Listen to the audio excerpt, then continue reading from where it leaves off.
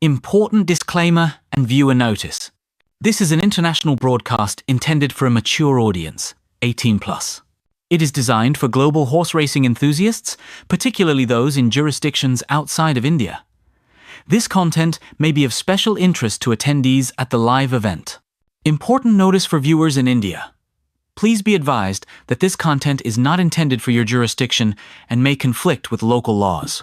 Please read the following carefully before proceeding. 1. Purpose of this channel: an academic exercise in risk analysis. This live stream is a purely educational and informational broadcast. Our focus is on the academic exploration of handicapping methodologies, statistical data analysis, and the principles of risk assessment. Crucially, our analytical framework does not assess the probability of winning. Instead, our entire focus is on identifying and evaluating the potential for financial loss and the inherent risks associated with each variable. This is an intellectual simulation designed to teach a disciplined, risk-first approach to analyzing the science of horse racing. The live format of this stream is essential to this analytical mission. A spreadsheet alone provides only a static, quantitative snapshot.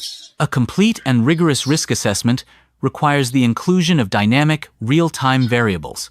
These include qualitative observations from the paddock, the physical condition and behavior of the horses, last-minute changes in weather and ground conditions, and the strategic decisions made by jockeys during the race. Therefore, the use of a live race feed is for the strict purpose of data collection and model validation. It allows us to test our pre-race statistical analysis against the reality of the live event, which is a critical part of the educational process. 2. No betting advice or inducement.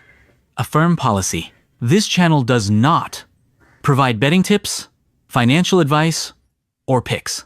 The content is not intended to induce, encourage, or promote any form of wagering or participation in online money games, which may be prohibited by your local laws. Any analysis is a theoretical exercise and must not be interpreted as a recommendation to place a bet. 3. Strictly independent, supported by viewers. The host of this channel is fully independent.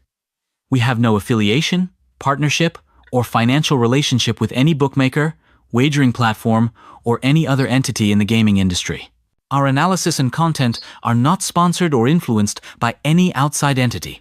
This channel is made possible through the voluntary support of our viewers via YouTube's official features, Super Chat, etc. All contributions support our educational mission, and our content will always remain free and accessible. 4. Community Code of Conduct. Fostering analytical discussion. We encourage an intelligent discussion focused on the science of racing. Encouraged. Sharing your thoughts and analysis on the race or any horse, focusing on data, strategy, or observed risks. Prohibited. Discussing personal bets, encouraging others to bet, requesting tips, or sharing links to wagering sites. Violation of these rules will result in comment deletion and a potential ban. 5. Viewer responsibility, legal compliance. You, the viewer, are solely responsible for your own actions and for understanding and complying with all laws in your jurisdiction.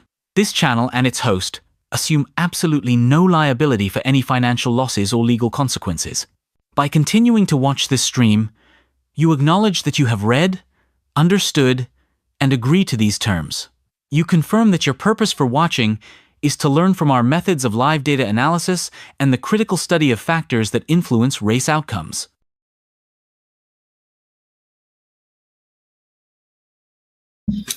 Good morning.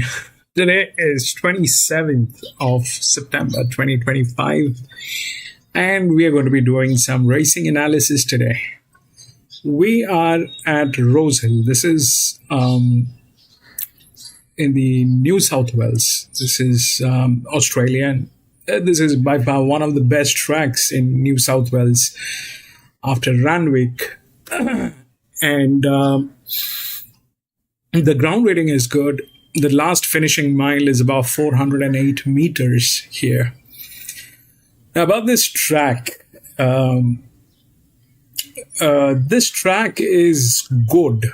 It is a good place to be, but uh, they have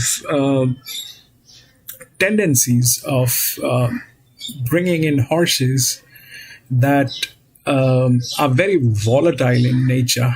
All right, and they construct the races in a way uh, which looks apparently very easy, but um, it is not. So we are going to do those analysis. We will figure out what's going on. We've got some good races today here coming up, and we'll see what we got. And about the feed, so I've got the feed, and we'll keep playing the feed, when the races are up. And because most of the time, what happens when we put up the feed, some of the feeds, they generally get us copyrights.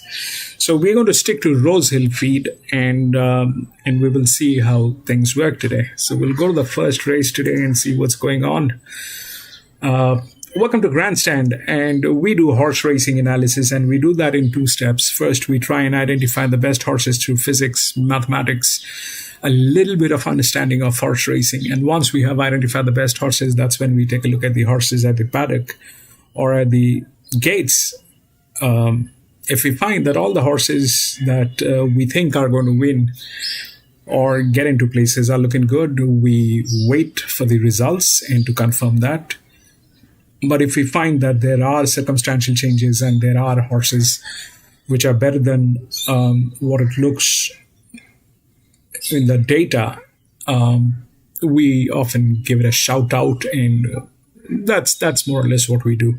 So we'll go to the first one today, and we'll see what's going on. This is Rosehill Garden. It's 23 minutes to go. 1, 5, 6, and 10.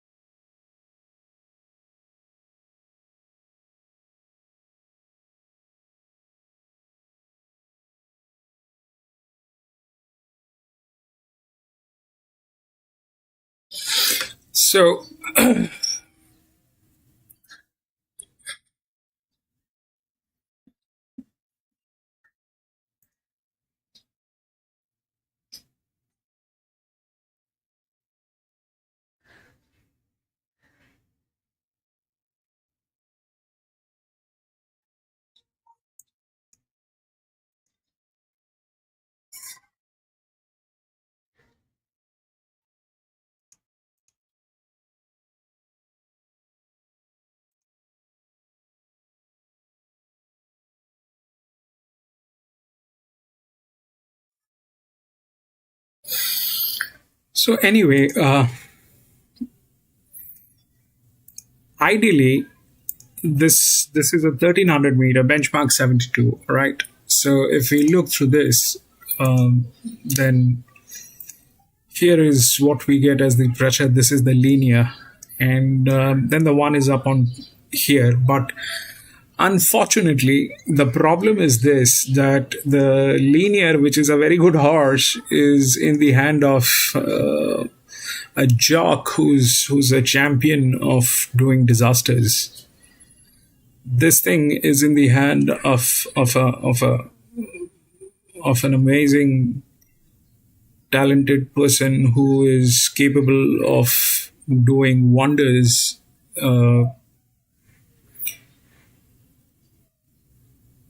Mr. J. Ford. So that probably is not a thing to look at. Now the one is in the right position, but one here, the way things are, it basically is. This is usually somewhere in between, right? This is usually somewhere in between. So if the 10 doesn't win, let's say the 10 doesn't win, and Josh Part does it. I'm sorry, J Ford does it again, and it is not. It doesn't win. Let's say, which I mean, there's a 200% chance that J Ford is not going to win. He's quite capable of doing that. So let's say if that doesn't happen, this generally is in the middle. This generally is in the middle. It's a benchmark 72, and 1300 meter. Usually you require a pressure, but it looks like the pressure here is in trouble. So if that is that, then this one doesn't have the physics to win. All right, this one doesn't have the physics to win. The 5, it's here. It doesn't have this side, doesn't have this side. It's winning is difficult. So if that's that, then maybe the 6, because that's the third. That's the third. The 6.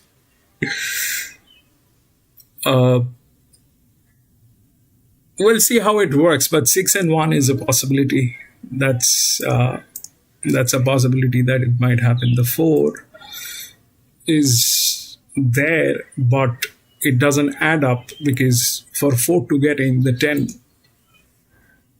needed to do something else.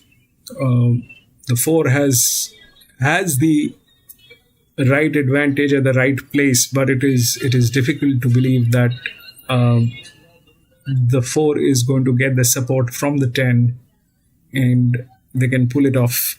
It's very difficult to make a pack with this guy. He will do whatever he wants to do, and that is not at times the greatest thing. So it is the first one anyway. We will see how it works. The 1 is the favorite. Generally, that is the second position. That's the advantage. That's the highest advantage. All right, that is the highest advantage. So there's a possibility it might go. There's a possibility that it comes second. The arrangement is always done in a way so that there's an equilibrium in the race. All right. So the advantage, I mean, anything that has that kind of an advantage is going to compete, but compete with who? Usually the pressure. All right. Usually the pressure. But when the pressure is in trouble, that's when things go wild. That's when things go wild. So we'll see how it works. It's difficult to assume at this point of time. This is the first one. We will see how things work out. And the first and the second, I have gone through it. Doesn't look neat. I mean, there's no clean shot. And maybe the first and the second we'll watch. Let's see.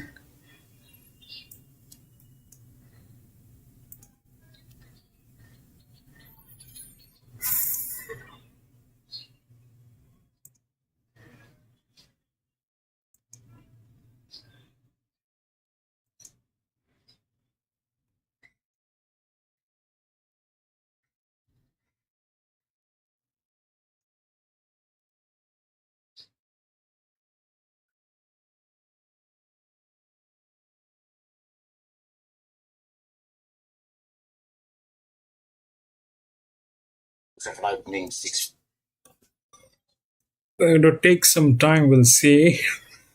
I'm going to pull it up. Gatekeeper, welcome back. Lee, welcome back.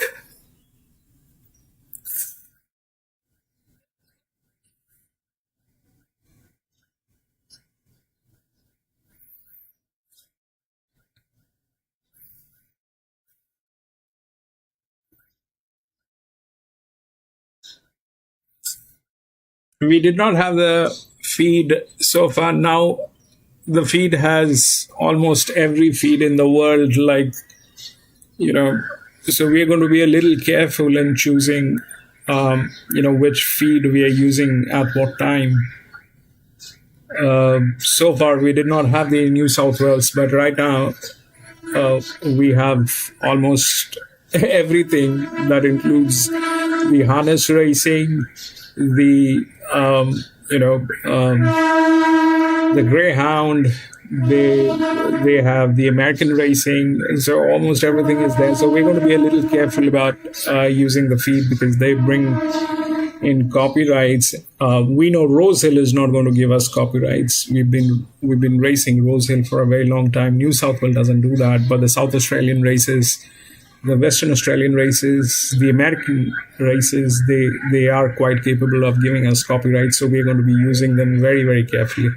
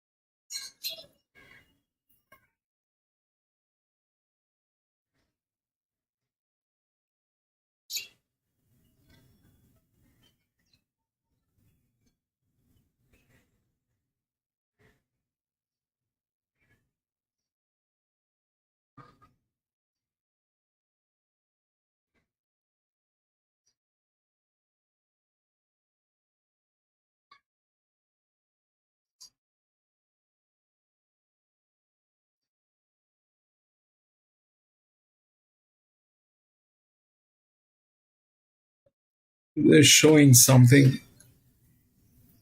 in the US.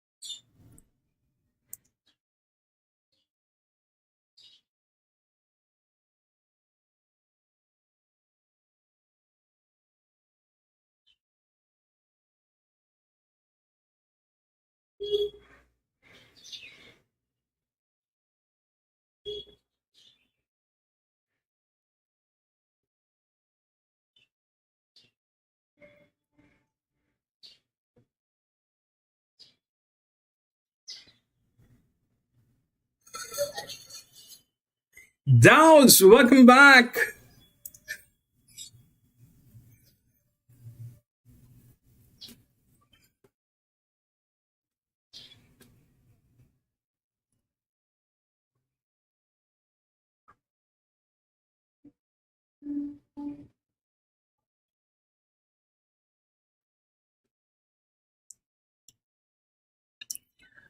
No, Dows, I did not. I couldn't actually. Yes, actually, in my country right now, it is the month of celebration. So there's a lot going on in my country at this point of time. Uh, this is the peak time in India. Everybody is celebrating. Everybody is going out and you know doing their thing. So yesterday, I know the races were there at Moonee Valley. But I missed them. I couldn't, and I had to figure out how to I had to stabilize the feed, which was on priority because next month onward we have a lot of races here at New South Wales. So far, I was looking into the available options that I had for getting a feed, and I've got one. It's not the best, but for now, that's all that I have. It's not the best. It doesn't show the paddock. The feed doesn't show the paddock. That is the problem with that feed. Other than that,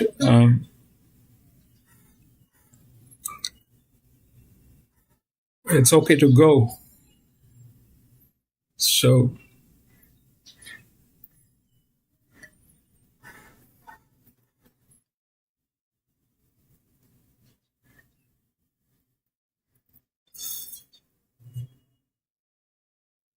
Pride of Jenny. Yeah, that track DAOs, we've seen how that track is. All right, we've got the feed.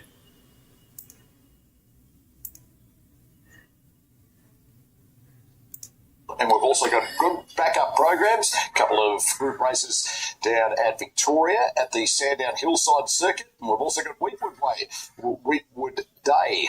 Put the teeth back in. We've seen how that track is. That track is very tricky place to be. Beautiful skies, a top of 30 degrees. Hi to you, Brad Davidson.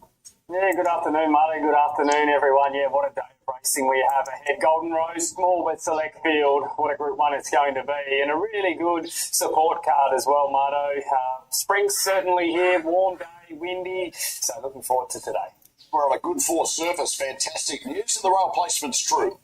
Yeah, and look, it should be relatively fair. We are dealing with that difference, aren't we, now? We've had such a wet winter that we've been dealing with those wet tracks. Now we're probably going to look at a fast track today. I know they put some water on the track overnight, but it is windy, it is warm, and with that sort of setup, it is probably going to firm up at some point in the afternoon. So I don't think you're going to want to be too far off them. The key today. Too tricky. I only played in the big one, but my selection won. Once I got my 30 hours,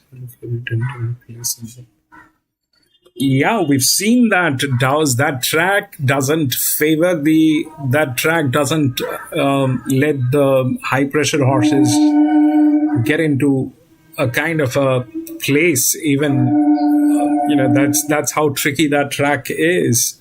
That's a I mean, honestly, I've never, last time when we played there, that was probably the first time I actually played, did the Mooney Valley. In last maybe, whatever time we've been streaming, I've never been to Mooney Valley because of that straight. That straight is a very, very tricky straight. That's a very difficult architecture of that track. It's a very difficult place. I mean, difficult as in it's like that the high pressure horses are not going to work. That the high pressure horses will not work. It is going to go with, the horses that are absolutely crazy.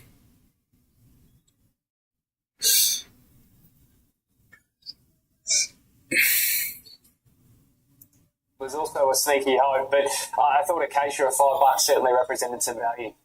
Fantastic day's racing at Rosehill this afternoon, and the first is due in around 2 minutes 20 from now with Alabama State as the fixed odds favourite. You're already on it, Davo. Promising mare resumes off 2 Randwick trials. Yeah, look, she showed a lot of ability in her first trip, Marto, and ran fourth in the South Pacific Classic, third in the Brisbane Stakes, of course, won impressively on debut as well. And look, the trials have been soft. 1 and 6 is a possibility. Because she will be getting back a little bit off speed here. Yeah, Lee, it's the first one. I don't know how things are. Let's just watch. Let's just watch. Disappointing, but and on top of that, the worst thing is we don't have the feed for the paddock.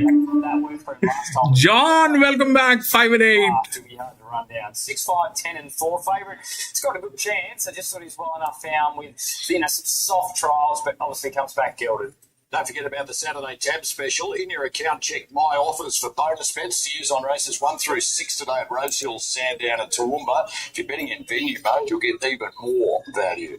In race number 1, Alabama State was $11 midweek. This morning, the thing with Rosehill is it looks very simple. At times it looks very simple. $5.50 but back into $4.60. it usually is not that We're 60 seconds seen. start time. At times it looks very simple. 280 to 290 now, 3 in the last 15 minutes. Meridiana. I mean, I seriously like the linear here, but that is in the hand of that champion. And direct fire is firming number 8 for the Thrillsters. 10 is in hands of that much fitter second up today. Yeah, it was held up there. J. Ford, so I'm going to stay out. Certainly proven in this grade. Even the second one is also tricky. There are too many horses in there. The second one, it has too many horses in there. Back from the good draw the other day, but I think it'd settle up a bit handier. Meridiana is For that distance. She looks a promising mare. She does, yeah. She's got to come out and do it at prep 2 now, but like what she did in her first preparation, she's got a good turn of foot. Trial's probably not as dynamic as the first prep, the only niggle, but hopefully be able to make ground and she'll be storming home late. To start Golden Rose Day, it's a big good morning to Darren Flindell. Diana, just drawn wider out, really tightening up late.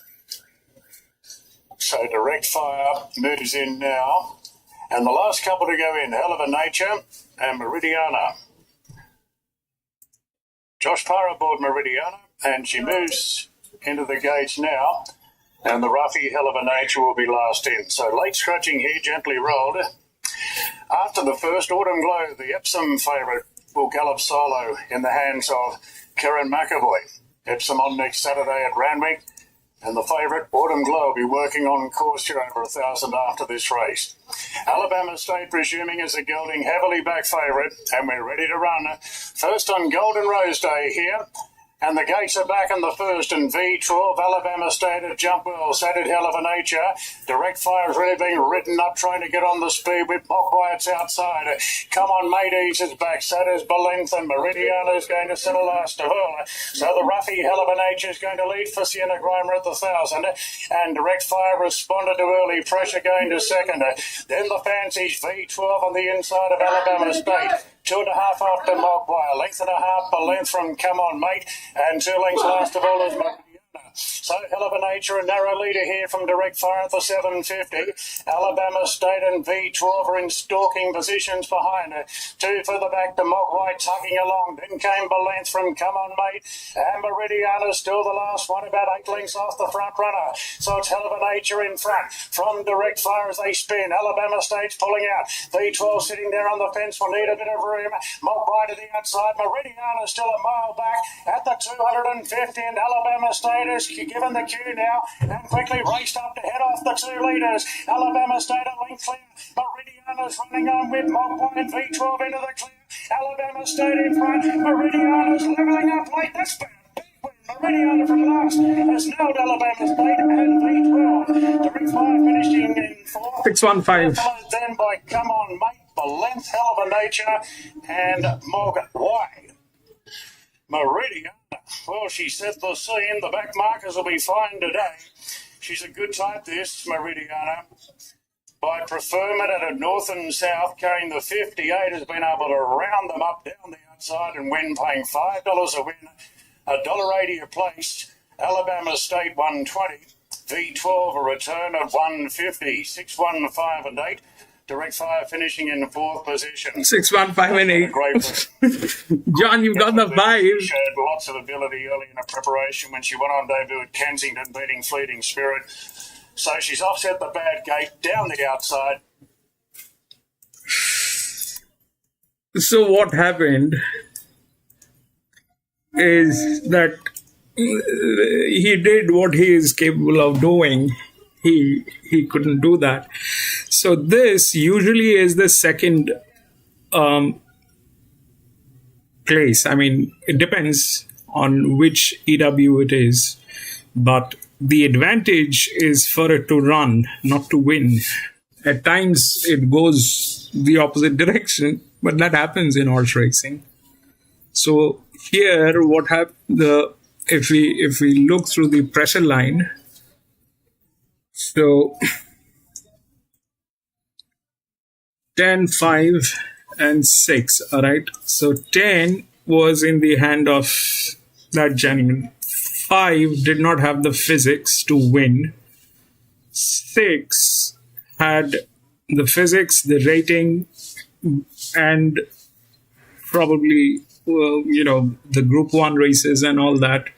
So that's why 6 and 1.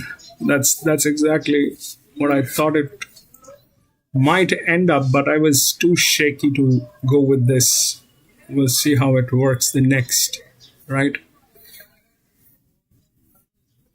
So 6 also had the lowest SP, all right? 6 also had the lowest SP for the last one. 156, 1, 5. 6, 1, 5, and 8, I think. 6, 1, 5, and 8. 8 is this one.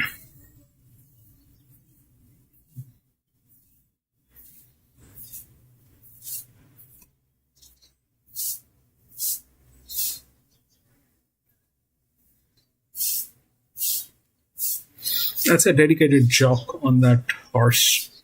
Anyway, we'll go to the next. We'll see what's going on.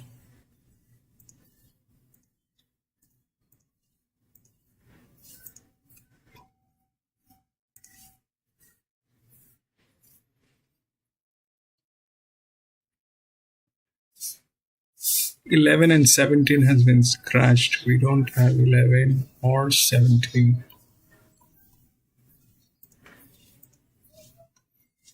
8273.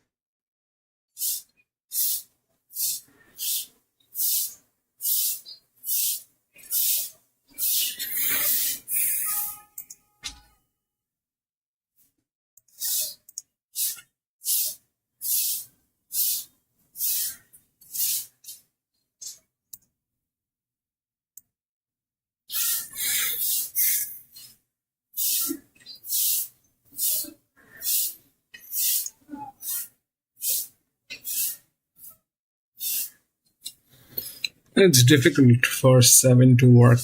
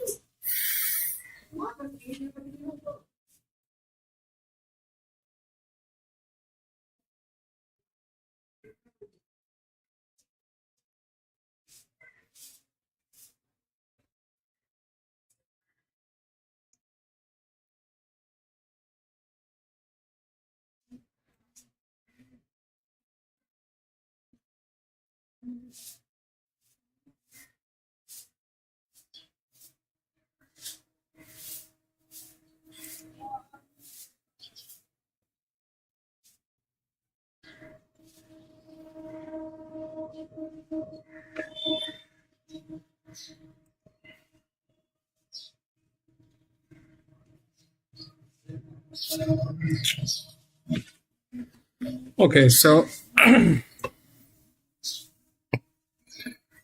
the 7 is a question, all right? 7 is a question because that is going on negative. If we enlarge that, it'll be like this, all right? So we're not going to do that, but the 7 is going on negative. It's got a 39-40% leverage at a 300 and 140 mirroring a 358. So 7 3 weeks ago from Tamworth. I don't know what it is capable of doing, but the pressure is huge and doesn't have the vacation. On top of that, it doesn't have a jock, so the linear is not in the scene. Now, if the linear is not in the scene, then what happens is obviously the second linear will come into picture, and that's the second linear, right? That is the second. This 8, I don't know. It doesn't fit into a bill rightly. Can it get a place? Yes, when people think so, because it's got a jock and all that, which is there. It is also tailing 12, 13. So that is that. But usually what happens, like here, what did we see? Pressure. This pressure was bad because the jock is a genius. So what happened is the third pressure went through because this one did not have the physics. Here, we don't have this side of the rails. Okay, so there's a data loss in this. There's a data loss here, and if there's a data loss, I don't know what to do. But if we look at these two horses, all right, if we look at these two horses, so no doubt 2 is a better horse. No doubt 2 is a better horse. It's a 0-0. But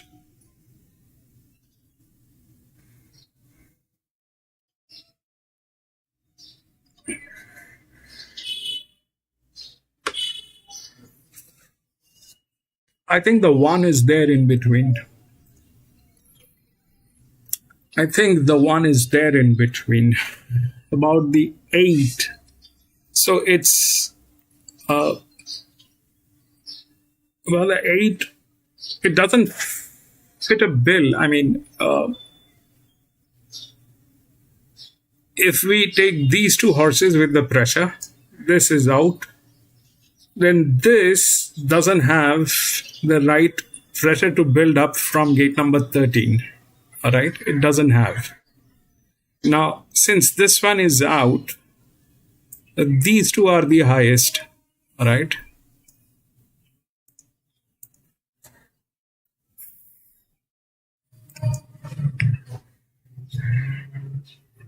No, this 9, which is here. Sorry, 9. Let me check. But that's a fall. That's a fall. That's a fall. Okay. These two. This is bad. This is a fall. 16 is from gate number 3. Doesn't have physics. and hard. So these two are, this one is gate number 17, this one is negative, this one has fallen and doesn't have physics. So that's that. So if we go next, these are the next two horses, all right? Then we have 4, which is here. It doesn't have the physics, but the 8 is after that. So through pressure line, it doesn't have the advantage from that gate. All right? And there's something which is going to get...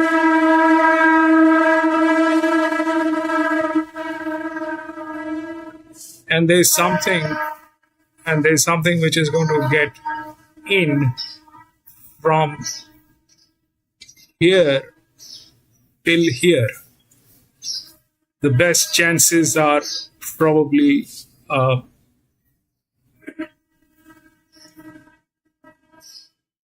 the 14 has a chance, but more than the 14, I think the 1 with the advantage, it is a 44, 39, 40, it'll come a straight point, and this is there, the 1. So how it might play is a thing that I don't know. But it's pretty much here. The 10 is the second linear. Does it have a jock? No, it doesn't require a jock at this point of time because it doesn't have a leverage. 8, I don't know whether 8 will win. 8 doesn't fit into a bill. Right? 8 doesn't fit into a bill. It doesn't have the pressure from gate number 13 to build up. For 8 to win, at least these 3 horses will have to be absolute nonsense, which they are not.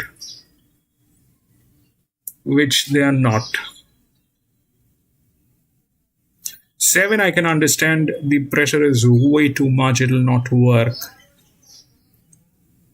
To win, can it get a place? Maybe. 8, difficult.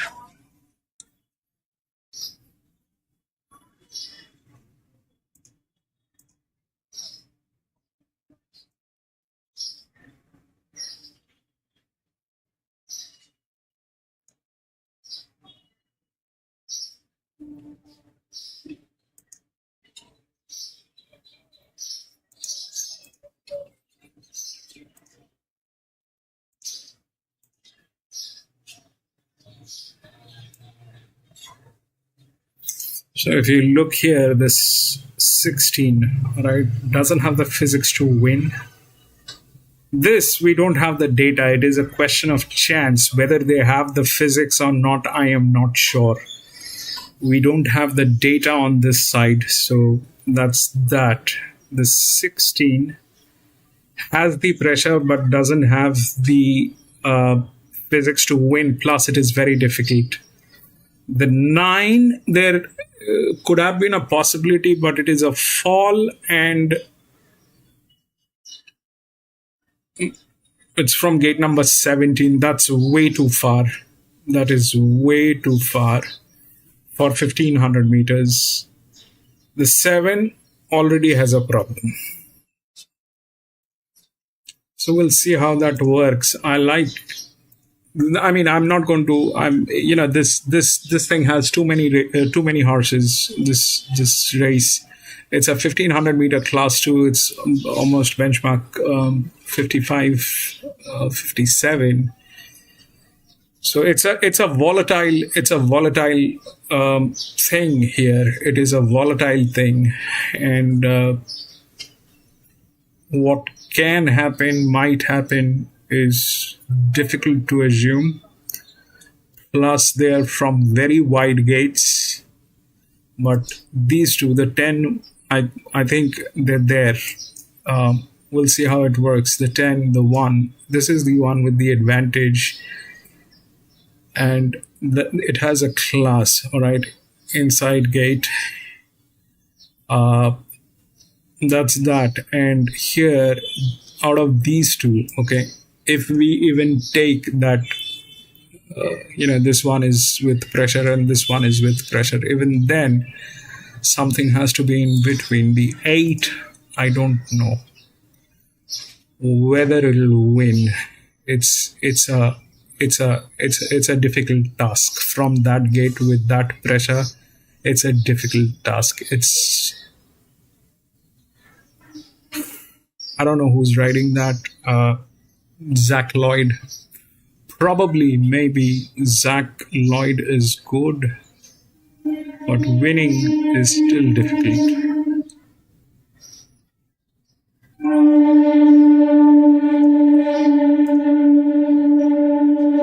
Let's see how it works. Yeah.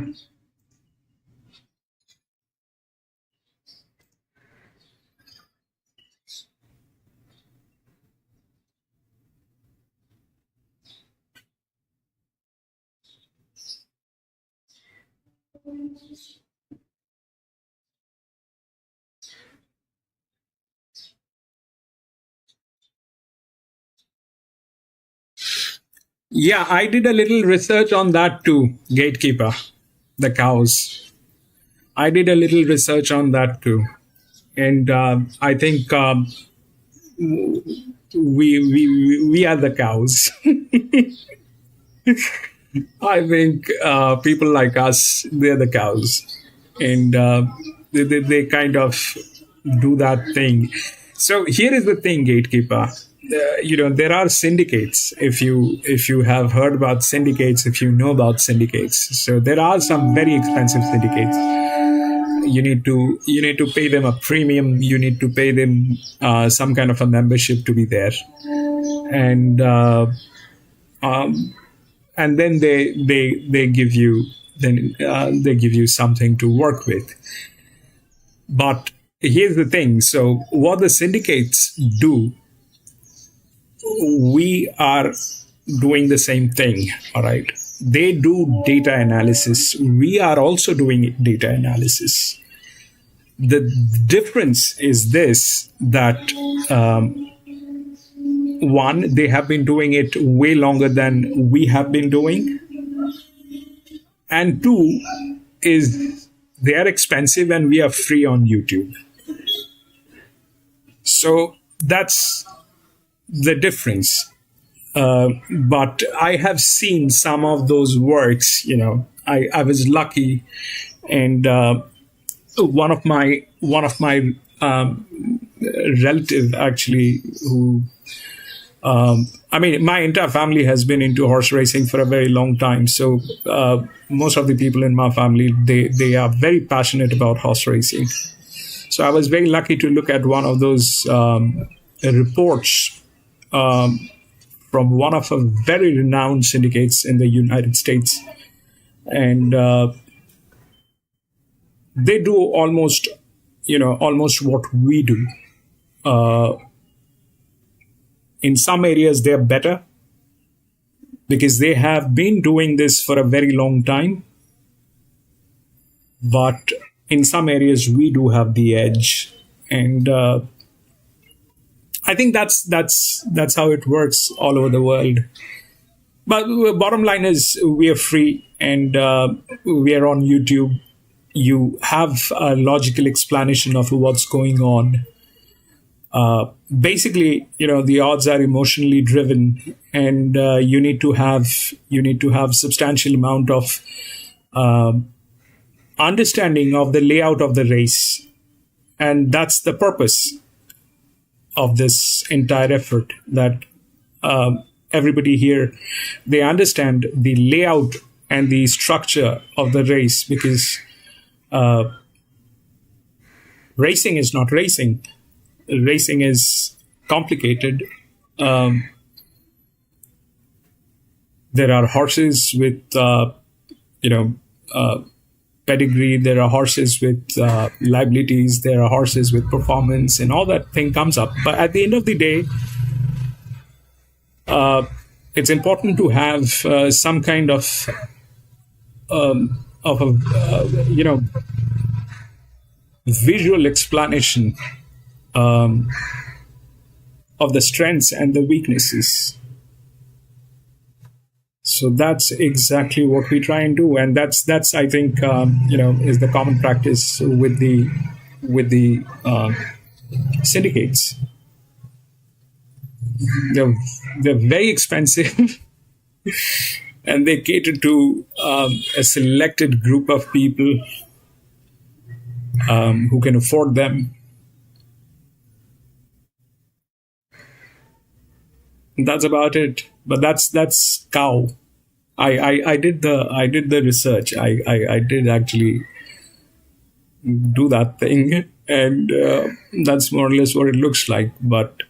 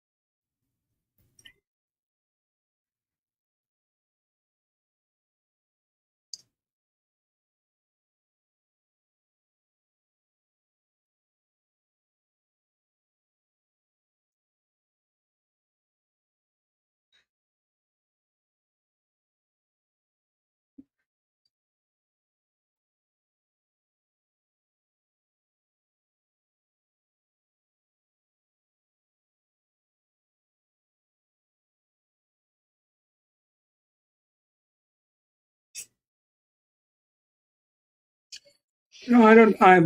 Gatekeeper. The thing is, as long as as long as there are options of people wagering online, it becomes tricky for the tracks to manage that, because the volume. So if you've been into day trading, I'll explain this some other day, but the volume makes the difference. I mean, if 10 people are making a horse favorite versus 10,000 people making a horse favorite, there is a huge difference. So it is about the volume. Then, yes. So, I do that for my day job. So I am into stocks and stuff. So, well, not exactly stocks, but yes, kind of funds that I look into. So, there are indicators which are there. So, if you are into stock trading or any kind of day trading, there are indicators. You have the VWAP, you have the RSI, you have this, you have that, the super trend. So these indicators have been there for a very long time, and what they do basically is they, in whatever aspect that you're looking at it always takes in the measure of the measurement of the volume movement. All of them, you can go blindly on that. All of them will take in consideration of the volume movement. In racing, we do not have anything like volume movement. All right, we have the feed.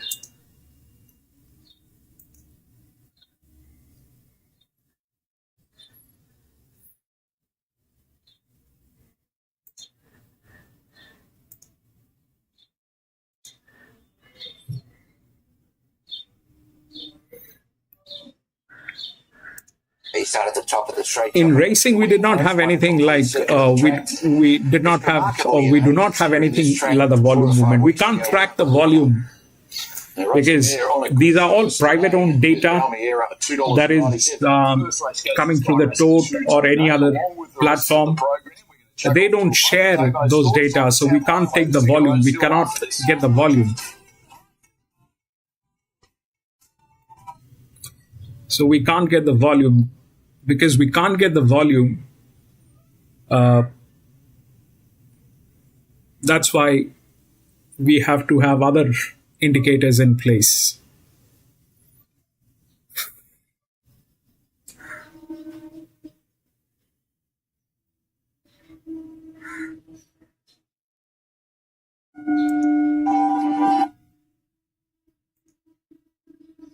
Right now it's 2. 2 is the favorite. 2873.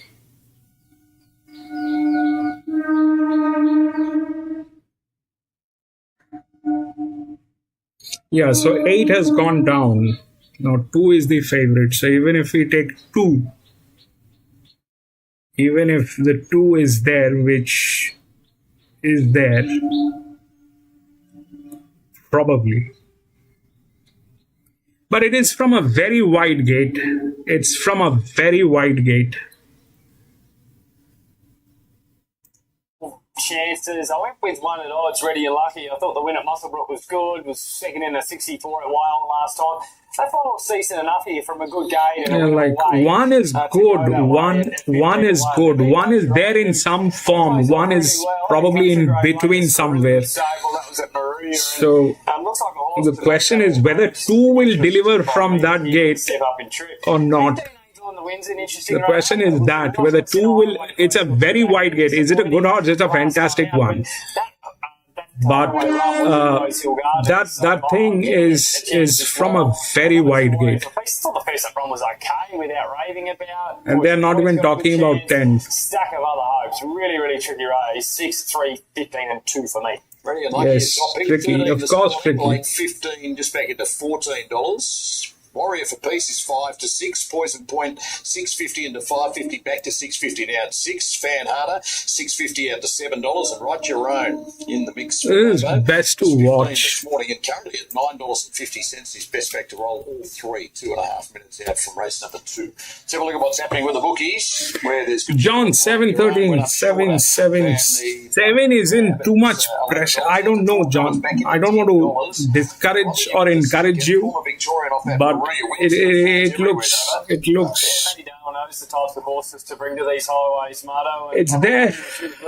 Not that I don't know. Prior to that was a bit mixed, but it's got a really strong SP profile starting under $4.60 North 4 runs this prep, so it's got a really good chance. I think top 3 2 is from very wide. $9.50 and $16 can all run well. 8 has weight. Extremely difficult race, this one.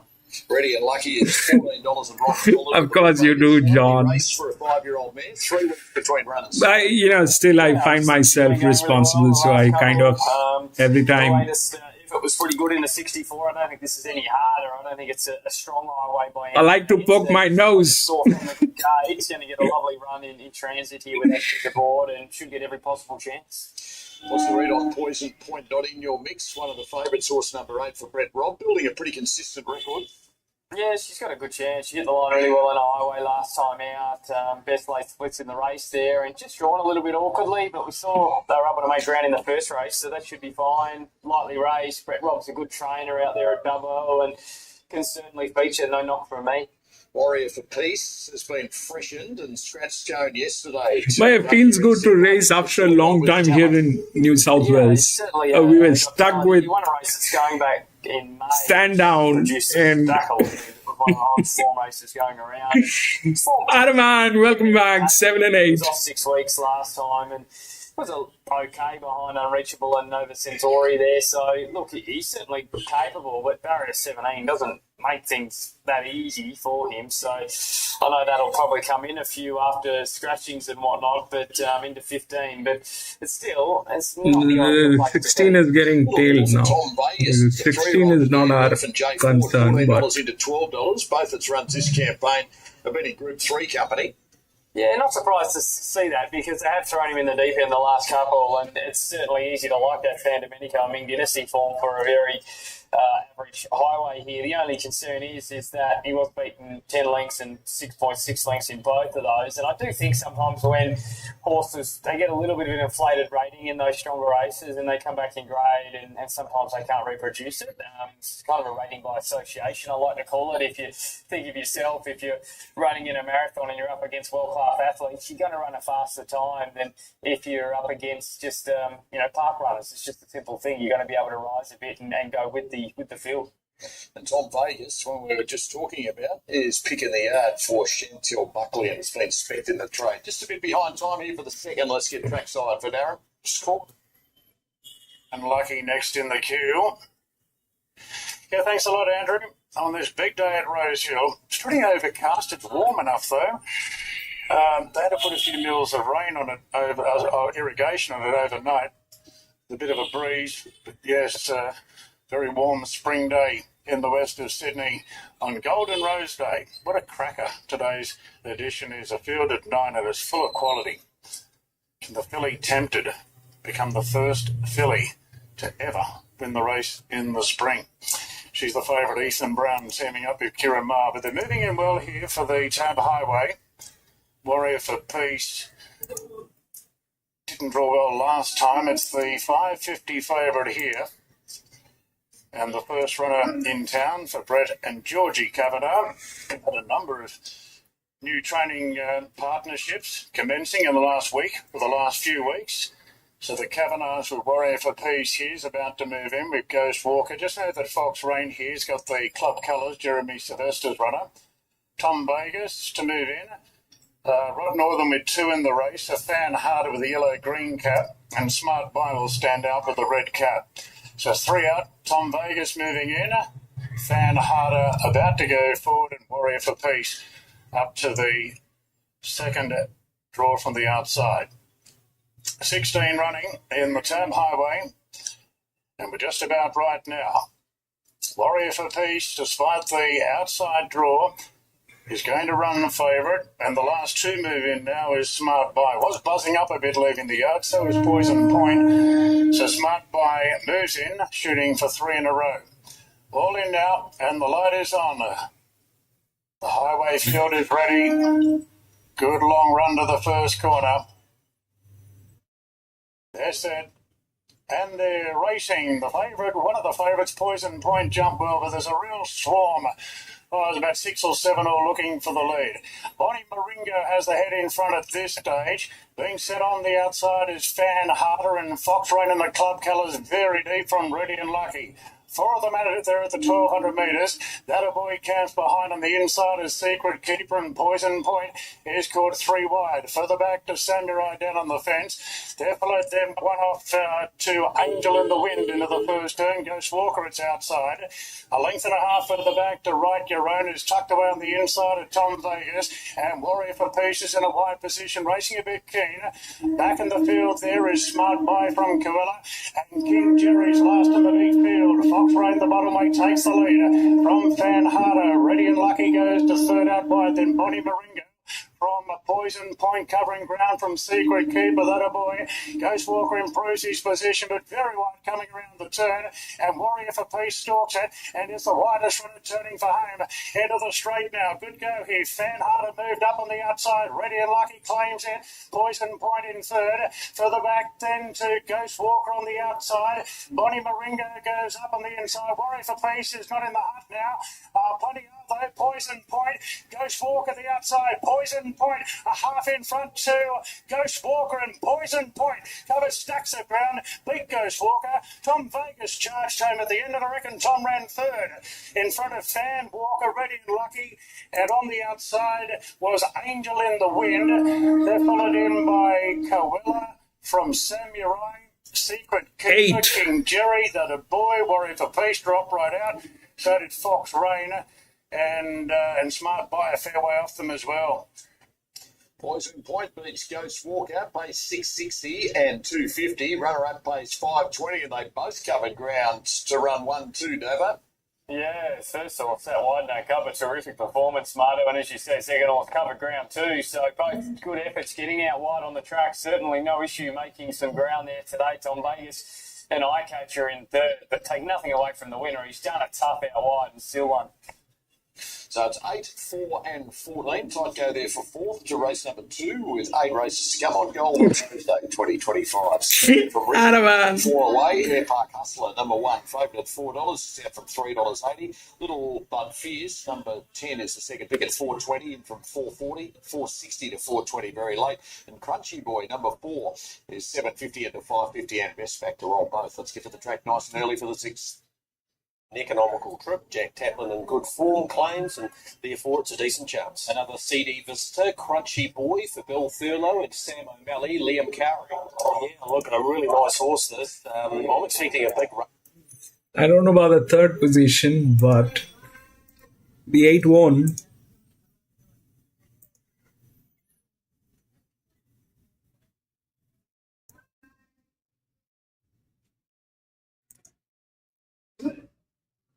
Eight, 4, and 14.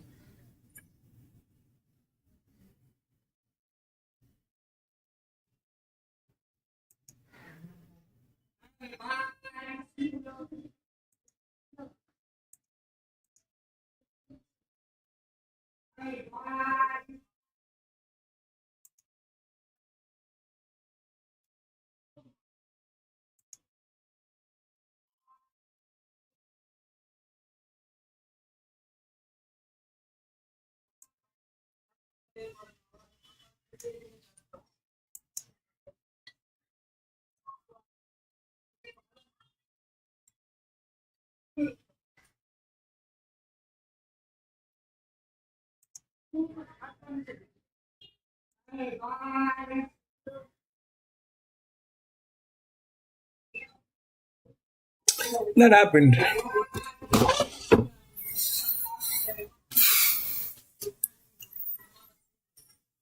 We'll go to the next.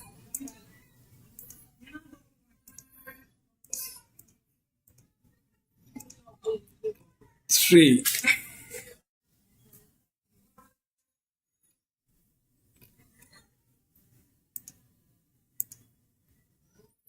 Seven, 8, 4, 5.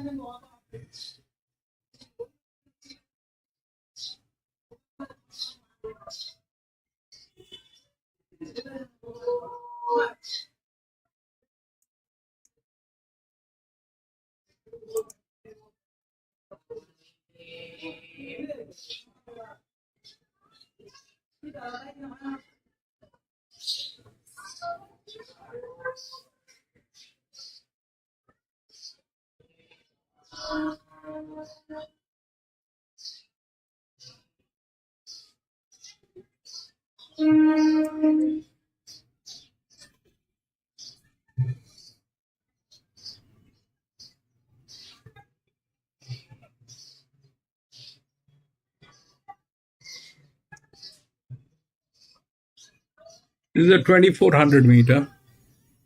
This is the linear.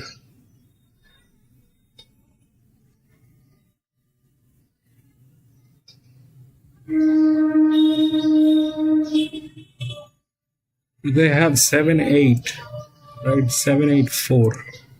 8 is the second linear. That generally doesn't happen, especially over 2400 meter.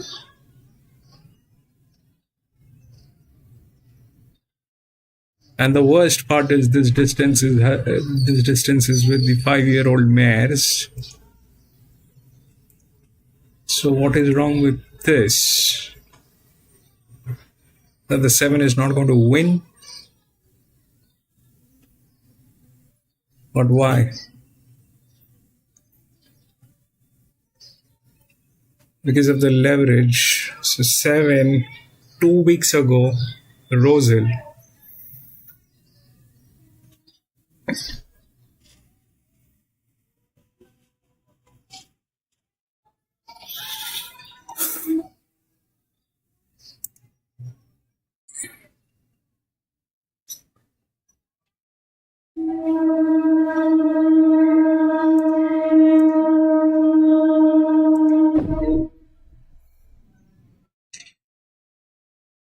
So the thing is, generally what we have seen is the 7, I mean, the leverage requires two things. One is it needs a jock, and the second thing is it needs a vacation. One, it needs a jock. The second, it needs a vacation. It doesn't have any. And it's on 24-25% leverage, and it ran 2 weeks ago at Rosehill.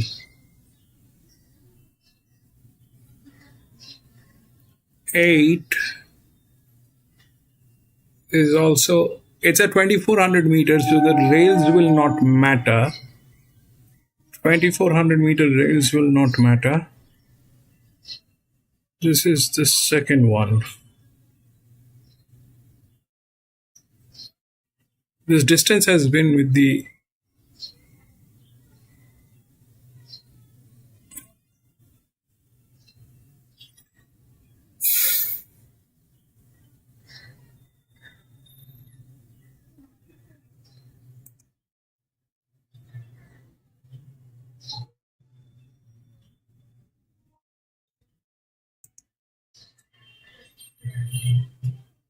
it's a question of a chance.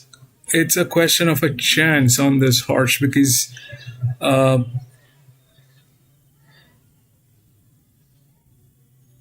it's not a clean shot. Though it is the linear and all that is there, fair enough. That's good. But the problem is this, that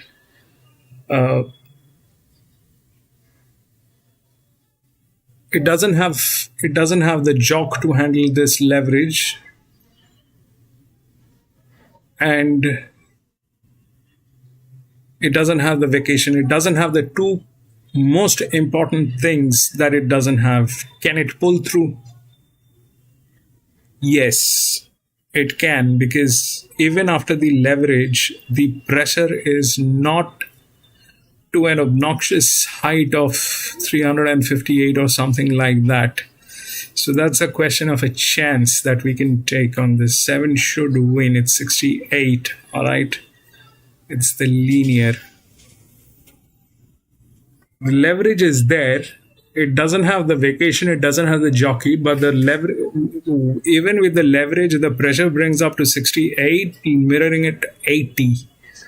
So it should not be a problem. But in that case, this is okay, fair enough. Then there is something in between.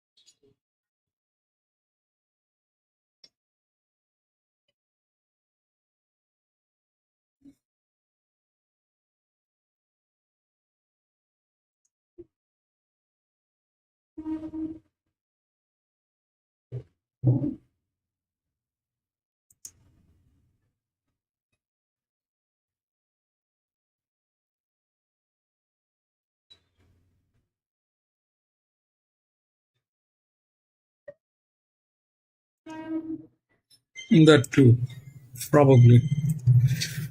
So if we look at these horses, um,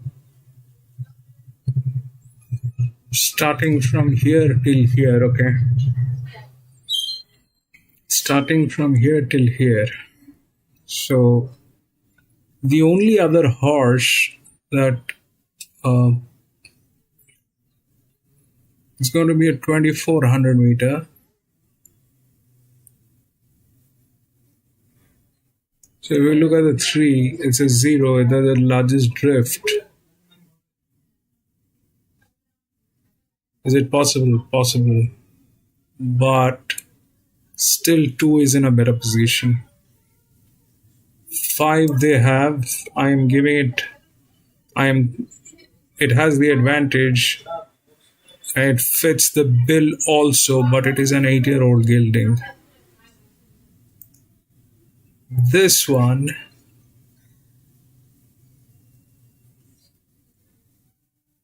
we 189, 4, 77, 2.5. Still 2 is better from this. This is a fall 67. This is a good one. There's a lot of advantage on this one, but this is, I think, the jock is an issue with this. We'll see how that works. But that one is also quite capable. But I'm just going to stay out of these 2 7-year-olds. This is an 8-year-old. The 4 is good, but the 2 still is better with a lot of advantage, and it is a very good hand. So if we take the pressure, which is right, 7 and 8, they have taken the first linear and the second linear, the pressure, but there is something which is going to be in between. What can be in between is something that needs to fit the bill. So I generally like the ones with the advantage, right? But here the advantages are with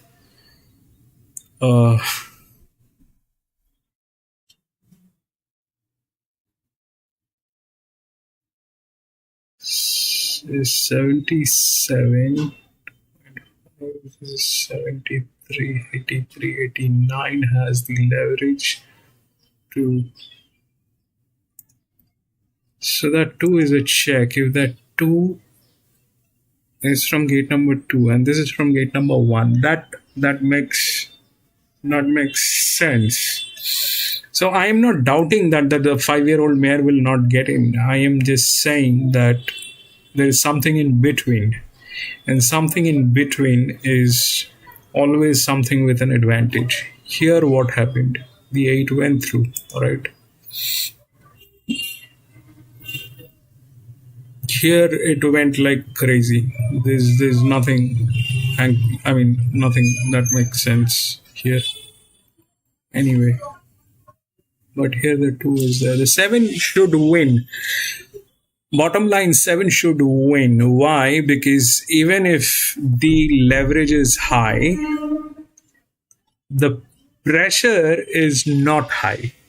And for 2400 meters, 68, which is mirroring about 80%, is good. So the seven is the right odd. I had a feeling that this one will have difficulty. This one will have difficulty because of the leverage, but the leverage is okay. The leverage is 24%. The actual increment on the pressure is about 68 to 80.5. This is in between.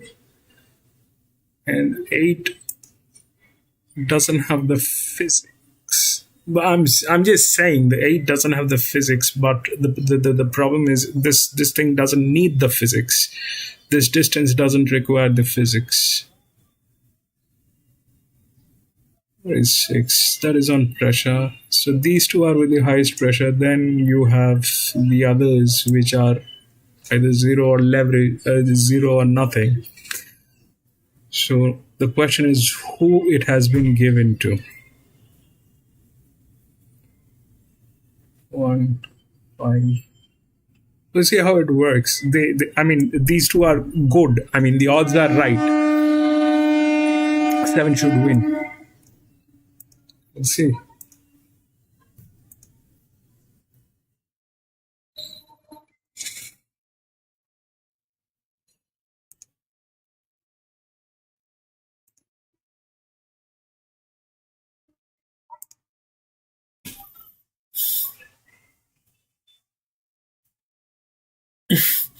Jog railed 7.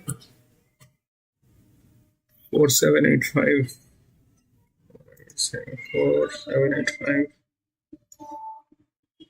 Maybe this distance, Ataman. You have you have a point. Why? Because up till 2000 meters, it has been always the linears. All right. It is not 2000, it is 2400. And this distance has been with the 5-year-old mares. So, yes, you have a point there. You have a point. The thing, well, we'll see. I mean, the 7 is a linear.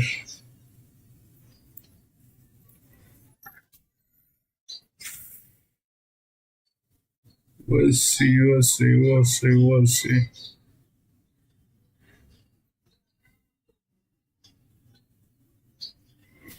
So your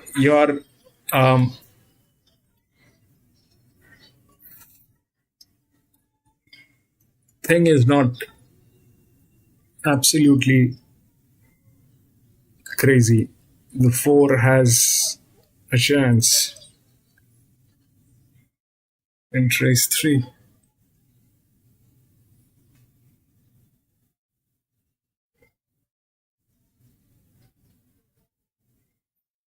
I'm in race 3. Yeah, so this is race 3. This is race 3. I'm going to be back in a jiffy. I'll just come back from the washroom.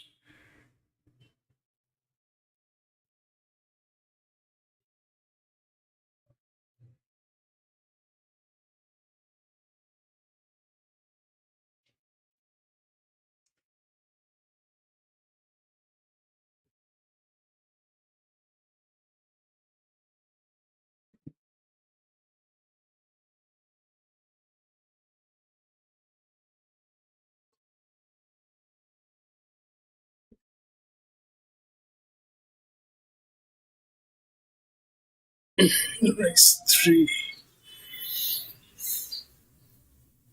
They're showing morph.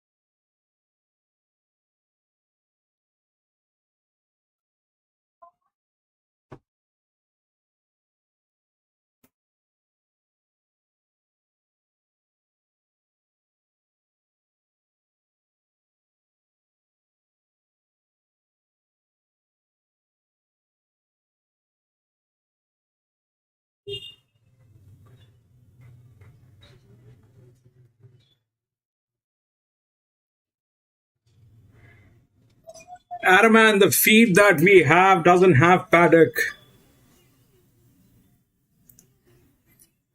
That's the best that we have as of now, until and unless I get another option. We don't have a paddock. They're showing from the gates. They're showing from the gates. That's the tricky that's the tricky part. You don't know what happened at the paddock.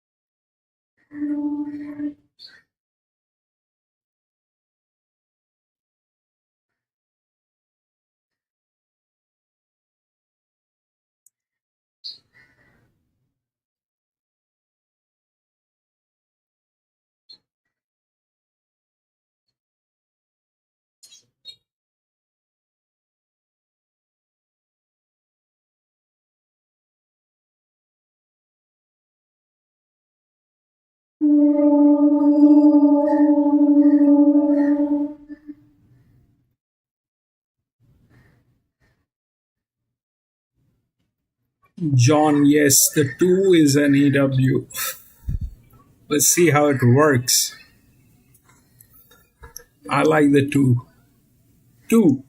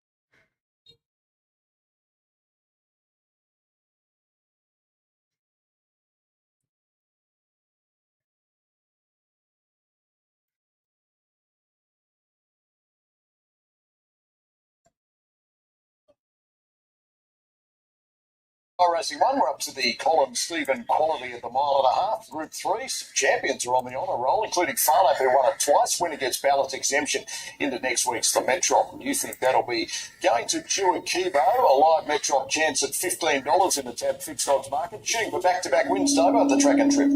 Yeah, Progressive Sale, Marto, who was really good at this track and distance last time out, given a piece by Ethan Brown. I'm assuming they'll try to adopt similar tactics today, roll forward, use that speed he has got. And from there, he drops the 4 kilos. I don't think this is a lot harder either. I think he's really hard to beat, and no surprise to see a bit of support for him this morning, because I did think the $2.30 did seem a little bit of overs. So I think he's really hard to beat. 7, 8, 5 and 4 the numbers. 8 piggyback was good in Brisbane last time. Beat a subsequent winner in Acadian Emperor. Look, was no match for Kibo prior to that, although I did beat that horse home early this preparation, albeit when Kibo was given a pretty ordinary steer that day. So I've got a second pick all the same. Tara Mansour's improving with every run. This is his right distance range. And number 4, Good Banter, probably prefers genuine wet ground, but is a pretty consistent middle distance sustained type that can be competitive here. But pretty keen Kibo. Good to see the money come 7, 8, 5 and 4. Yep, it's best back tab fixed $2.30 into $2.10. If you want one that's slightly longer on, Sun and Sand for Alicia Collin is $12 into $10 has been spent. That's a quick 2 is getting tailed. Look at what's happening late with the bookies. That's okay. 210 to 215 and back into 205 there. Piggyback 5 to 6. Tara Mansour 9 into $8.50. Good Banter $7.50 out to $8.50. Our Anchorage $10 into $9. Sun and Sand's been spec'd everywhere, Davo. It's horse number 6. It's $12 into $11. 4th run back today for the Lightly Race 4-year-old man. And she's only had the one run at this distance. I like that 7. Lee, I like the 7, but it's a 2,400 meter. Market scene here. She's been okay in 3 runs back. Bit of a sprint home the other day. Probably didn't suit her sort of staying. That 7 is the linear. Everything fits the bill, should deliver. The 2 is, if we look through the way things are, then this is the highest handicapped, and that is the lowest with a 0-0 on it. Should work. 8, 4, 5, all those are with advantages. Things can work here also, but I like the 2. It's got a very, very nice hand. Put him in the race. He's got that little turn of speed as well to be able to pinch a break on them. Lewis, welcome back. Hold on the last 100 or 200 metres. As I touched on, $15 chance for the Metrop next Saturday with Tab. Also in the Caulfield and Melbourne. Man, this is getting stuck. Why is it getting stuck? He's progressive enough, so we'll see if he can take the next step here and maybe onto a Metrop and then see where he lands from there. Colin Stephen quality launches off the early quality with Darren. Sliding into barrier number 4. For the Asahi Super Dray, Colin Stephen quality over 2,400 metres. And Kibo looking to make it 3 out of 3 here at Rosehill today. These horses present for the Metrop next Saturday. Discord active to go live. You got to give me a little time, Lewis. I'll activate that after this race. You can get live on the Discord. And Kibo being sent forward, going to 3rd. Cleveland piggy back. Cleveland put to sleep early. Further back to Good Bad at Trust in New Tara Mansour. Give me 5 minutes. I'll turn it on. Been able to find the front here on Sun and Sand, and Kibo, just like last time, is going to stalk it on the outside. Our Anchorage was happy to hand up and take a sit on the outside of Piggy back. 2 further back to Cleveland is very relaxed in the run on the outside of Trust in You is travelling keenly. Further back to Good Batter. Then the ageing Victorian Tara Mansour. It's tucked away on the fence. And Tajanus is back last of all. No, it wouldn't take 30 minutes. It'll take 5 minutes. In the Oaks earlier this year. And Alicia Collins going to try and make all on the bear. Sun and Sand leads by 2 lengths to the favourite Kibo. Piggy back with the Good Trail 3rd, our Anchorage 4th, 1 out, 1 back. Then Cleveland on the outside of Trust in You, Good Batter, Tara Mansour, and the Ruffy Tajanus last of all. So they approach the halfway mark down the back of the course. Sun and Sanders galloping along, a length in front of Kibo. Then Piggy back, leaders back 3rd. A length off to our Anchorage, a couple off to Cleveland, Trust in You, Good Batter. Further back then to Terra Mansour and to Janus last of all. They got 1,000 to go, no change to the action. And Sun and Sand, placed at her only run of the distance in the Oaks, is trying to make all here. Sun and Sand by a length and a half to Dewey Kibo, looking for his third Rosehill success. And Andraken certainly keeping tabs with the leader.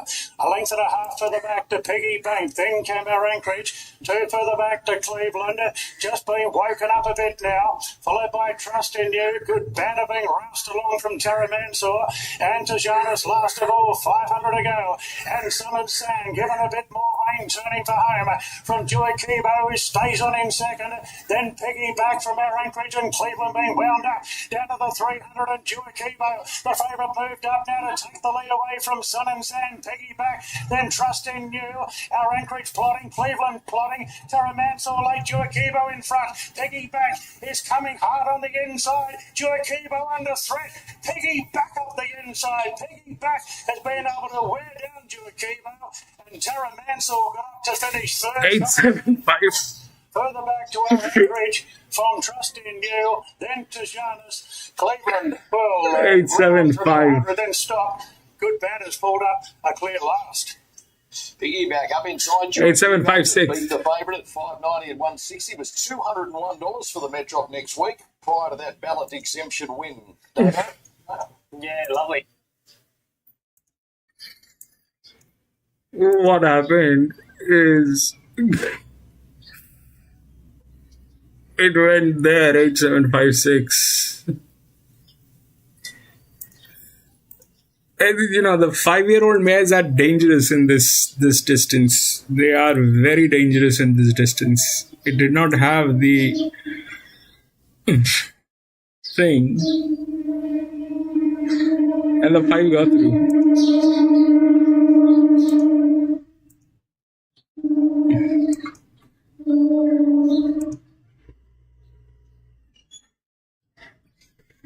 In 2400 meters, the rails do not matter. All right? And this distance has always been with the 5-year-old mare.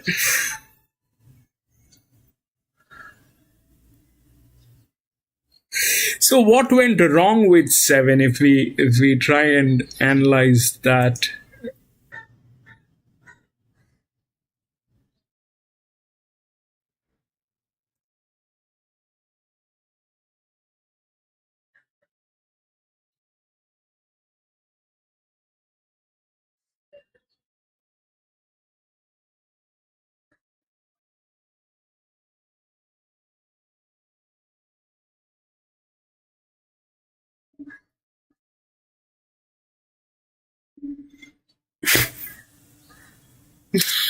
The only thing that was the problem is the leverage and the jock. Still is the same problem. Anyway, let me just settle this.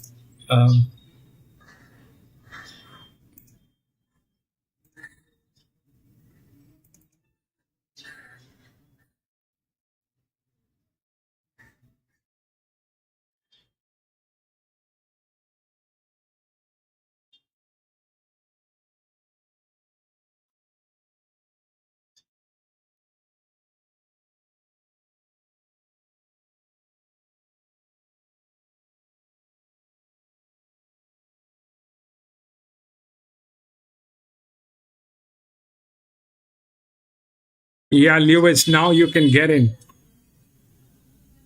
Lewis.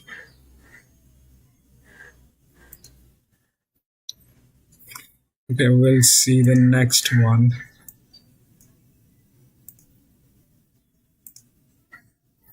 This was 3, now we're going to go to 4. Benchmark 88, 4.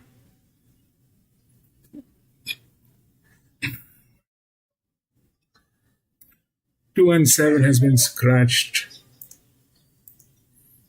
9481.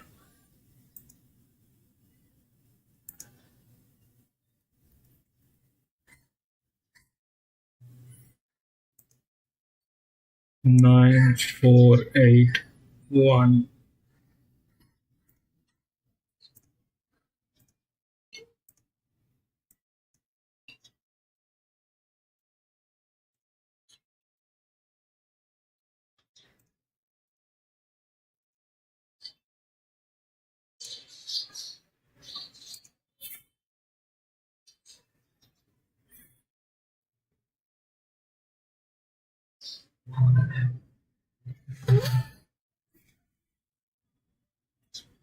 20%, 77 has a jock.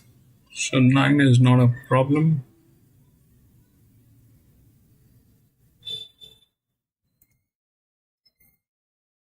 Four.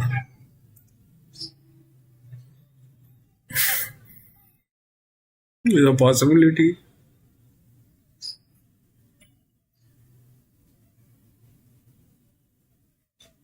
8.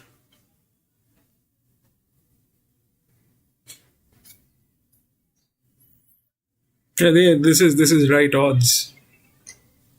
This is right odds.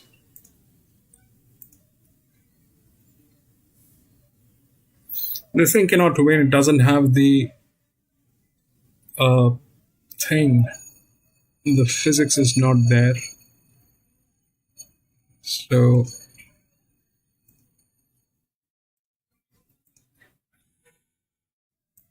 9. This is 1900 meter. So 2000 meter we're talking about. So what exactly could be a problem is the lady is getting older.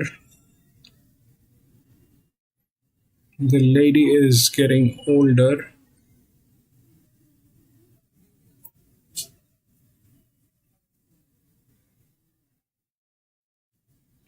And she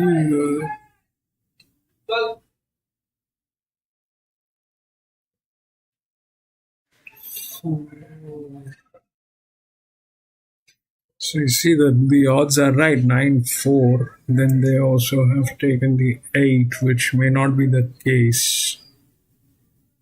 9-4-8. So out of these two horses, okay.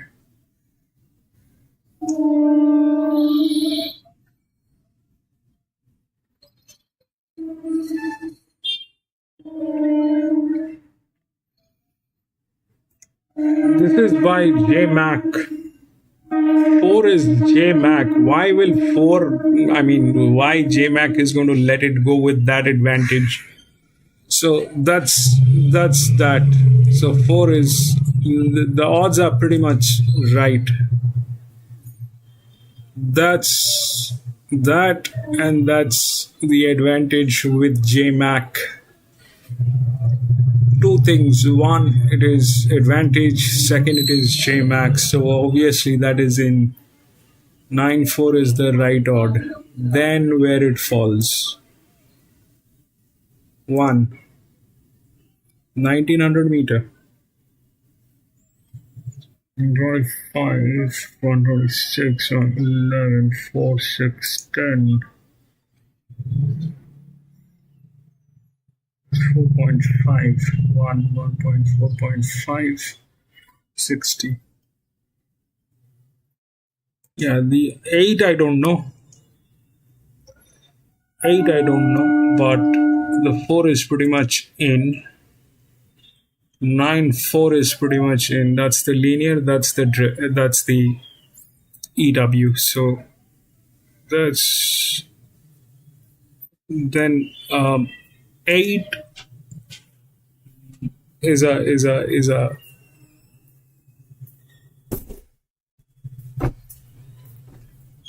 thing that I don't know.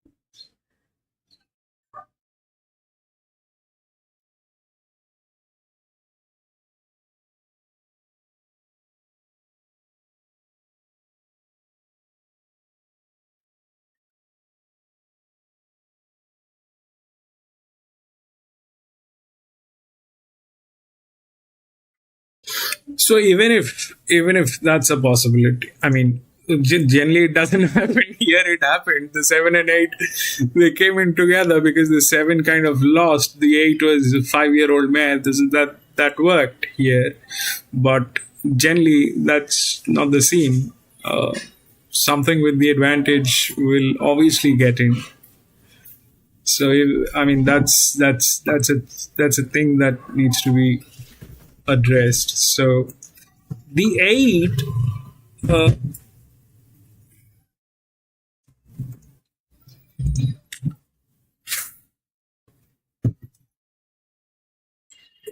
So that EW has changed from an advantage to a pressure. So that's not how the EWs should be, right? If we look at where it stands here, this should have been a a negative pressure, but that's not the thing. So there's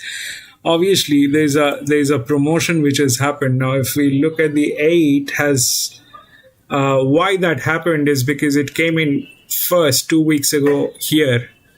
Now that 8 is on pressure, which it is going to face probably for the first time, right? This pressure, this thing has, I mean, if this is an EW, it is quite evident that this thing has been an EW at least for the last couple of races. And if it has been an EW for the last couple of races, this thing must have been into a negative pressure. But today, because it won the last race at Rosehill, right, because of the pressure, something went wrong and it won the last race 2 weeks ago. And that's why the advantage got nullified and now it is going to face a pressure. So I don't know how that is going to get absorbed with this horse, because this thing, if that's a leverage, that's a very strong leverage, 21%. It doesn't have the jock to handle that, and it's a misfit as an EW. So I don't know what that is going to do. It's very difficult to assume what it'll do, because to my understanding, this is going to be the first time it is going to be under pressure. If you look at the race card, which is on RaceNet, you will see it has been, it got, it was 5, 6, 1, 7, 1. Now it is on pressure. Now it is on pressure. So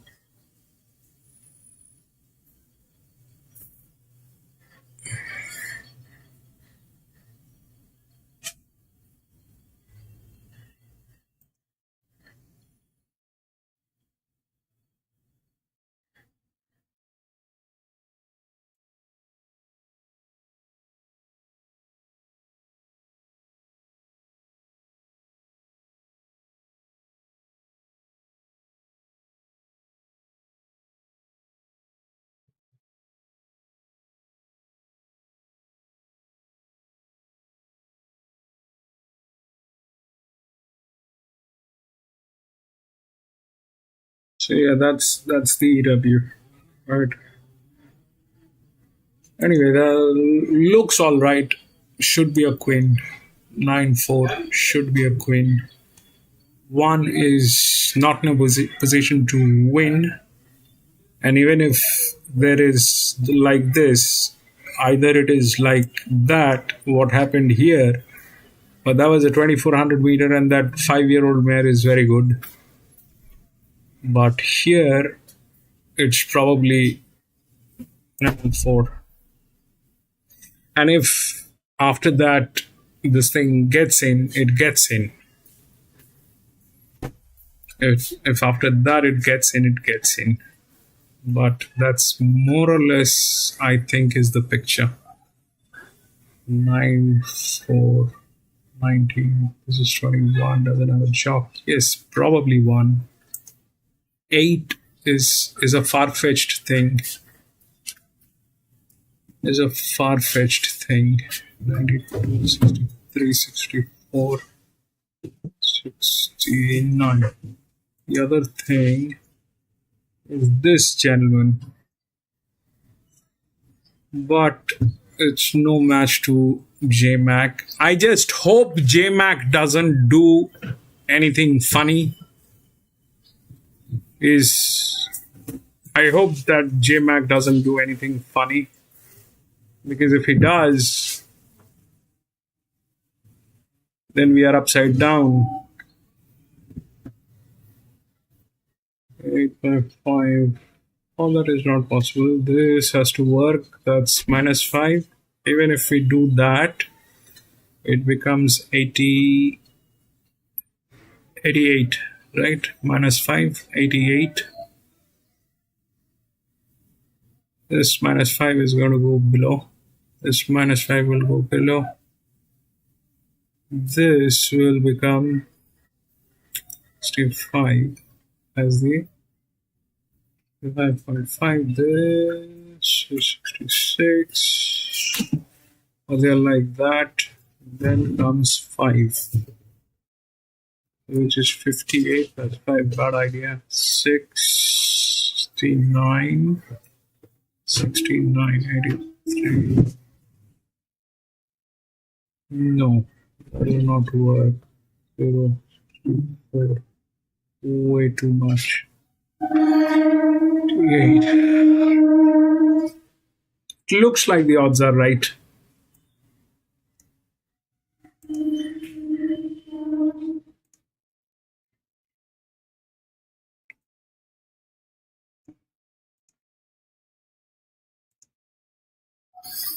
Gatekeeper! Grandma! Grandma! Welcome back, Grandma!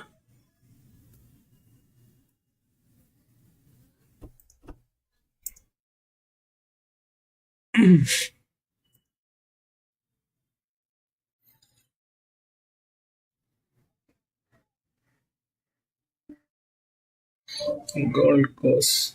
They're showing Gold Coast.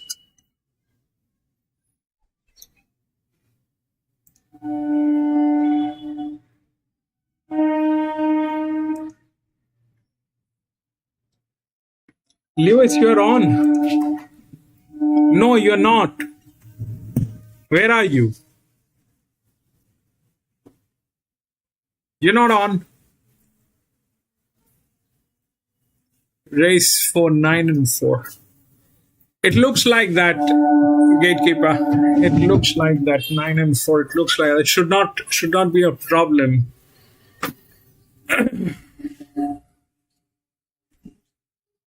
Lewis, I don't see you. Where are you?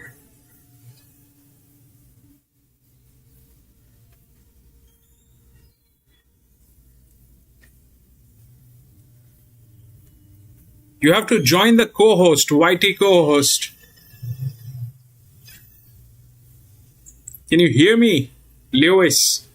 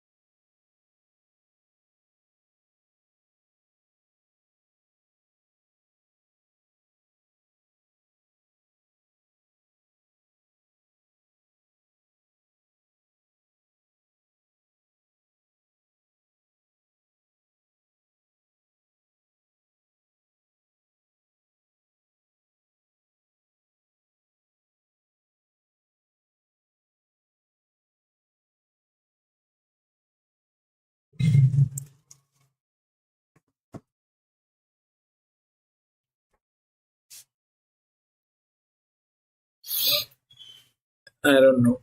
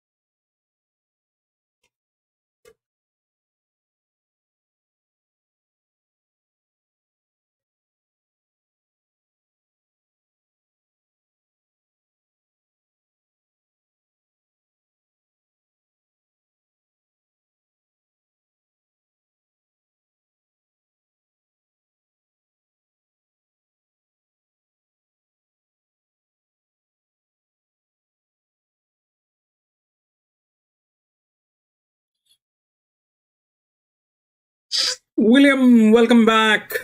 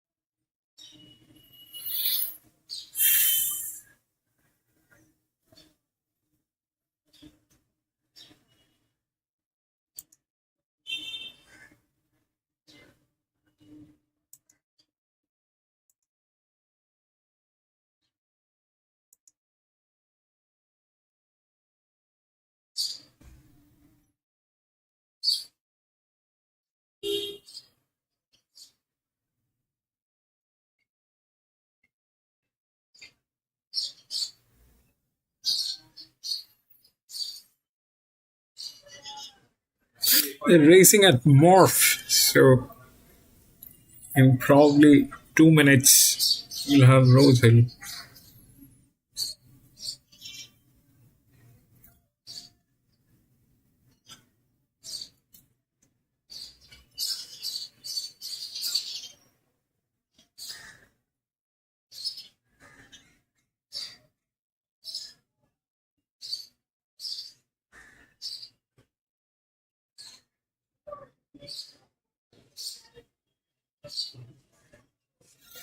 I think that thing is getting stuck.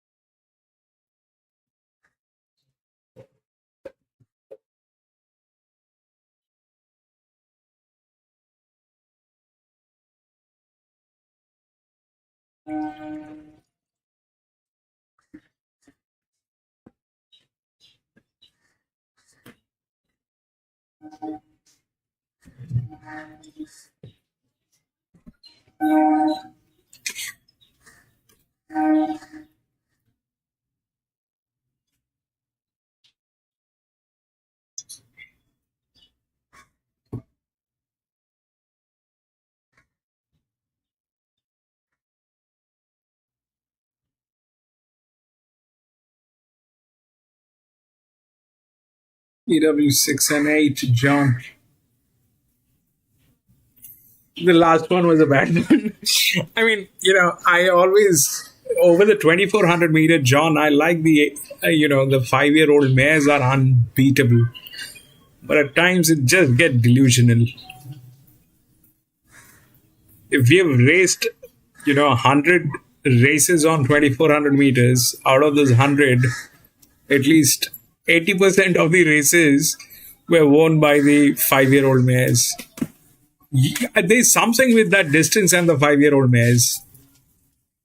There's something with that distance and the 5-year-old mares. They're just amazing with that distance.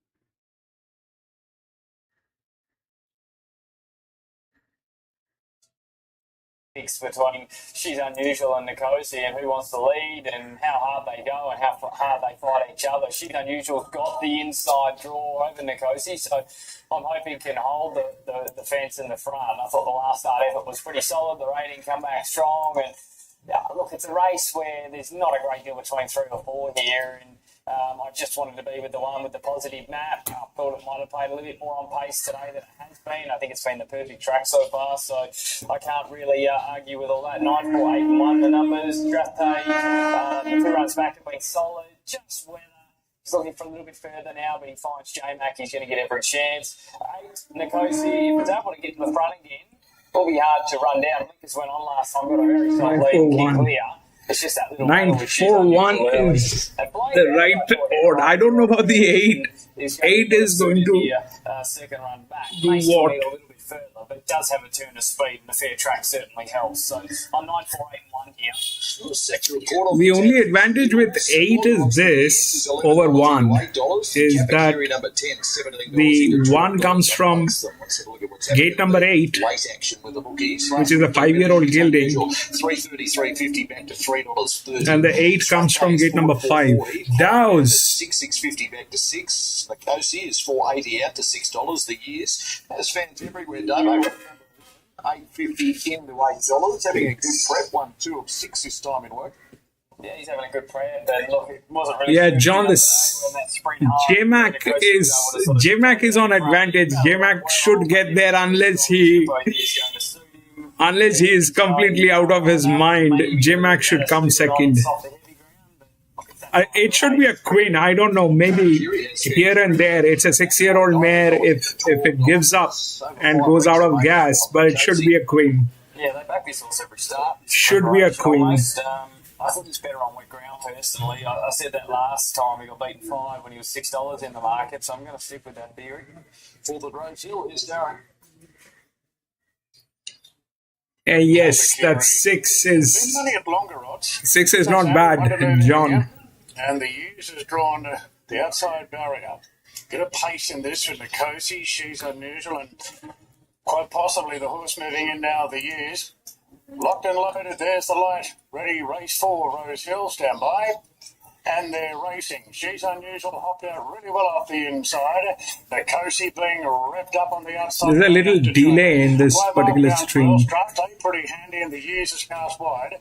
Further back to State of America from Kapakiri. Flying Bandit and Goods Window is the last one. So Nikosi taken to the front by Dylan Gibbons inside the bar. And leads the way for the years who came across to sit on the outside of She's Unusual. Strathclyde close enough in 4th, followed by Waymark the Rails.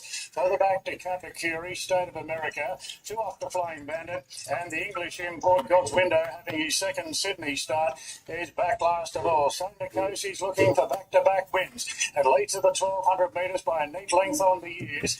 Getting a good run, She's Unusual, the post-time favourite, leaders back third.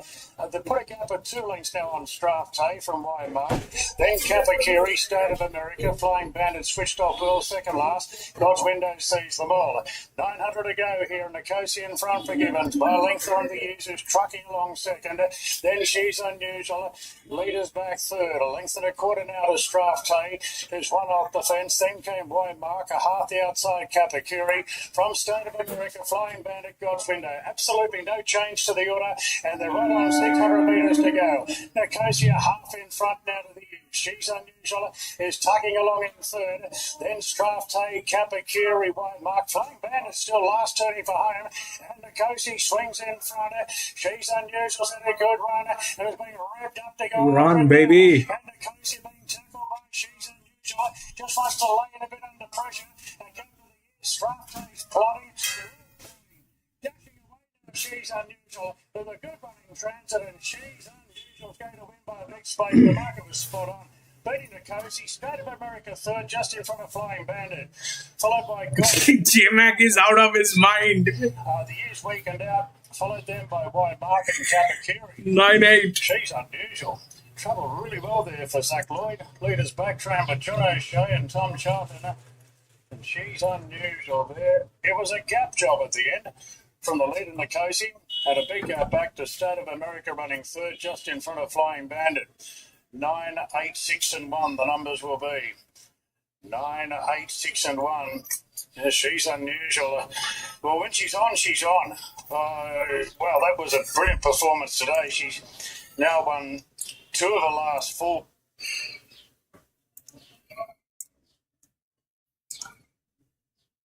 J-Mac is absolutely mad. 9-8.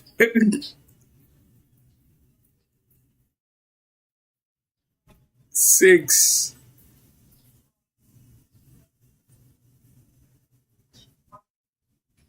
Then 1. J-Mac wrote it upside down. That's all that happened. But 9 delivered. 9 was okay. The odds were right. People, I mean, there was no reason for J-Mac not to be able to do that.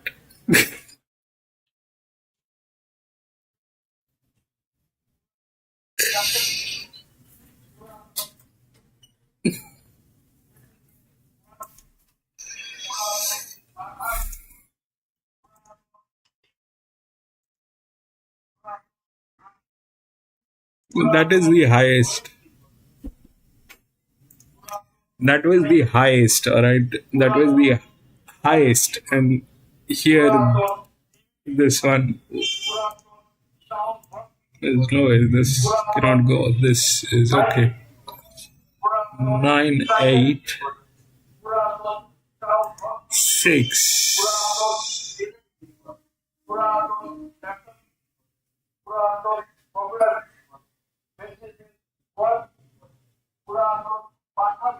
One.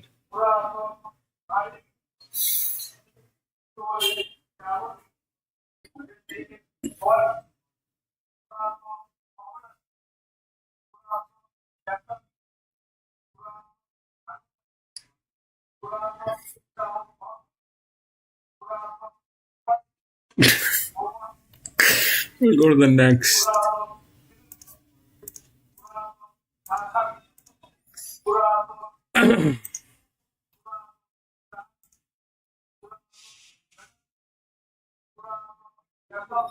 Two and 7 has been scratched. There's no 2, there's no 7.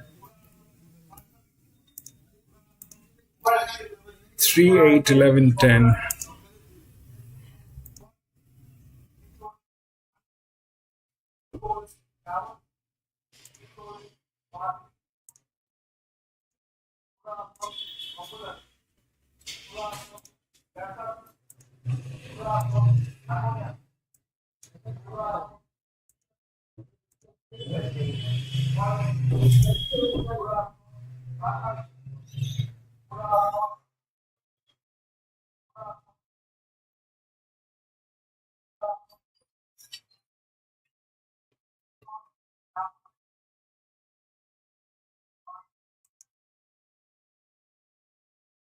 $1,400 meter.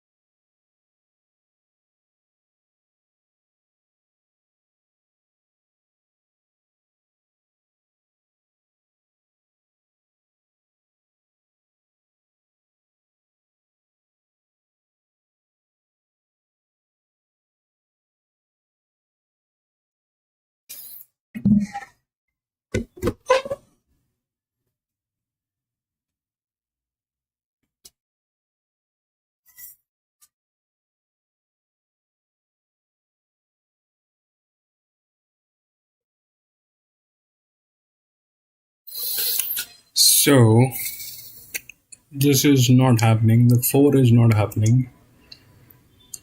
The 11. The 3 is the favorite because of JMac. 3 is the favorite because of JMac.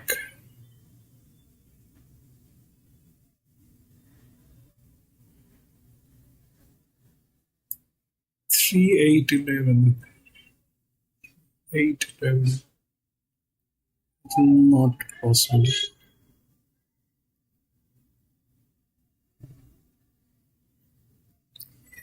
1400 meter, 3811. How will that work?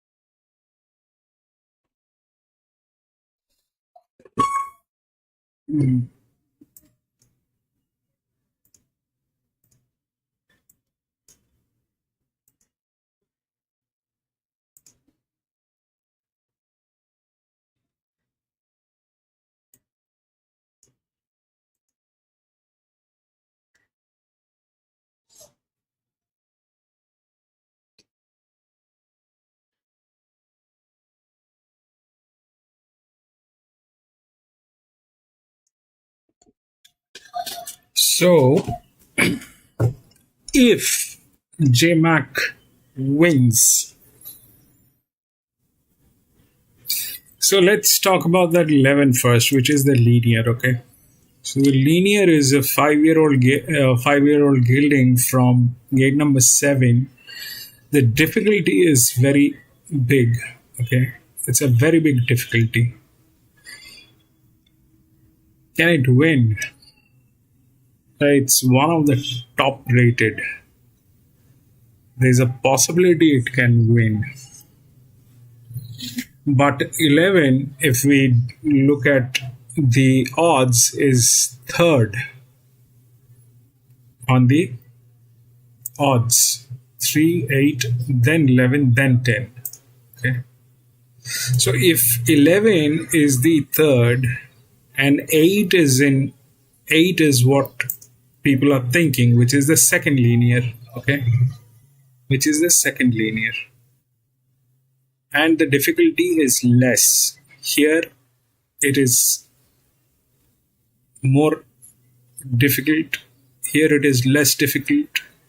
But that is a better horse. This is a weird horse. So whether 11 gets in, which ideally is a possibility, that's the linear. This is the largest inner drift. So 11 and 3 is a possibility. 11 and 3 is a possibility. There's a possibility. But the pressure allocation is such that they are like that. That generally is not the scene. That generally doesn't happen. What happens is this linear is at a much lower, this outer inner drift is at a much lower pressure, much lower pressure generally. But here that inner drift is the favorite. It is in a very good hand, and on top of that it is being written by JMac. Generally, this is not a winning horse. It is not a winning horse. This horse do not win. Generally, it is either 11, which is the linear, and then the largest drift. That's how it is. But for that largest drift to get into the second position needs to be with an advantage, which in this case is missing. The advantage starts from here, and that's that part of the story. So out of this and this, I like the 5 more. So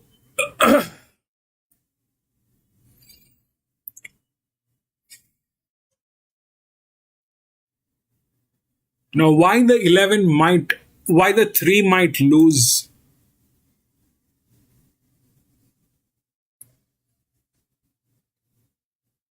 The 3 might lose because it's JMac.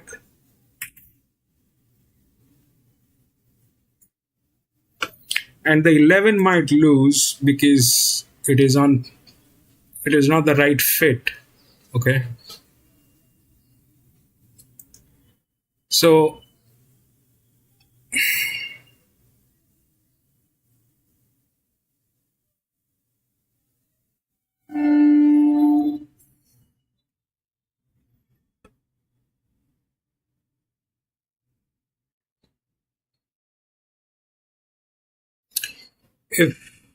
if we consider that all that is happening, then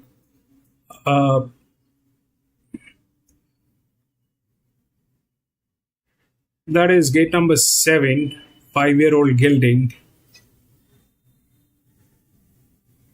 This is gate number 1, 5-year-old gilding.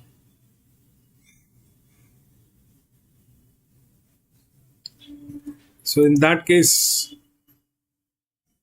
again, it depends whether JMac can or will deliver from that gate with that, because it's not going to be something. It doesn't look all right. That's what I want to say. I don't like the arrangement which is here. This one was a clear go, all right? The pressure was okay. This was a 6-year-old mare, but this was a clear go. Though it was difficult, it was at 93. Here, it is at 84. Even if we do that, it becomes 80, all right? So ideally, 11 should win, and this should come second. But for this to come second, it needed a low pressure. which is not there.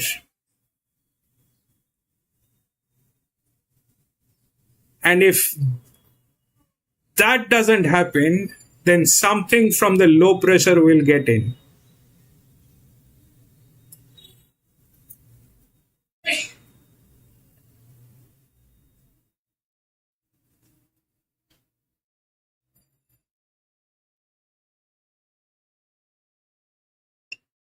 Then something from the low pressure will get in. This doesn't look all right.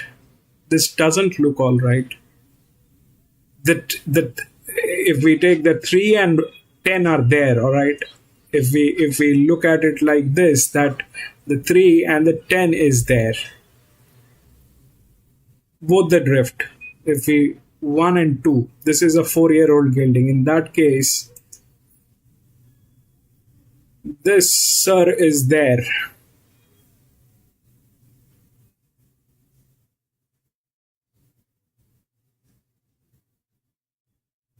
This is too far. This is gate number 10. This is way too far. When this guy is falling, this guy is from again gate number 9. Difficult 5 is a fit. 3, 5, 10 if JMac wins, and if 11 doesn't get there. The question is why 11 is not going to win and why JMac is favorite. That's the problem. Ideally, it should not win. The 3 should not. Ideally, it is not in a position to win. This generally doesn't work well the way things are. This has difficulty. This doesn't have difficulty. But they are the right pair. But for them to work together, this had to be on a low pressure, which is not there. So if we see this winning, then what happens to 11?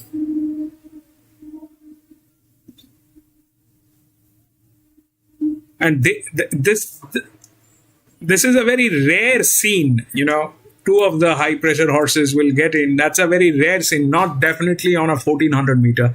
Could work on 1100, 1200, or like what happened here in 2400 meter. That's possible, but 1400 meter, I doubt. I don't like this. I don't like what is happening here. It is not. I don't have a clarity in this. I will wait for this race to come up and we'll see what happens. I don't like this.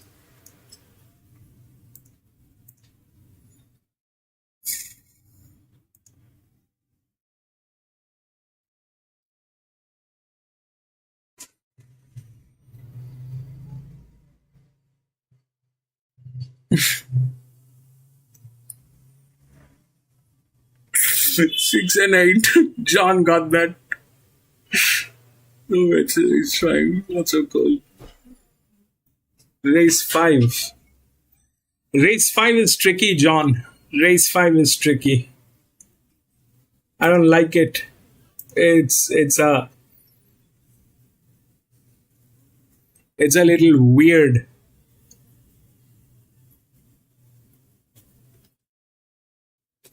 There's a possibility of 3 and 5, but that's very difficult.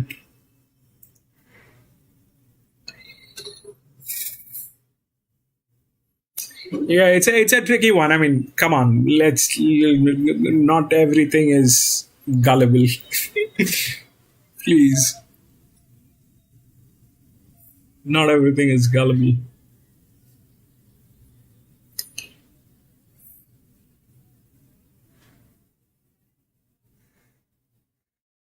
And on top of that, the problem is we are not getting the paddock, so we can't even see which one is getting tailed, which one is not. We are starting from the gates. That is also a big problem.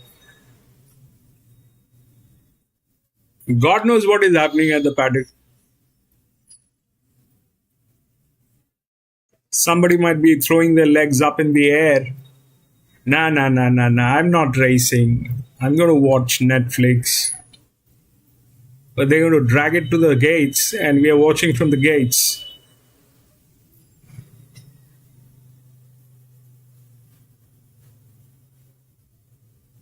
At Rosehill, somebody ran away.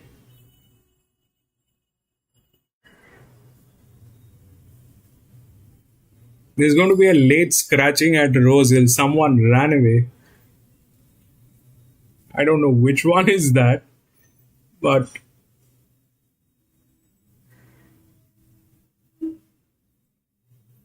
they're showing morph. Come on.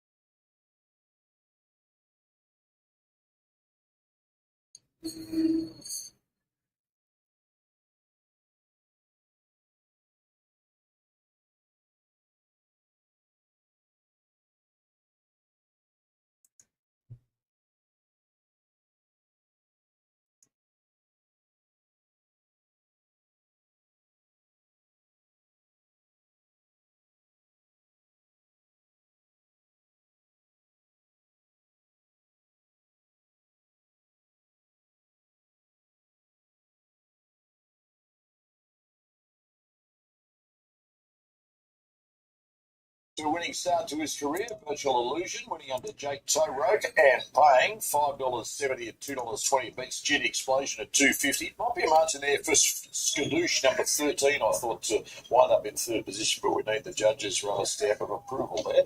We're up to race number 5 at Rosehill, which is due in a couple of minutes from now and over. To benchmark 88 at 1400. So Artie and No Luck first up here at 1200.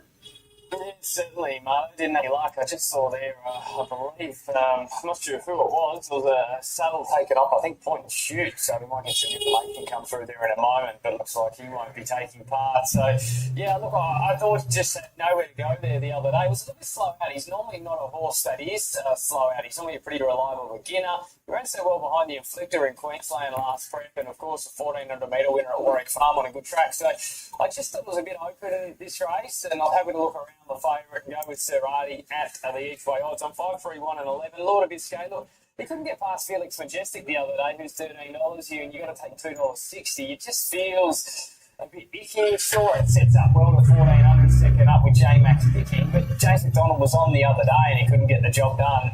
Feels a bit exposed for me, and I've just thought he was a little bit risky at that price. Now $2.30. The market's clearly in love with him, but I'm Felix Majestic, if he can get the front, well, there's no reason he can't be hard to run down here. He's just got a cross to win a silver early, and that's going to be the little challenge. And Captain Furai continues to run well. He's got a good opportunity to win a race here. Probably prefers to sting out. On 5, 3, 1 and 11. Favourite's got a good chance, but I just want to look around him. So they're talking about the 5, but it's dicey. They are also talking about the 5, but it is dicey. Somehow this thing doesn't add up. Especially J-Mac as the favourite with that horse. Captain Furai. No weight today. Drops 4 kilos for the rising grade.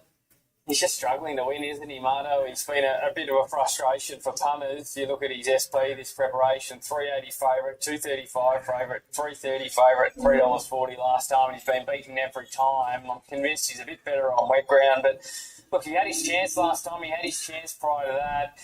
He had James and Nash the last couple, and now McAvoy takes over. So, Cameron's a good jockey, but certainly Nash and James are, considered a bit stronger at this stage of their career. So that would be a slight negative, but he continues to race well and should be thereabouts. And one in your mix, Felix Majestic has been spec'd as well. Smart horse, Group 2 placed to Briasa in the Hunter last year as well. Yeah, it does. And like I said, I think his chances will depend on whether he can get to the front. I think that's the way to ride him. Be aggressive, cross Glinda Silver, and if he can lead, really run him along and try to get him out of their comfort zone early. That's going to be the key. Probably 11 is out. Real roughy little nibble. It's huge on Super Helpful, 91 into $61. Tongue tie goes on for the first time, and it's fourth run back for Joseph and Jones. Port late scratching point and shoot. Let's get trackside for Darren's call of the fifth. Marty scratched from a lower grade race at Borry Farm on Wednesday in preference for this. So Serrati moves in. Has Garter they're working on with Glinda Silver and Felix Majesty. So there will be deductions for the late scratching of point and shoot taken out at the barrier. As Garter just kicking out a bit behind. Somebody got just working on to go into the gates. scratched. Let's look at the big six here today. There's a small jackpot in the pool. It's got up to about 32,000 in total. Now, right around to the saddle, there's Garter. 8 has been scratched. And still the horse. In that case, 11. He's not that 5. keen in going into the gates and continues to kick out behind. 5. 8 has been scratched. Just keeping a safe distance there. It's in a mood, Asgarda. But Asgarda has now consented to go into the gates. So, Molly Burke is getting seated under Asgarda. Glitter Silver about to move in. Yeah, probably that has a place, but everything is very, very blurry in this downs. He led them up in the Hunter last year. It was run down by Briasa. So Will Stanley can get Felix Majesty to step out here today. He'd certainly be a great chance in going out at $9.50. So Felix in the pink jacket is the last to move in for the Toyota Forklift handicap. And the load is on. Racing now. Super Helpful a length out of the gates last of all. And Asgarda. Felix Majesty's come out sharply. Looking for the lead on the outside of Glitter Silver and Asgarda. And Will Stanley's going to get Felix Majesty across and leading. Asgarda's second from Glitter Silver, then came Former Display, the favourite. Next on the inside, Lord of Biscay. 2 for the back to Captain Furai, Super Helpful. And Serrati is the last one. Felix Majestic worked to get across. Now he's getting a bit of a breather here from Asgarda. Travelling keenly the outside. Now Glitter Silver's cast. It's got 3 wide on the outside of Former Display. Favourite 5th on the inside, Lord of Biscay. 2 after Captain Furai from Super Helpful and a length and a half Serrati last of all. So Felix Majestic after the sharp start. A narrow leader from Asgarda. Glitter Silver on a 3-wide path. Lord of Biscay tucked away on the inside of Former Display. Captain Furai heads the rest. They straighten up. Asgarda applies the pressure to Felix Majestic. Felix the inside of Asgarda. They've opened up by 2 lengths on Former Display. Lord of Biscay's only battling. Down the outside of Serrati from Captain Furai. Asgarda at the 175. Serrati moves up on the outside.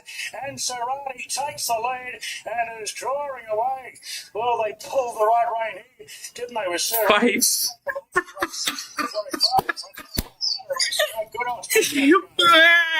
Captain Furai 5 downs. Extremely plain. From Super Helpful. 5. Felix, he led the weekend out to finish second last, and Glitter Silver is 3 wides finished tailed off. So it's 5, 9, 10, 11 winds up fourth. You're on top. It pays big there at 9.70 and 2.30. No luck first up, no worries second up, Davo. Yeah, I just think he didn't have a lot of luck, as you said the other day. He got a lot further back than I thought today after jumping well, mate, over down the middle of the track late. He launches and proves too good. Asgarda, good in second. Former Display, solid. I think they put the brakes on a bit too much on Felix Majestic. They let him run. That's Brilliant nose. Up and drop anchor in front. That's not the way to ride him. Obviously the favourite. Too bad to be true there. We'll check the stewards report. Serrati dominant in race 5 as we reach the halfway point. 5, 9, 10, 11. For 2025. Second to Umber up next.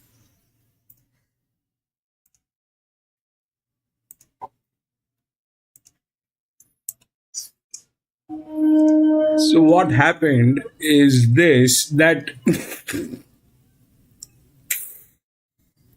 it just did not add up. It just did not add up.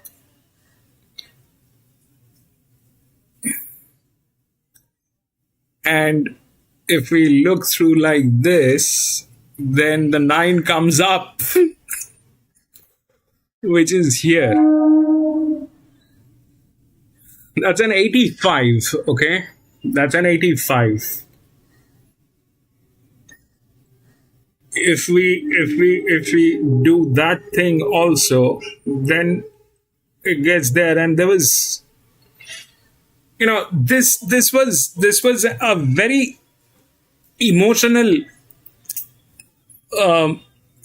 this is a very emotional consequence, because it doesn't add up.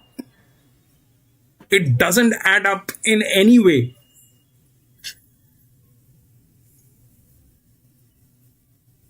It doesn't. The 11, I understand it's Ladakh, but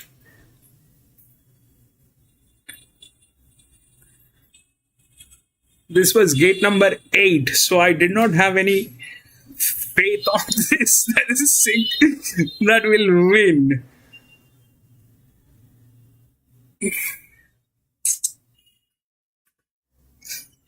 Anyway, that happened.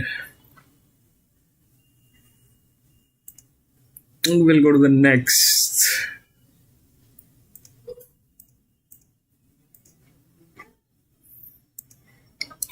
Look at what's happening. 6.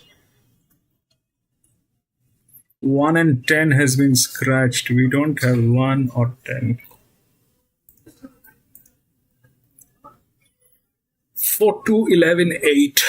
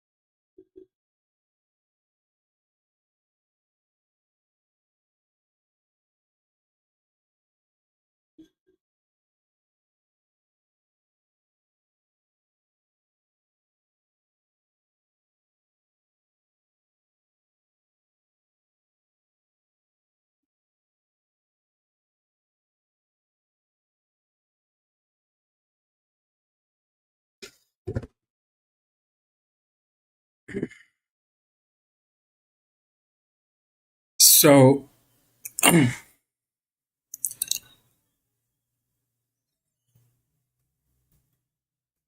you know, so there are things that we do. So this basically is the FR. Okay. Now, when that's the thing, then we have the scale of how handicapped are they. All right. This is how handicapped are they. This is the scale. Okay. VH is the scale. And here we actually have the pressure. On the scale is showing 5.8, then that 5.8 adds up to 144, which we mirror and get 210. That's one. The second thing, other than that, is the cap. The cap is the pressure which is on them plus the past performance, and then the the actual scale of who they are through the FR. So when it goes on negative, so when this goes on negative, this becomes a problem. Like here in this case, it was at 271. All right. So this was a problem. That means it is, once it has gone negative, it is not good. So now here everything is almost negative. But out here, if we see which is the lowest negative, that would be 11.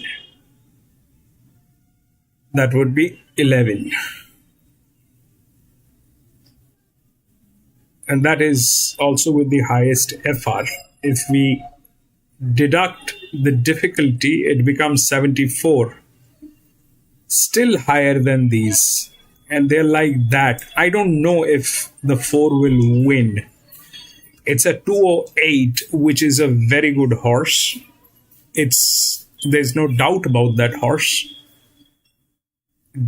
It needs a vacation. It has a vacation. 27 weeks is a long time. 27 weeks of vacation it has, which is good. But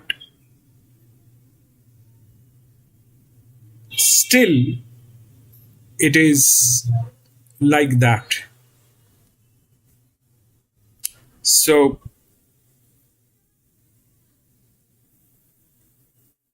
can it win? It plus here the jockey has been handicapped in a way which doesn't complement. It's Tommy Berry who's riding this horse, but he's been handicapped in such a way that it is not complementing. The two is again with J Mac, and J Mac is doing wonders today for some reason. So that's that. Plus, it is from gate number 10, 1100 meter. So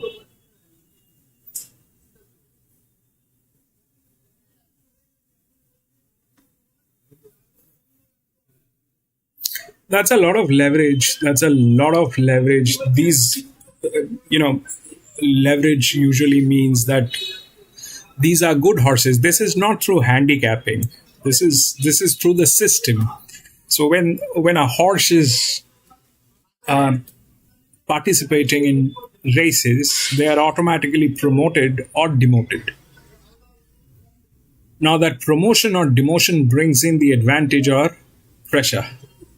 Now this is a very strong promotion, 32%, bringing it to 144, 139, 116 is 227, 221, and 210.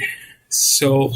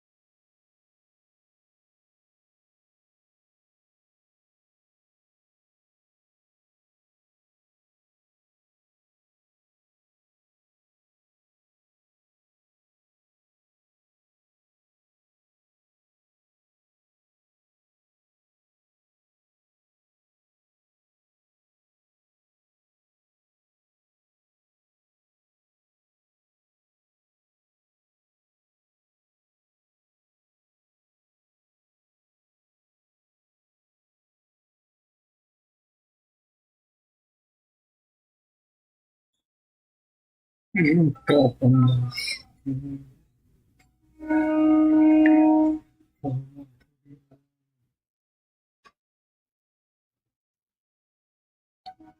lowest.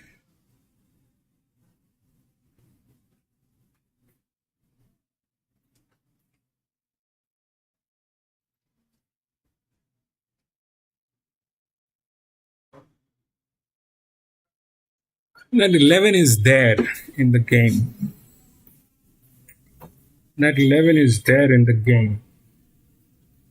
But in what way?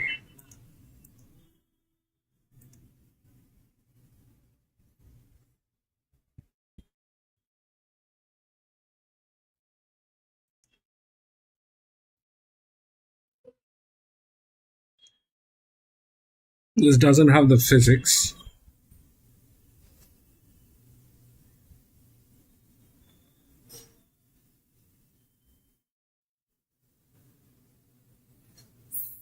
Then we have the neutrals, which are these.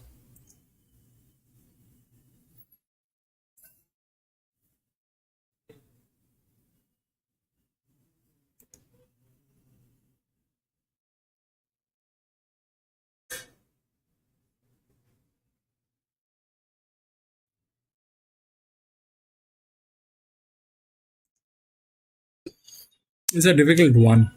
Maybe 11. Maybe if those things do not work. It's a difficult thing. Okay, it's a difficult thing to deliver an that kind of a pressure. It's a it's a difficult thing. It's not easy. It is not easy.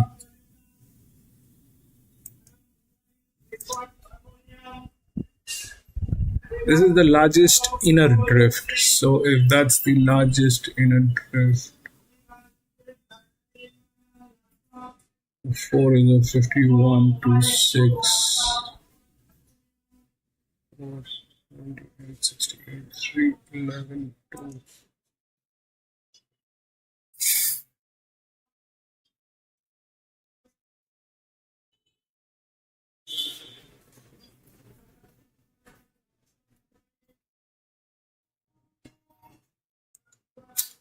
We'll see how it works. I don't know. I like the 11, but looks very dicey. Looks dicey.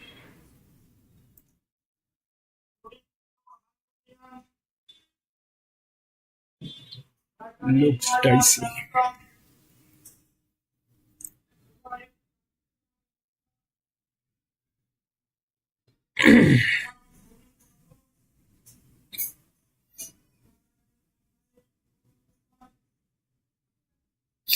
And on top of that, when some of the top jocks they start playing weird, that is also, you know, a kind of a situation that becomes very weird. I don't know what to say. JMac had the perfect opportunity on this one, the fourth race. He just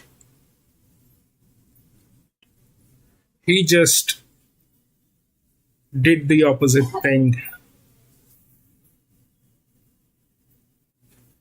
He just did the opposite thing.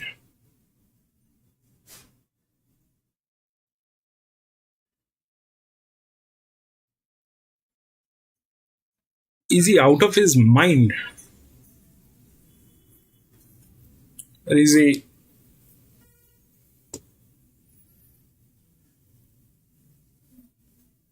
115?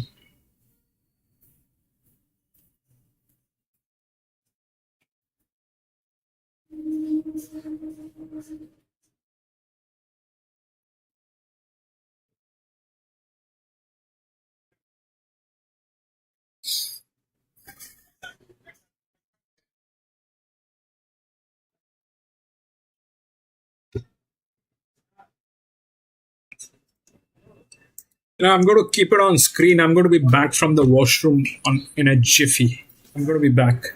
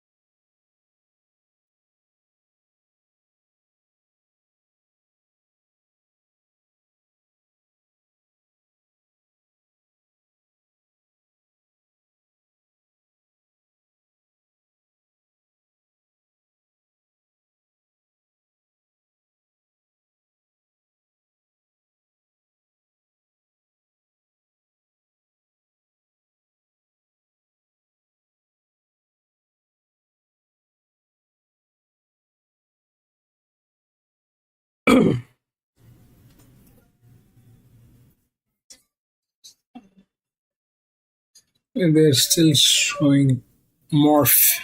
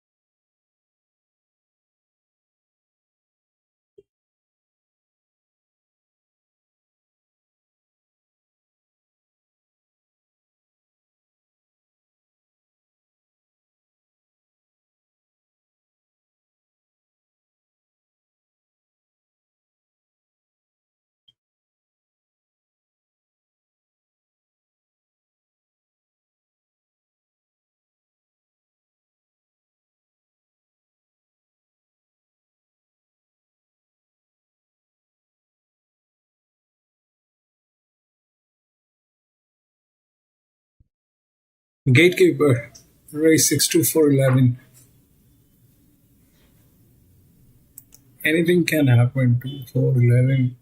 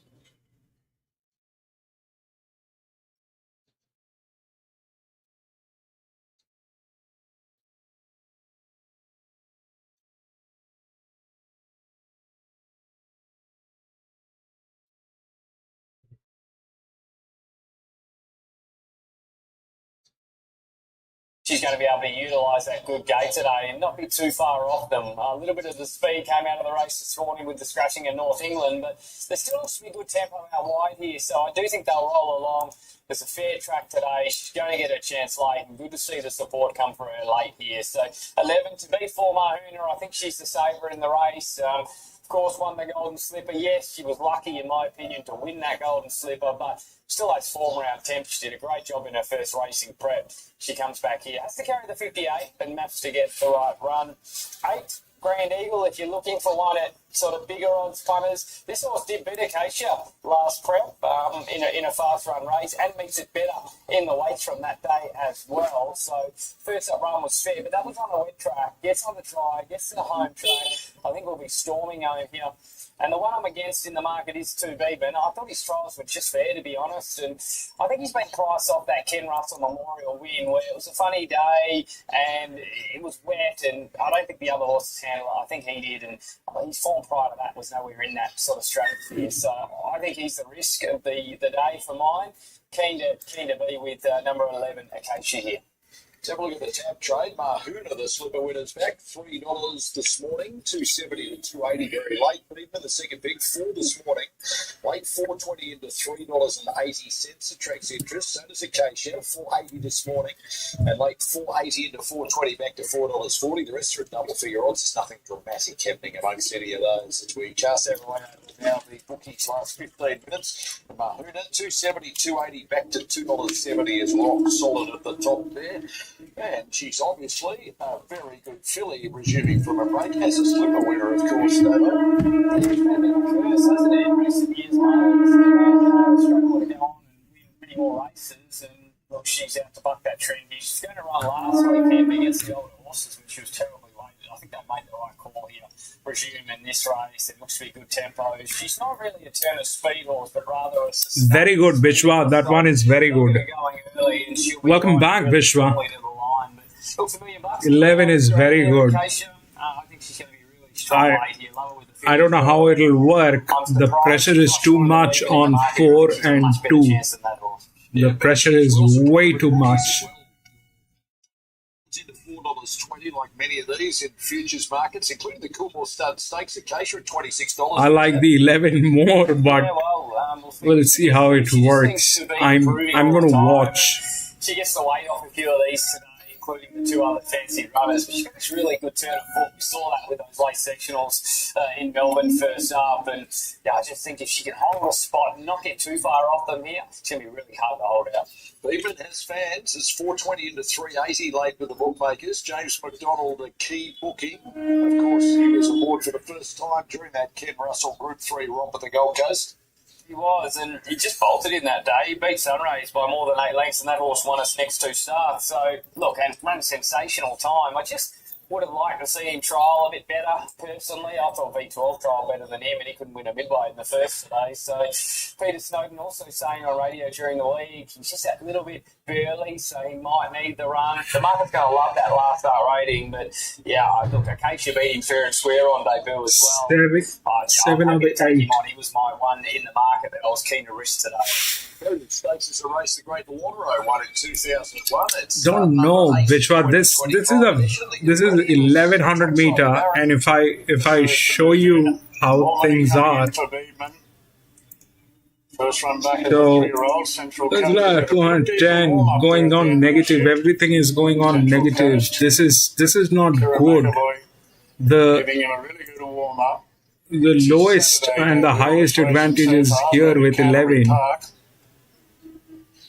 The colt by Wootton Bassett. As is Wotan, he runs in the Golden Rose in an hour from now. So still waiting on the first of them to move in here as we get well past start time now. So waiting on the first of them to move in. Righto, thanks Andrew. $3 here about Mahuna. Looking to defy history, the Golden Slipper winner for the first up win here today. 2 barrier trials, and she chased home a good one in the latest trial here on the 9th of September in Briasa, and trialled against the really good ones at Hawkesbury prior to that. So Mahuna, a confidently back favourite to beat the gun colt Beeman, Beedman is 2 out of 3 and was a narrow winner in his trial over B12. It was one of the better times of the morning there. James McDonald aboard Beedman as the favourite goes up Marvita. And Hidden Motive moving Thrash Morgan, Farnicle, and Zumbo. Maybe. One of the roughies is the last to go forward. For the Petaluma Heritage Stakes over 1,100 metres. And we're just about ready to run now. There's the light. Mahuna is the favourite. Stand by for a getaway. 1,100 metres the journey. Mid for a win. We'll see how it works. Just a slight hold up in the gates here. And the red light has been withdrawn. Hold it. There's some ducks on the track. Putting the ducks off the track here. That's the reason for the slight hold off. Hold up. The ducks. Yeah, so Mahuna, the Golden Slipper winner, Quack, looking quack. to continue her career here today. Lots of support from Beedman, a very smart colt in his own right. King of Pop's come up with a draw today, and blinkers go on. So the light on, and the starter Dale Jeff's about to release the field here in the Heritage Stakes. Stand by for the all clear. Gates are back now, and they're off and racing, and the favourite Mahuna was one of the first out from Hidden Motive, and Beedman put up on the pace. Acacia handled the start well on the outside of King of Pop. Central Coasters caught B from Grand Eagle, then came Farnicle.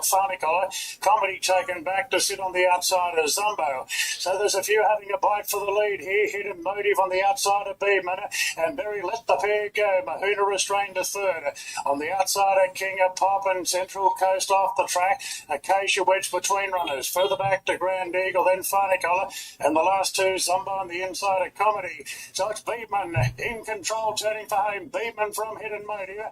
King of Pop right behind them is Martin, been counted at the 350. And Acacia wound up getting to the outside. Hidden Motive moved up now. Put the head in front from Beedman. Then Mahuna, and Acacia's chiming in hard on the outside. It's Mahuna and Acacia. Mahuna with a head in front from Acacia. Mahuna ran out a little bit. Mahuna's clinging on, wins the Heritage Stakes. Beat Acacia.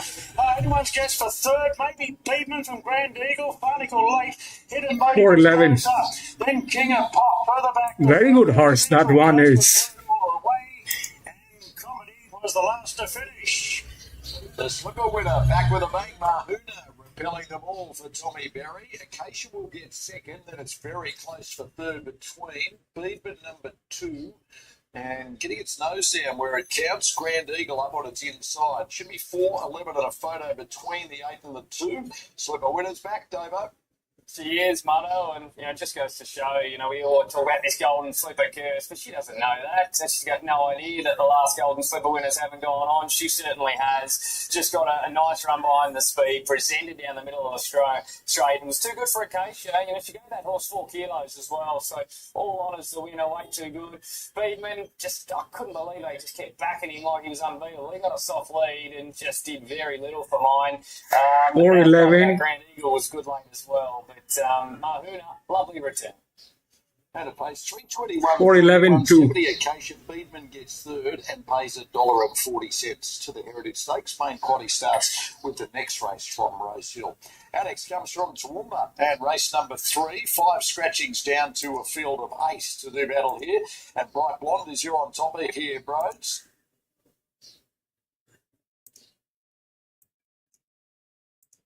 So what happened? It played exactly like that. 411 2.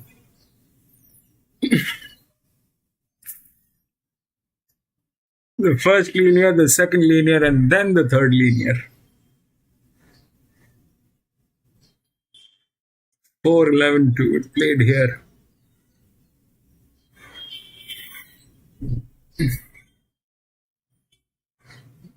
And then I think it is either 8 or 5. 5 is, I don't know what played here. Hey, 1100 meter rails good.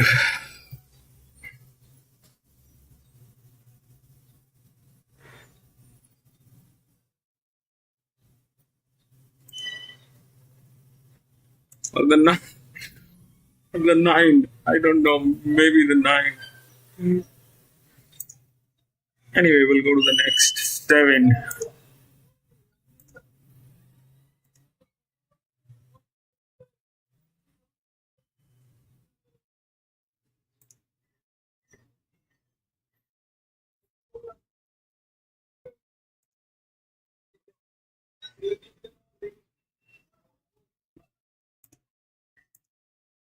One 628.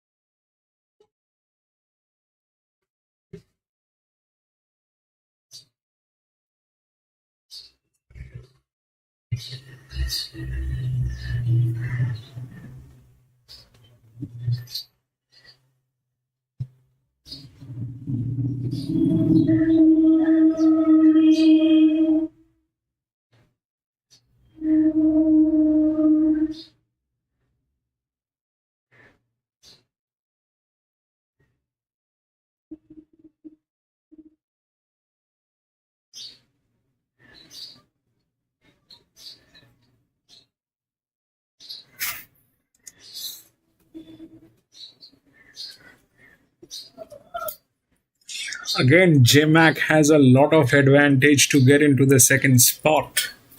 If he tries to win, he will lose. So the question is 1 or 6. This is a 88. 1 is a very good horse. There's no doubt.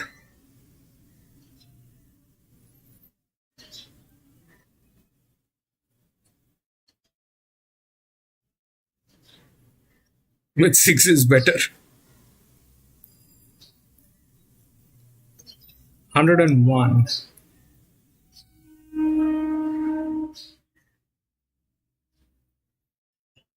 4. It's 9.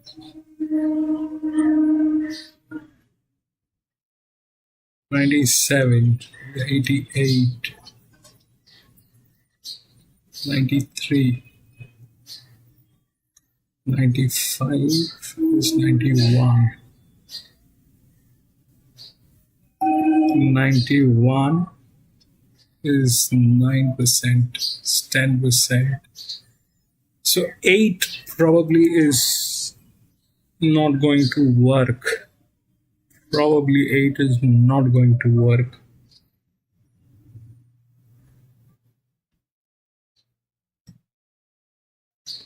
Probably.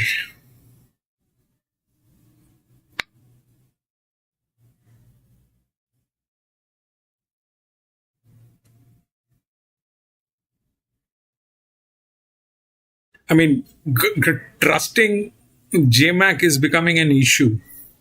That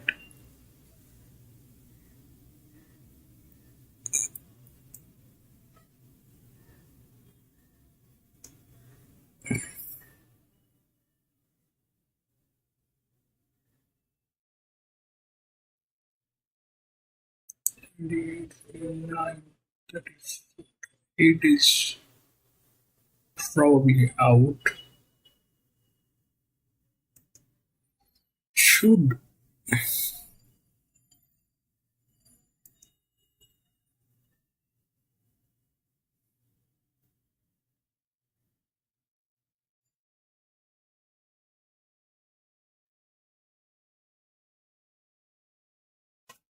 1628 162.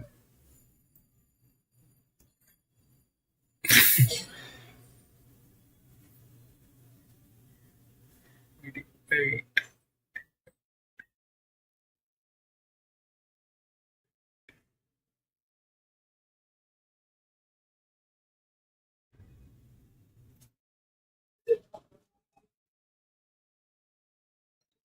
Six is with Tim Clark.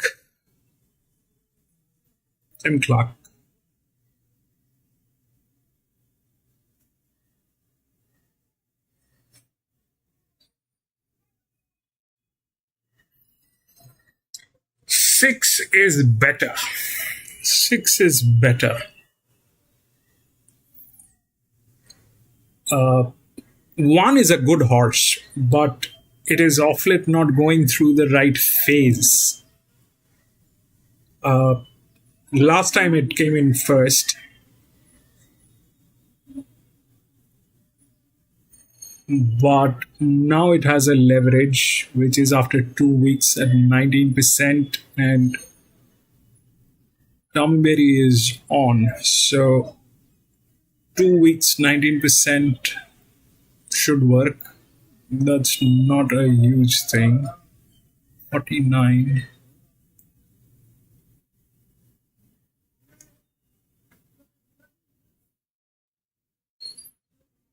I'm very scared to put the 2 in between right now, because that is again with JMac, and JMac is playing weird, very weird. He's playing.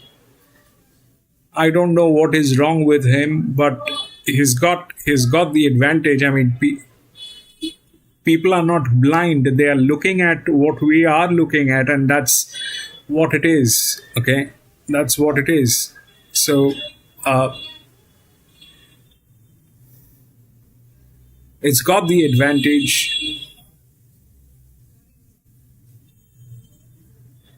but that's all. That also brings us to the thing that is not doing great. So in that case, the 3 is a check.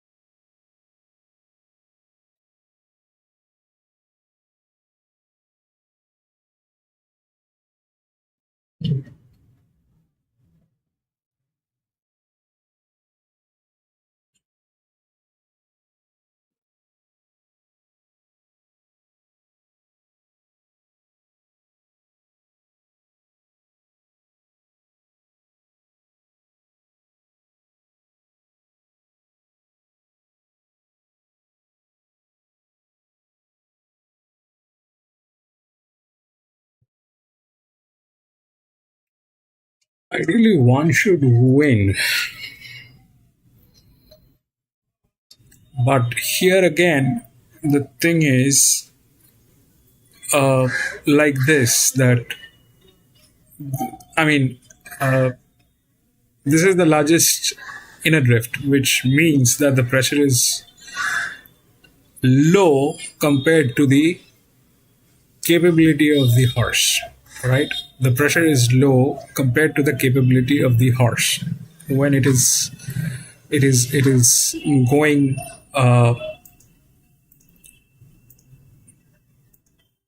So what is a linear? So the linear is basically the generally the highest pressure which we can see, right? That is the highest pressure. But the linear, when it comes to these kind of races where there is a mixed bag of different class. So then the difficulty will come into picture. So this is a linear, good. It's got the highest pressure. But if we take out the difficulty, then what will happen is this will be into a difficult situation. All right. That brings us to the class, which is this one. And it has low pressure than what it should have had. So this thing is at a low pressure. 6 is a good one.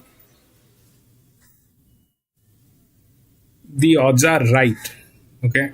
The odds are right. They are not blind. They are doing the right thing. And ideally, this one is in the middle. But that is with our champion jockey today, who's doing everything that he shouldn't be doing.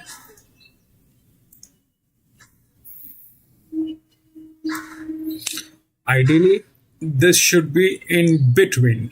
If this was an even race, like, no class, everything is within the range, then it should be 6-2 and then something else, according to this kind of a situation. But the one is good, which is here. It has low pressure than what it should have had.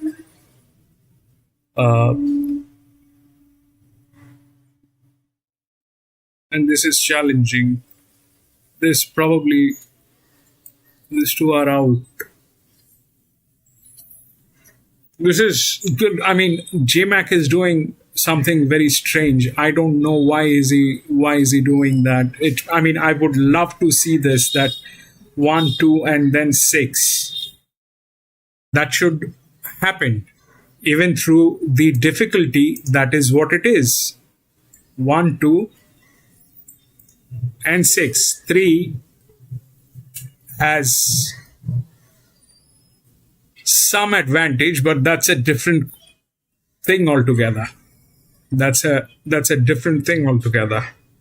Okay. 3 has some advantage,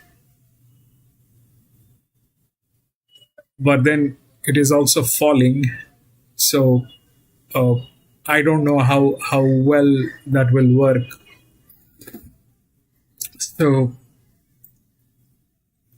I would love to see that 1 and 2 should get in together. That's how it should play. But JMac is doing disasters. It's either 1 and 2 or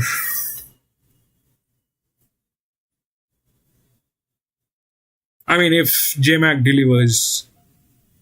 But that's not happening.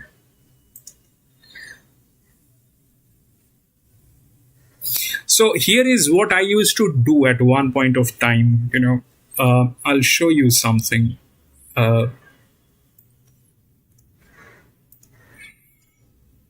So let's say 1 is the favorite. All right. When I used to, last year, during the beginning last year, when we started off, and I was collecting data.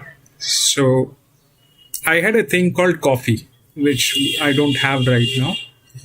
So the way I used to do it is you keep the favorite in the middle. All right. So 1 is the favorite, 1 is in the middle. Then the one that I like, which is 6. All right. 6. Sorry.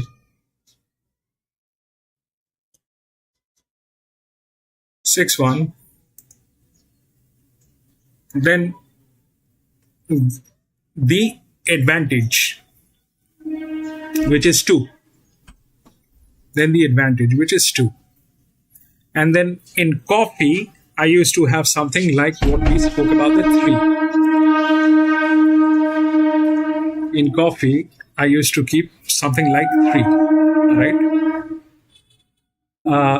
So that is what I used to do. So here, if we take this color as the coffee, then here it would be 3. Now, how I used to manage this is there are 3 tickets in this. All right, 6-1, 1-2, and the 3 goes independent coffee. That is what I used to do at one point of time. There are 3 tickets: first, second, and third. This is independent. So that's a long shot. The 3 is a long shot. But here today, what I see is, I mean,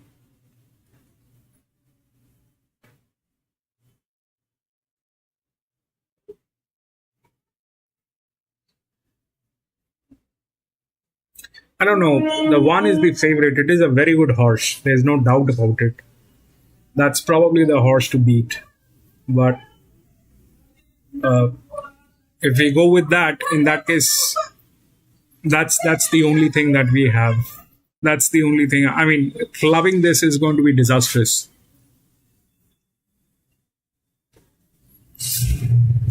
The 2.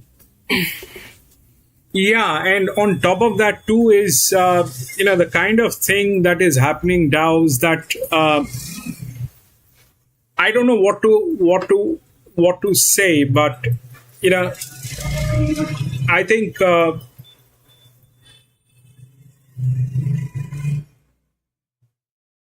this is completely my take, that when we see a horse with advantage, those horses needs to be with the hungry jockeys.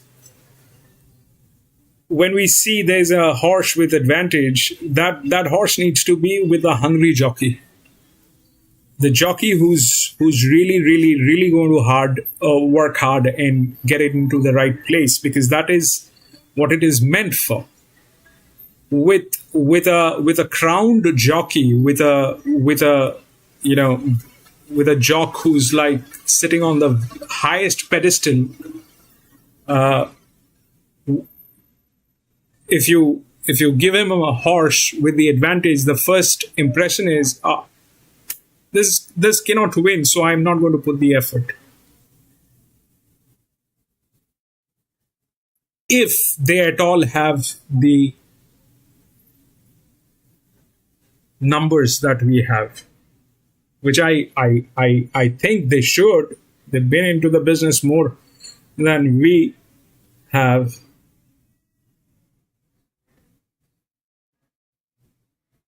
So anyway, that's the analogy, and I don't know, maybe 1-6 they'll come queen.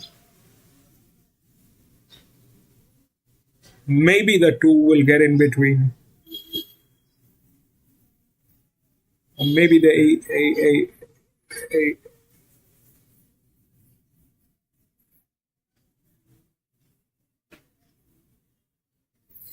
It's very difficult for 8 to win, that is true. It is also very difficult to ignore 1.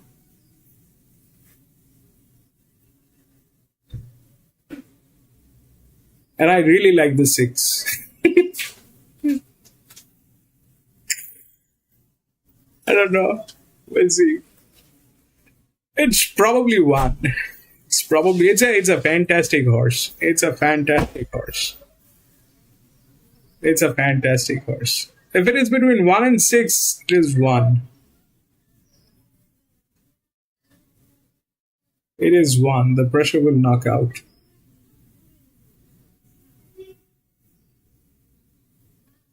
It's 1 red. 8. Yeah. I mean, you can see what's happening. So anything is possible, Anything is possible.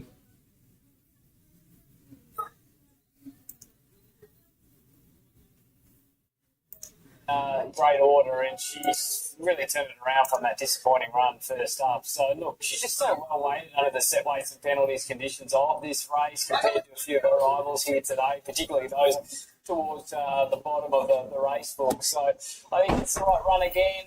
This track playing superbly today, and I'm happy to go with her. 1, 2, 6, and 8, the numbers. Firestorm's got such a great record. Yeah, even they are saying the same thing. It should be 1, 2. It should be 1, 2 with the advantage. But J-Mac is not doing the justice with the advantage.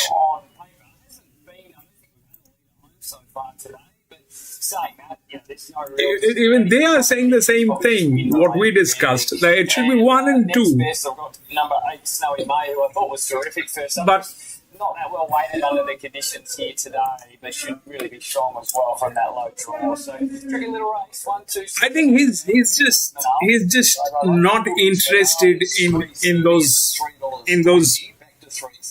positions. He likes to win, but he's not getting the right opportunity. Firestorm just behind 370 to 380. The best back to roll all 3 is Snow in May. In your mixed over, $9.50 into $8.50. 612. Should be worth that today. Second up. Yeah, clocked the 7th best last 200 of the day there at Lyon Fresh. Hit the line really well. And like you said, the extra 50 metres is certainly going to suit her. What's not going to suit her is being an 87 rater and just 2 kilos off 104 rater here. So really, if this was a to be getting something like 8.5 kilos off the likes of the Nard, but only getting 2 for a little concern.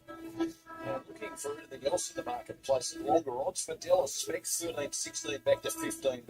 Nibble and Brigadier Gal Ditto, 31.41 back to $31. Nadal, of course, is a Group 1 winner at 1,400 metres in the past, and English size is a 2-year-old over. Yeah, exactly. And sometimes that can be a little bit misleading, the 2-year-old form, because, it's just a different strategy. Yes. Really.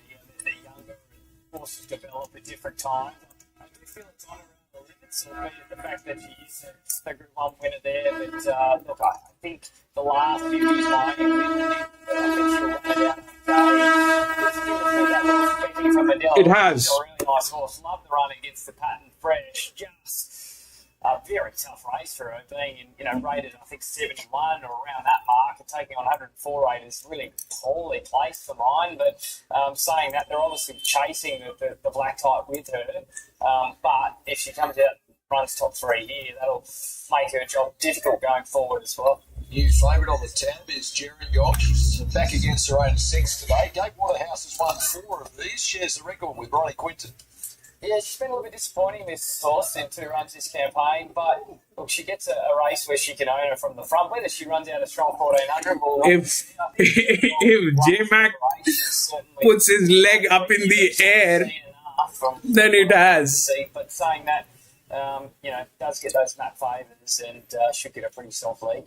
Hard to ignore some of the stats for Firestorm. If J-Mac puts his legs up in the air, Rosehill, 4 of 6 went fresh. Yes, then yes. Fresh. Who runs up there in Queensland in the Dane Ripper and Tassiara were fine. I just think she's a better horse at home at Rosehill. She loves it here. So, J-Mac on board. She'll be really strong late here. And, no surprise that she's got plenty of fans. Group 2 Golden Pendant for $400,000. Launching off the main quantity. Here's Darren. Moving in well. Good support here for Gerringong. Thanks, Moto. So they are moving into line well. Plenty of rugby league greats too in the ownership of Gerringong. Captained by Mick Cronin, who's got a very famous pub in Gerringong, and she's moving in. She's been very well backed and has taken favouritism away from the nail for the running of the Racing and Sports Golden Pendant. 6 is no favourite. And Edwards Park looking for a quick double with Mahuna defying history. I really like that horse. 6. I really like it. moves in. They're locked and ready to go now. In the Group 2 for the Bears. We'll see how it works. Starter about to release the field. Dark Lid on the fence. They're set now. And their rating, Scarlet Oak immediately taken back. And Gerringong, Dennis and Darcy run the start, but all away well. And Snowing Mate given a bit of a wind-up early and has been able to get right up on the back of the speed. Followed by Dark Glitter, Firestorm improving. Followed wider out there by Bossy Nick. They're followed after a length of Brigidine, Gal, Scarlet Opal on the rails, and Medilla is the last one. Gerringong held the front here and racing pretty keenly in the lead, out by a length now on Dennis and Darcy. And Zach Lloyd's got Snowing May up running a very handy third and getting a tail trail now behind the favourite. A length further back to Manal in the running line. Two after Dark Glitter. Inside Firestorm, then Scarlet Oak. Brigidine Gal takes off early, and Medilla will get a free ride onto its back as they bunch up inside the 600. So Gerringong slowed the tempo from Dennis and Darcy. Manal peeling. Brigidine Gal wider out. Snowy Maze all boxed up as they turn. Firestorm not getting much room either. Into the straight, Gerringong in the leader, but Manal moves up on the outside. Snowy Maze got the rails runner. Two further back to Firestorm, and Medilla's coming. Run, baby! Snowy Maze chipping away on the inside. Firestorm's plodding on. It's Manal in front from Gerringong. Manal head up here on Gerringong. Firestorm gets going now, but it's Manal extending away to win the golden pendant. Beat Gerringong and a nose away third with Finally, I think 1 to 6. I think 1, 2, and 6. Anal wins again, and under Tommy Berry pays $3.90 and $1.40. Looks like Gerringong. No, it's still 1, 6, and 2. Firestorm number 2. Reckon it's 1, 6, 2, and 8 for 4th. And Manal's come back to racing well. Yeah, it's a lovely time. Too good. She's got to jack the feet up at the 600. You can see a few coming from the back directly because It will not be able to see that. I'll show you. Just got held up a touch and were left on the back foot, but he got it going, built that momentum, got the revs up, and she just proved a bit too strong late for Gerringong. Firestorm closing off the race. Well, you would think on that, clearly, the Firestorm will grab third. Gerringong, you would think, would grab second. So, Manal, she's come back well off that disappointing first up run. She's bounced back to win 2 straight and a lovely ride. 1, 6, 2, and 8 confirmed numbers. Tommy Berry and Michael Freeman had a race-to-race double, with Manal backing up the deeds of the super heroine Mahuna, who won the previous. Morning underway, 3 to come at Rosehill, Belmont Supper.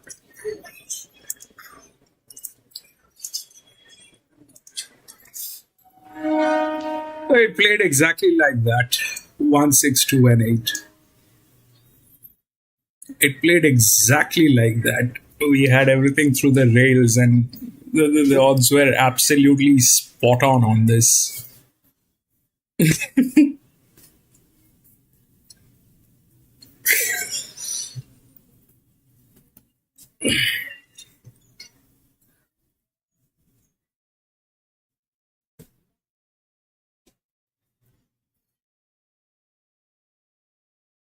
It's our 1, 6.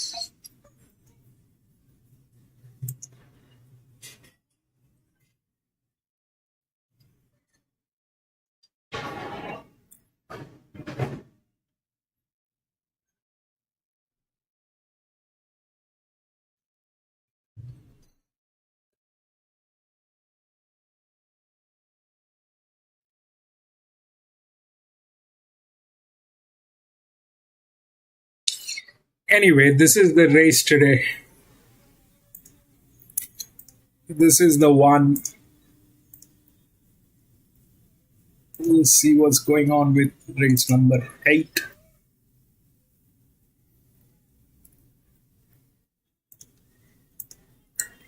9, 7, 4, and 3.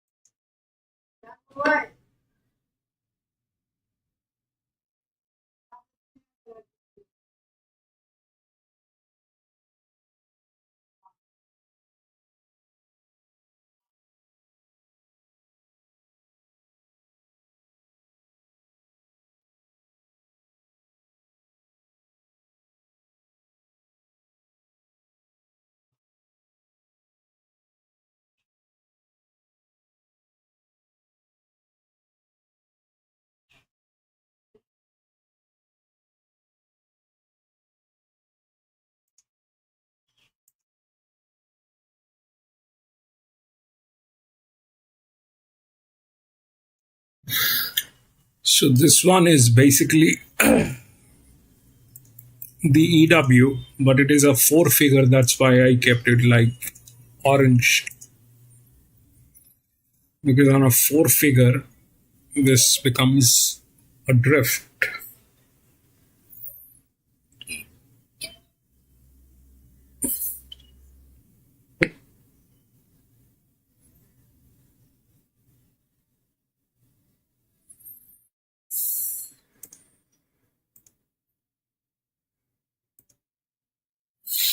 So what is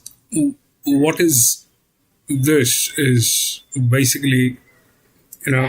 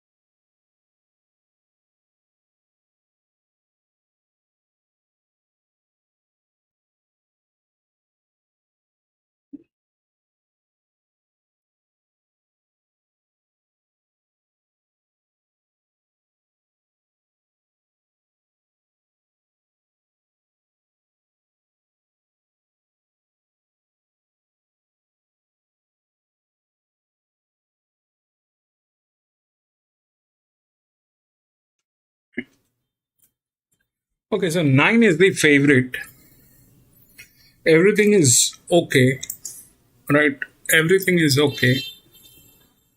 There's a small problem. The problem is this, that the jock has been handicapped in a way which can backfire. Which can backfire.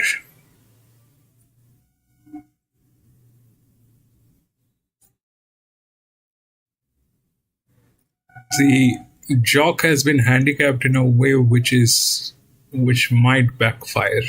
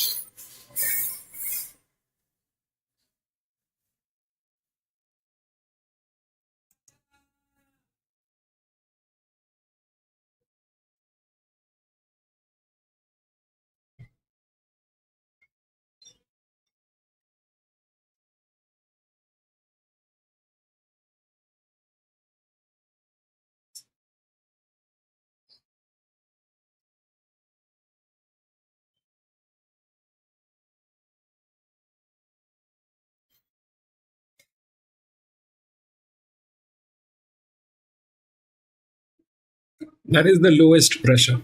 Okay,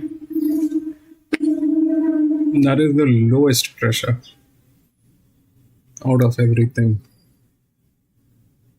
Then the 7, or the 7 is at a 33%. The 7 ran 2 weeks ago. Even the 9 ran 2 weeks ago. 33, 37. This is 37, 126, 210. Probably not.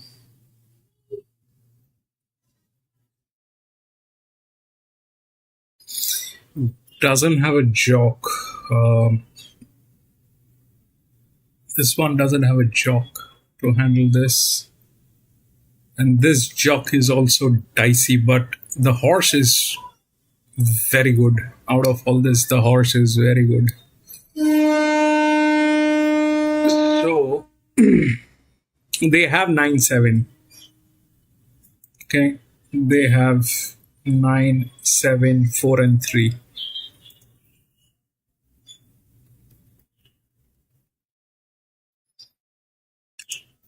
So they have 9-7, but there is something which is going to be in between.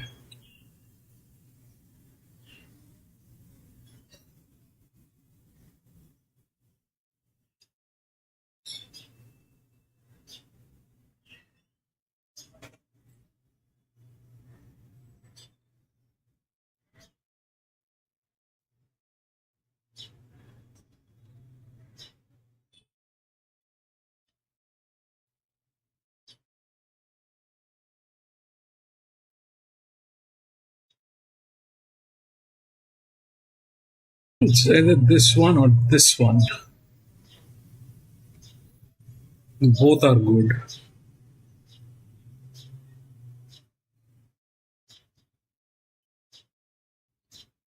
It's 1 or 6 in between.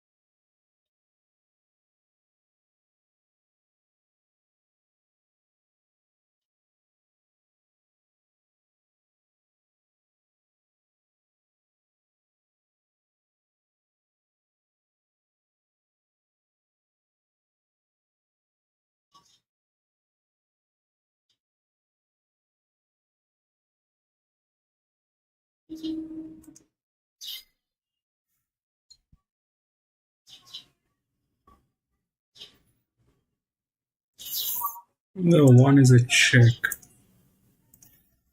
Bottom line, 9 should win, whether it has a jock or it doesn't have a jock, but it's a 1400 meter. So, uh,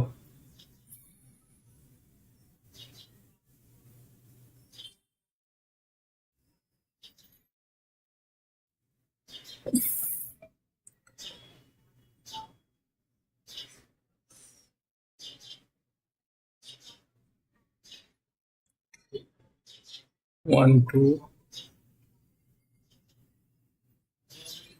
So it's a 1400 meter. The 9 should win. It should not get into trouble. 1 should win. 9 should win.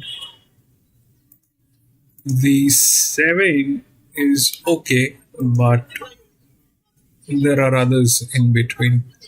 So we'll see how that works. The 1 is a check.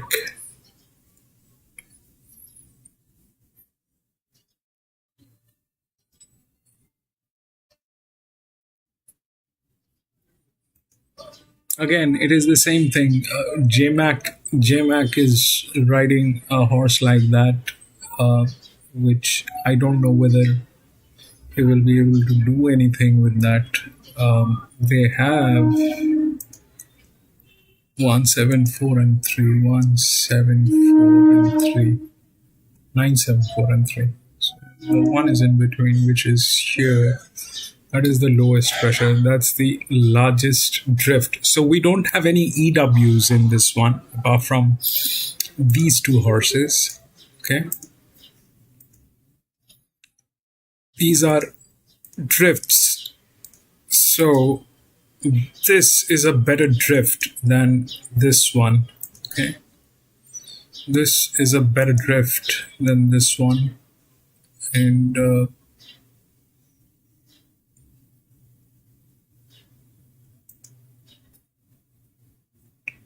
but this has a better jockey. This 6 has a better jockey. So 6 is being ridden by whoever that is, but 6 is the last.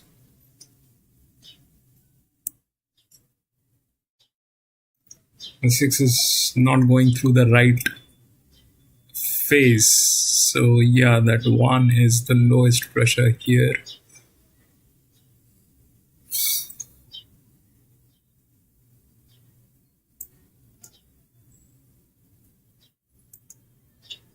Seven, 3, 4, 800, 728, 75, 95, 82, 119, jock 7, no jock.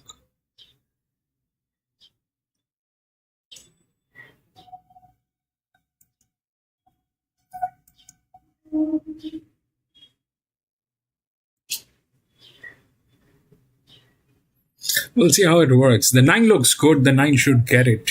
9 should get it. We'll see.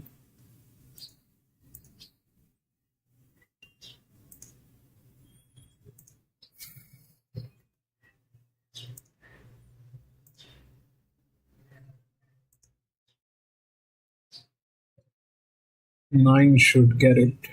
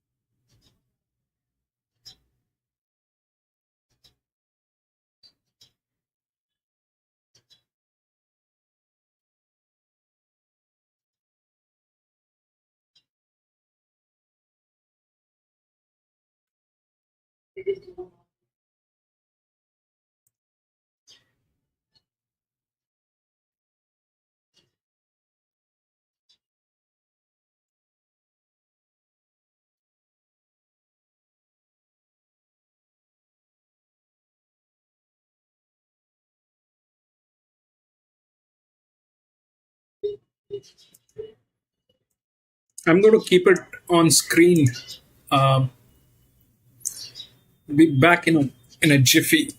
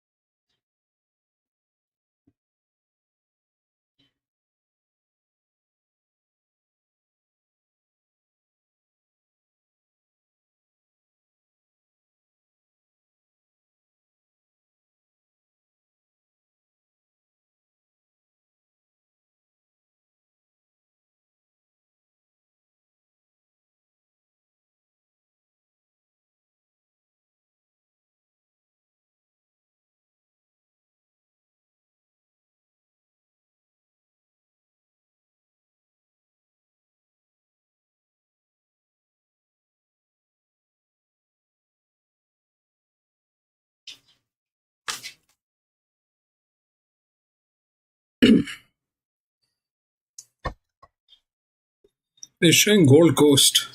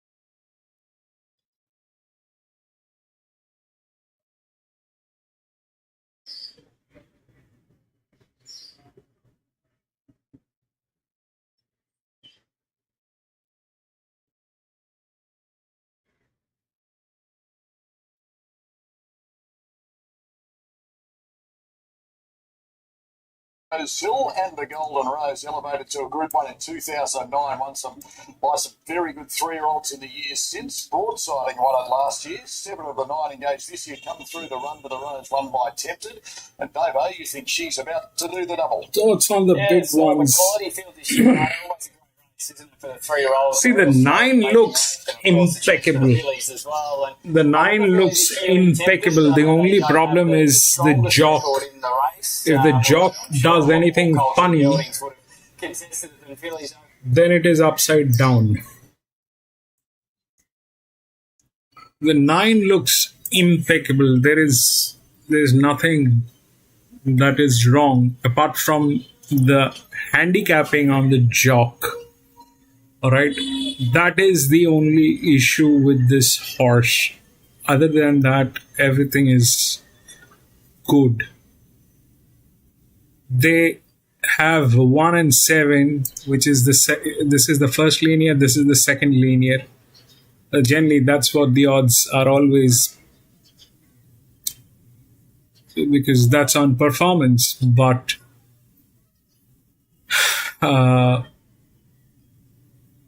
there are horses in between which are with advantage. One is one of them, and the 6 is the other one. So we'll see which one gets in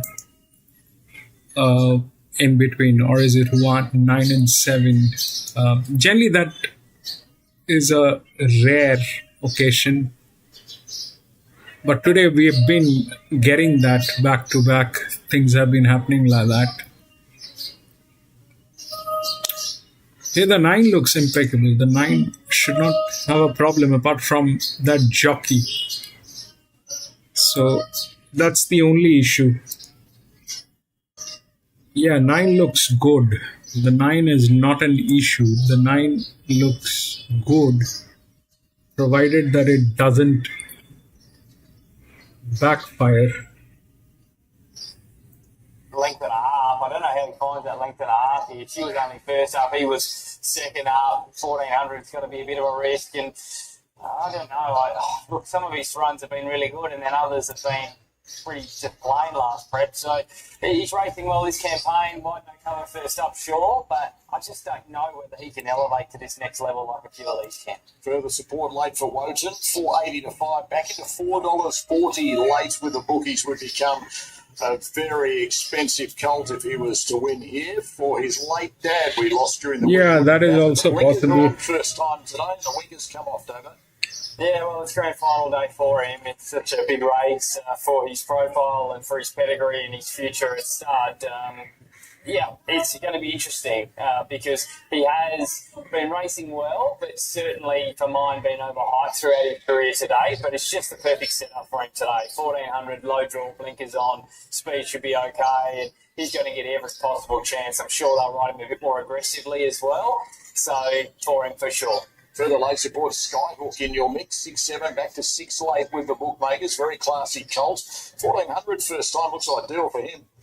Yeah, certainly does. He just lost momentum at a key stage there when running on strongly behind Tempted and Bybok there in the run to the Rose. Thought he was the one that had 1400 written all over him from that race where, maybe Tempted, maybe there's a little concern still at the trip where I think he's probably a bit more likely to run it. Having said that, I don't think Tempted's got too much of an issue either. So look, I think he's a really good place chance here at around that even money mark. I just can't see him running a bad race. But you touched on the Phillies don't have a great record in this. She's the sole filly Tempted. Forensics is the only to win this race when it was a Group 2 in 2008 and run in the autumn. 48 fillies have tried to win it. There you go. Well, there's been a few, certainly. So a bit like Mahuda earlier with the Golden Slipper curse. I don't know that. She was pretty dominant the other day. So, records are there to be broken. I don't take too much notice of the past. Yeah, getting set. $1 million up for grabs here, and much more for some high-touted colts here in the Golden Rose for 2025 with Darren. Here comes the favourite Tempted. She's moving in, and the 60s, the likely front runner moving in, and Rivellino's the last to go forward. National Willer aboard from the outside gate. Light is on, ready for the year-long Golden Rose. Group 1 for the 3-year-olds. And we're set to jump. Racing now. Oh, beautiful line out. And 60s is first out by Vuck handle the start well. So did Skyhook on the outside. Wotan's not too far away on the fence, followed by Tempted going forward out wide. Then came Nepotism. Rivellino parks down on the fence from State Visit. Autumn Boy covering a bit of ground early and is back towards the rear of the field. Well, by Vuck. Adam Hieronymus went to the front here. Out by a length and a half on 60s, and Skyhook goes to third.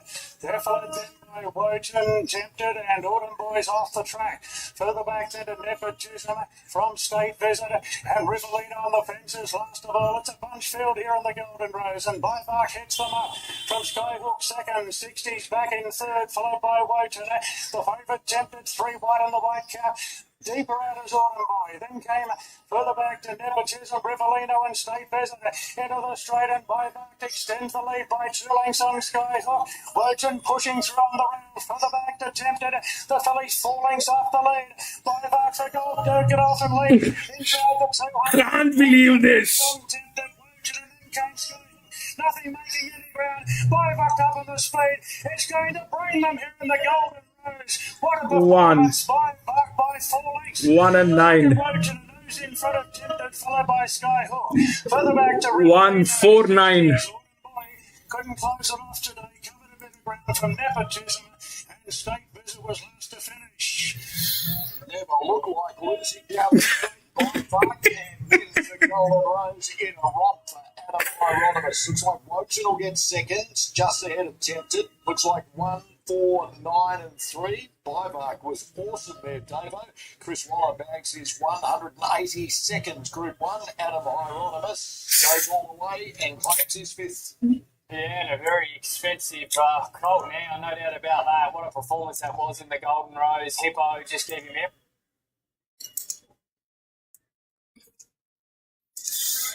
So what happened is this, that, the problem is the jock. The horse was fantastic. There was no doubt about it. The horse was fantastic, but the problem was the jock. He's handicapped in such a way that even if he wants, I don't know what he can do.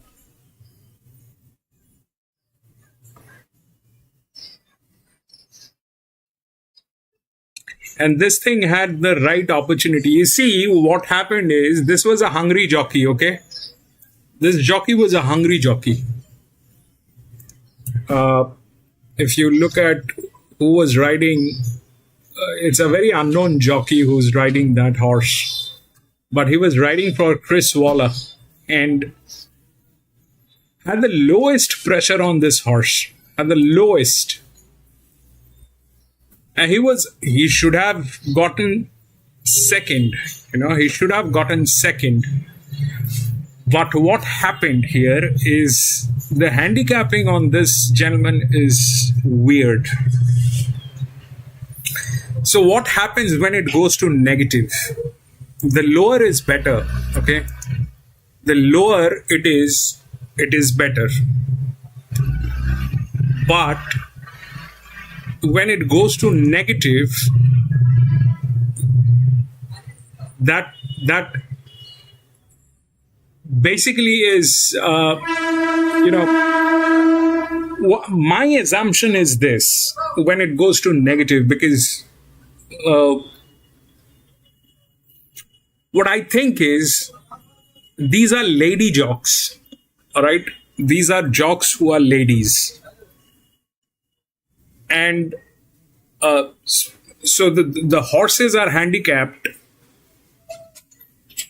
based on the experience of if a jockey is a rookie jockey, then the horse gets a claimer, correct? Now, that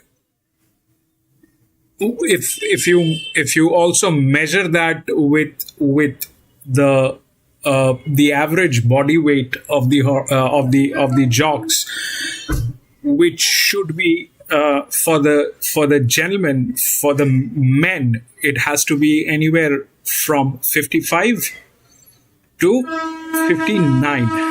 All right, 60 is too high.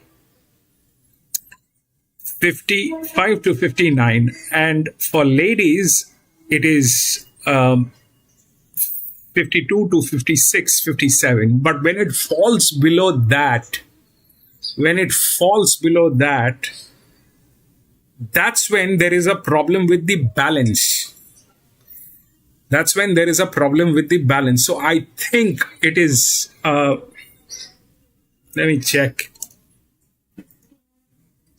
Brown is Ethan Brown. It is not a lady jock. But I think there is something to do with his weight. I think there's something to do with his weight. That's why he's been handicapped in that way.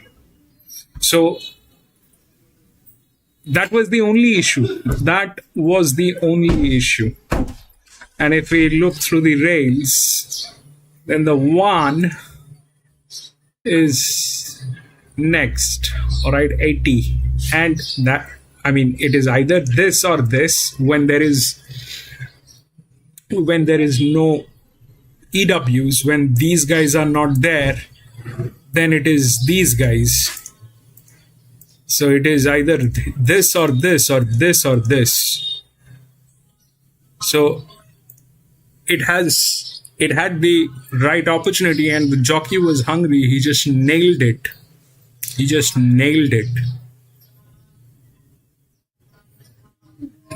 This has got, you see, the pressure makes a huge difference.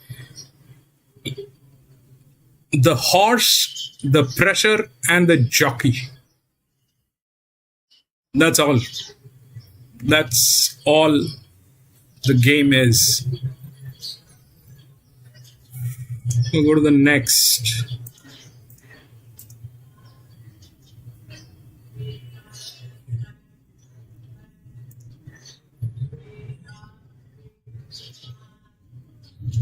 One and 11 has been scratched.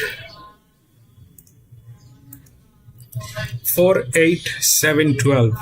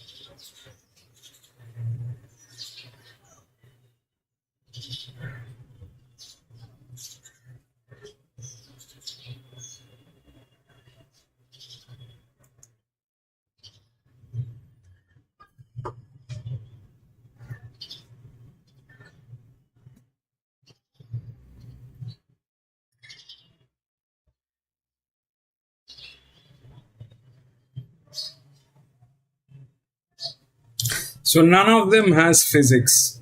None of them. These guys, they don't have the physics to work out. The one which actually has the physics is this one, but this is again the same thing. You see, that guy has been handicapped in that way. It's the same thing like this.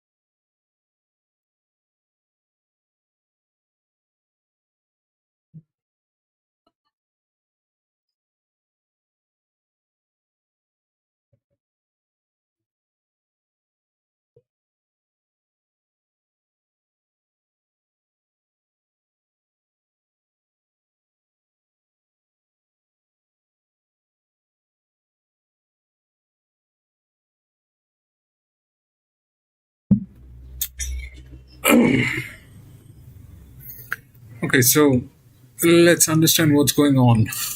So that 4 is the favorite. It doesn't have the physics to win. If it wins,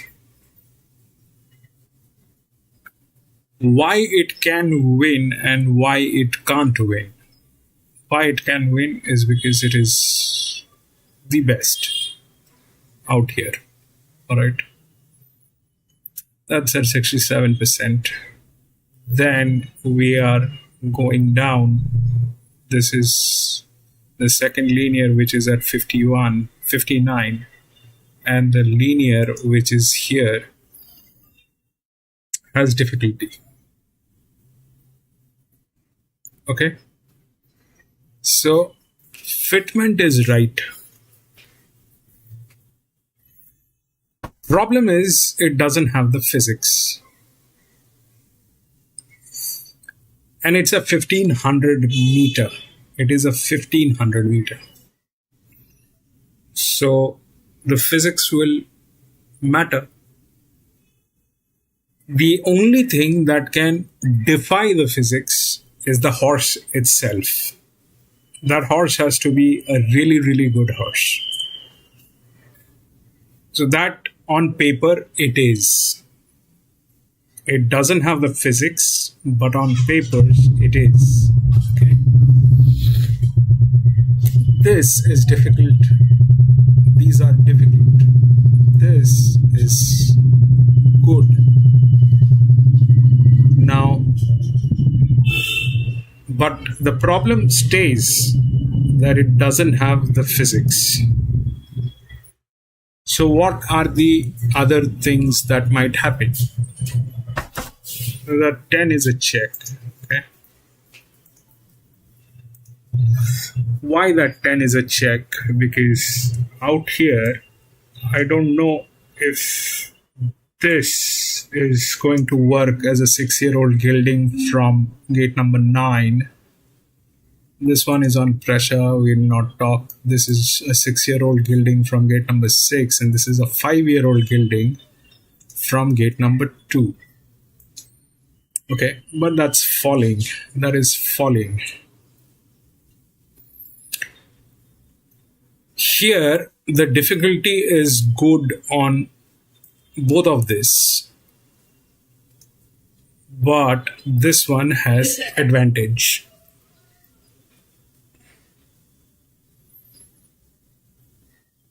So that is a check.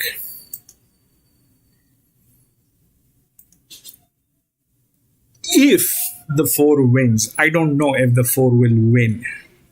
And my apprehension is this, that it doesn't have the physics. Without physics, like in this case, you have to have this one doesn't need the physics, okay? This one doesn't need the physics. It's a drift. It'll go through. It is a drift, it'll go through. But when it is not a drift, and they are the linears, the first, second, third, they need the physics, at least. Like this one had the physics on this side. They had the physics. This one definitely had the physics. All that is possible. But without the physics, it becomes difficult. Without the physics, it becomes difficult. So,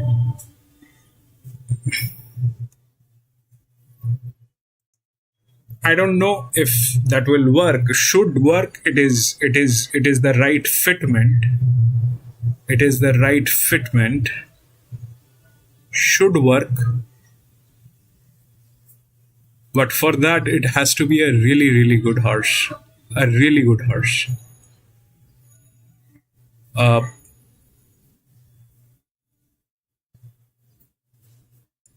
Problem is, it is very difficult to assume what can happen. Now the 12 is the drift. It doesn't need the rails, okay? It doesn't need the rails. This can go through. This can go through. The 12 can go through. the 12 can go through. But like in this case, what was, you see the one that JMac was writing, and I said that this is looking weird. This one probably. I don't remember which one. This one. One of the drift where JMac was writing, and I said that this doesn't fit the bill. Why? Because if this is a drift, the pressure has to go down. If the pressure doesn't go down, then that makes that drift useless. The pressure has to go down. The drift cannot work with the pressure. The drift working with the pressure is difficult. The drift has to have a low pressure. If the drift doesn't have a low pressure, then that's difficult. This is good, but it doesn't have the physics. So what might happen?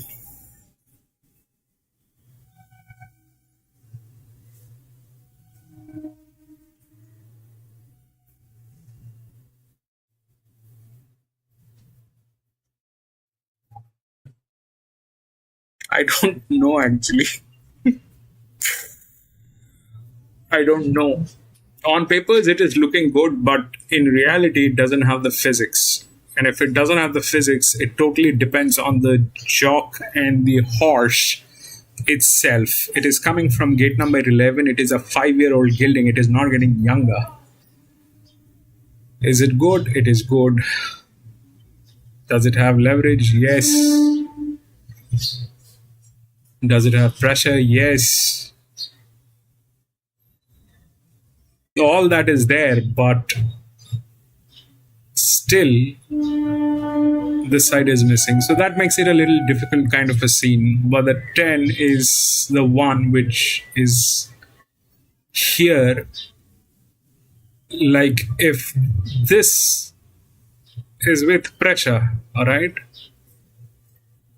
this falls down. Low pressure. Low pressure.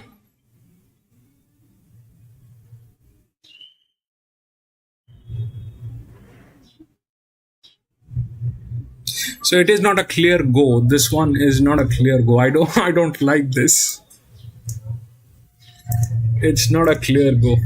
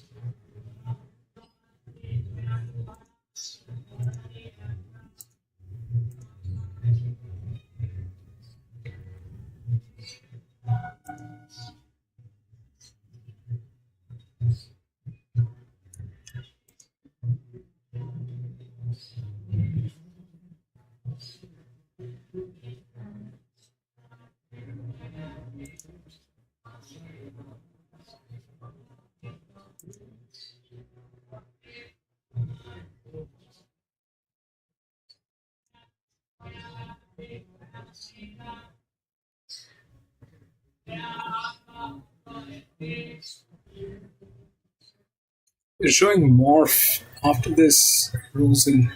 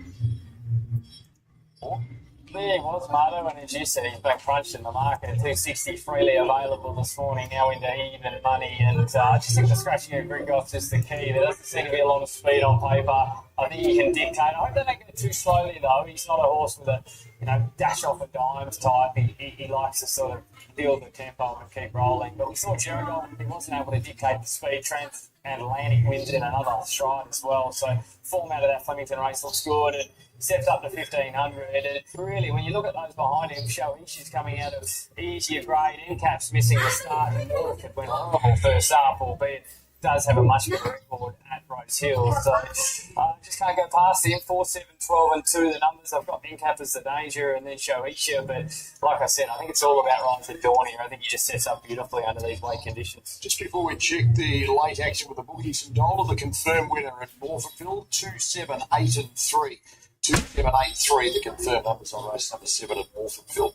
And there are the totes, 3.30, 160 winner, $2, $2.90 for the minors. Let's have a look at the late action bookies at Rosehill now for the Shannon Stakes. Rise at Dawn, $2.40 into $2, so it's been really well backed everywhere. And then there's just a nibble or two for a couple of ones at longer odds. Our Gold Hope, 12, 13, back to 12. Mason Louis has some fan Stovo. It's horse number 9, and it's 16, 18, back into $16. It's resuming for O'Shea and Cheltenham, 2 Randwick trials, close up third of the most recent. Yeah, I remember this is also backing in Golden Class. It's going back only a few months ago, Marto. He's come quite the way since then. Look, he won the Queensland Derby. If he can come back and sort of sprint here at 1,500, I'm not sure. Sometimes those 3-year-old races, the staying features go to 4 and not quite shape up. So we'll see how he fits in. I mean, go back a few weeks before that, he was sort of in that country, the provincial level. So I don't know if he can chase down a Rise at Dawn, but it'll be fascinating to see how he comes back. And there we go, 15, 18, back into 6. The first 41, 50. $1 Rise at Dawn as the 40 into $2. Scratch Melbourne to run here instead. $15 for the Toorak, $26 for the Tam Epsom next week, $26 for the Champ Stakes. So in a handful of markets with them. Yeah, well, I wouldn't be surprised. Yeah, backs up in an Epsom. I mean, Caster earlier this year was beaten half. He's the type of horse that can make his speed and look, it's the races when it looks like there's only one leader. Sometimes he'll have a dip, but he does look your leader in the race and should just be able to run the race out, pick up the tempo when he wants, and should be a run down. Nice spot in your top 4. He's got a really good record here at the Rosehill 1500. Yeah, he does, and that's the big turn up at all. But he'd been trialling well prior to that. As you said, he does have a good record here and Board too. So you can probably forgive him a bad run, but he just didn't do anything at all. So that was my concern with him. But like you said, back to his favourite track. We know on his day he's a pretty good horse. He's one that's maybe been a touch overhyped throughout his career, but finds a really winnable race today. Got NCAP well and truly in your mix. He ran second to Militarise in the Golden Rose on this day 2 years ago. Yeah, and of course he was luckless in a Doncaster as well. He's just developed a bit of a bad habit of missing the jump this horse, and it's the concern I've got with him. He's a bit sluggish out and leaves himself a lot to do as a result. Look, the track playing fair today certainly helps his chances because he's likely to be off them a bit, but he's just the type of horse that needs everything to go right. Joe Heesh in your mix, a talented mare with a good strike rate, no weight again. It draws the inside today. Yeah, I just like them going down a fair bit in weight when they're sort of going from that 94 up to the Group 2 level, where she has to carry an extra kilo off that.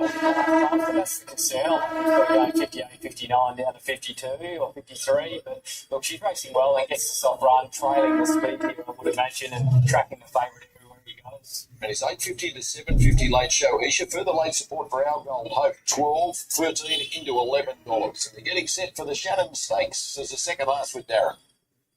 Now, Rise at Dawn, the heavily backed favourite moves in. Our Gold Hope goes in with it. And we're all ready to go. Canadian Shannon Stakes. There's a possibility on that 10. Racing now. NCAP was last out of the gates and having his ears ridden off in the early part. Unspoken jump well. Rise at Dawn well on the outside. Faulkner Park going with it, and Waterford in the thick of the action as well. Shahisha Park's in behind on the inside of Our Gold Hope. Then Maitland Louis from Democracy Manifest, 2 lengths to winner. And Osipenko, here's the last one. So it's the favourite, Rise at Dawn, getting to a clear-cut lead here for Josh Parr with Faulkner Park racing fresh in second.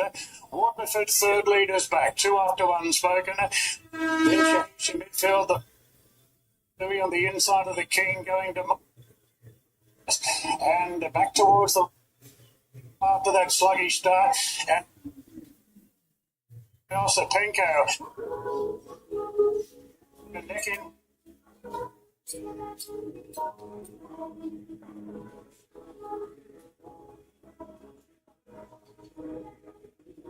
What happened to their audio?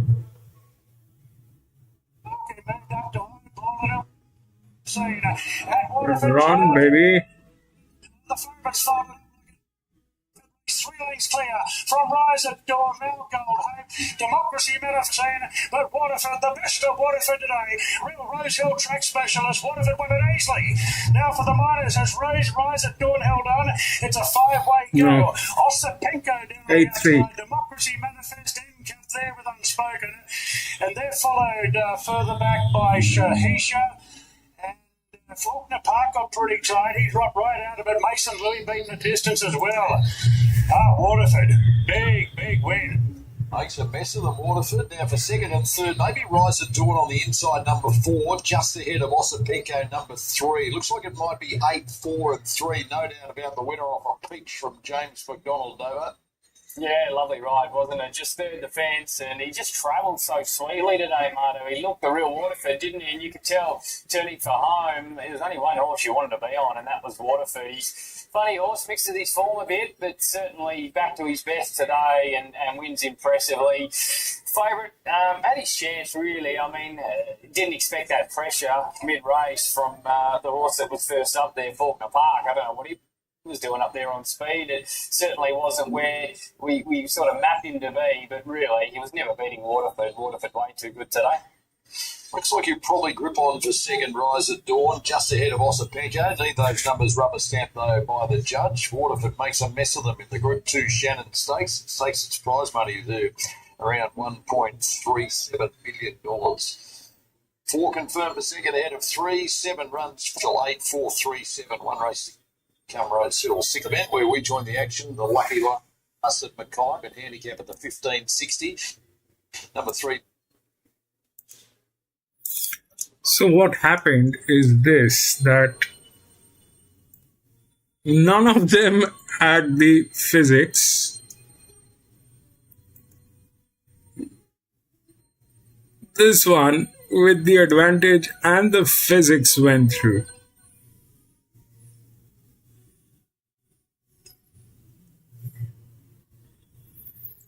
8.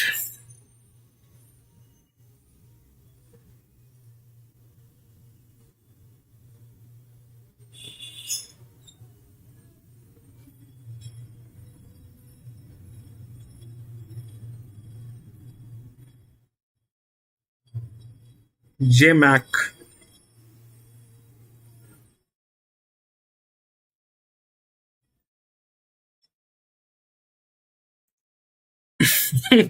When you least expect him, that's when it did. It basically did not,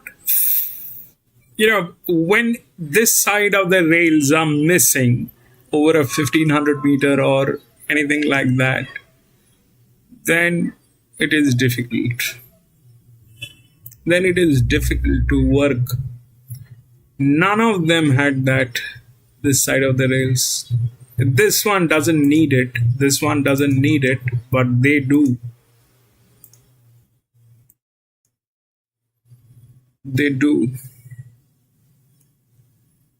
The results are 8437.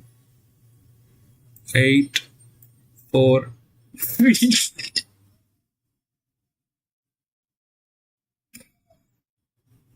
7.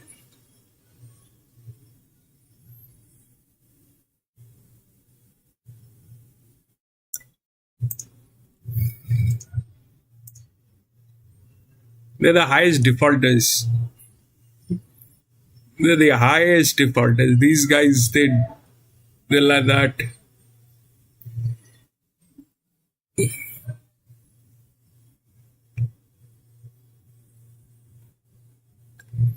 This is the last one. It's a benchmark 78.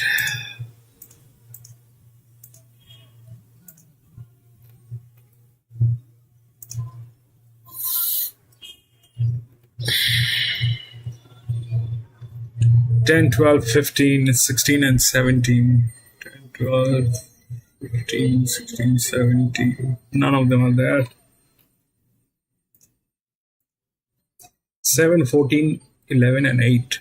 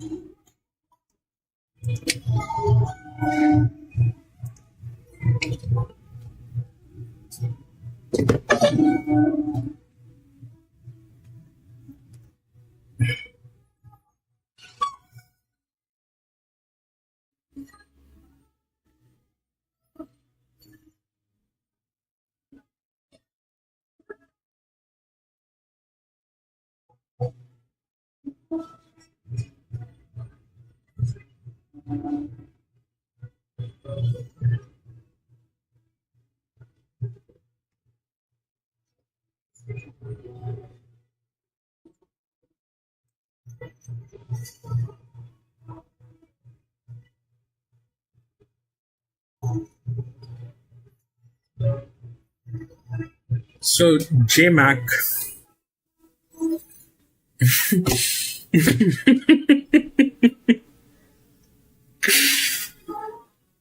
JMac is sitting on this. It's got the physics. JMac is sitting on this. This one, there's a data loss. I don't know if it has the physics or not, but it definitely is in trouble from many ways.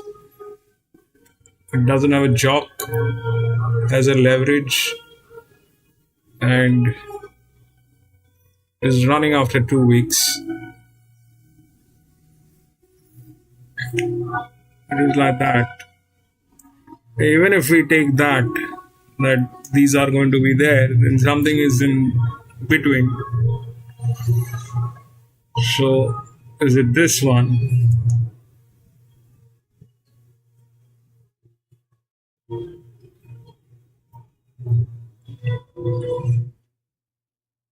It's not in a great shape. It is still better.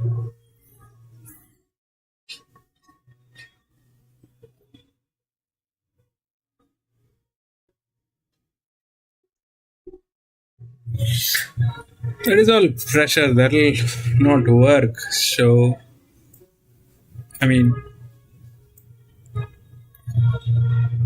the first and the second linear, so there has to be something in between. What is going to be there in between?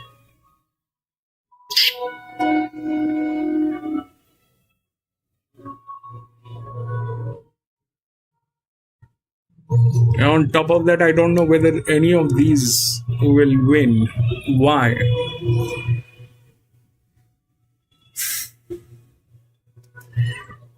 Seven is also not doing great. It has the physics, but it is not in a great shape. There's something not right with this horse. There's something not right. Plus, it is from gate number 16 on an 1100 meter.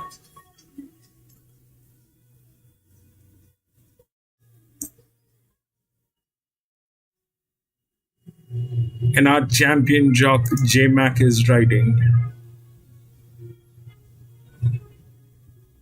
It's got the physics, but this one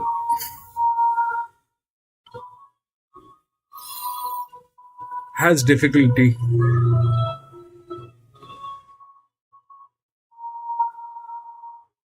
Even if we take out the difficulty, then it is 68. It's still better, but 68 on that pressure is difficult. Plus, it doesn't have a jock. So both of them are not in clean light.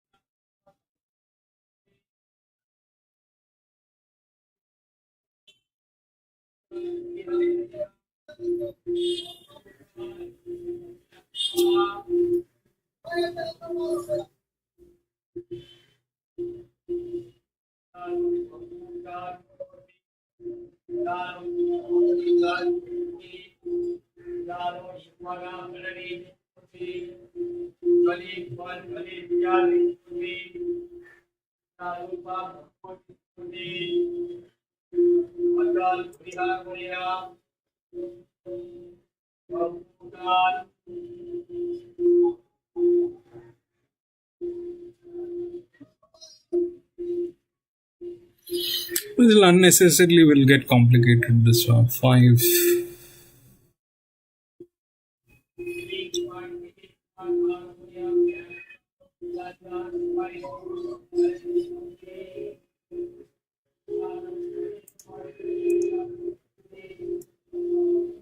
Four.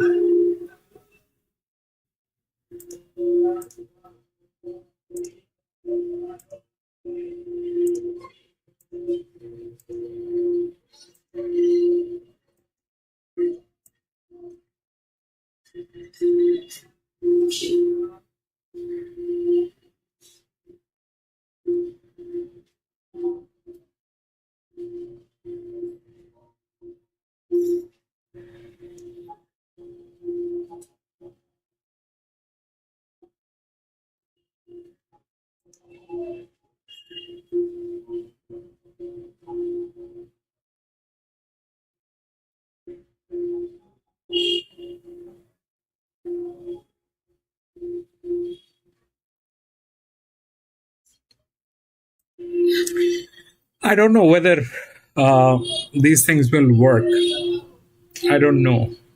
It's exactly like, not exactly like this one, but I'll tell you where the trouble is. The trouble is this, that this is good, right? This is good. The 7 is good, but it is not doing great. There is something which is not right. It's a fabulous hand. It's a 0-0. Now, there are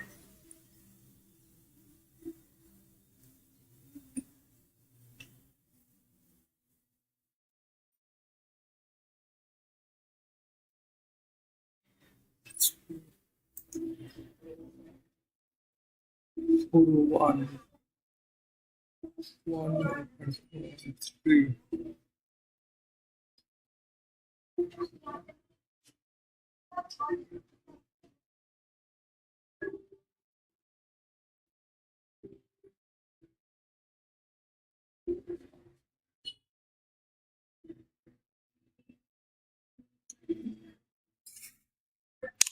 So the problem is this, that it is with JMac from gate number 16 not doing great. The pressure for 1100, that's not adequate, and the one which is here doesn't have the physics.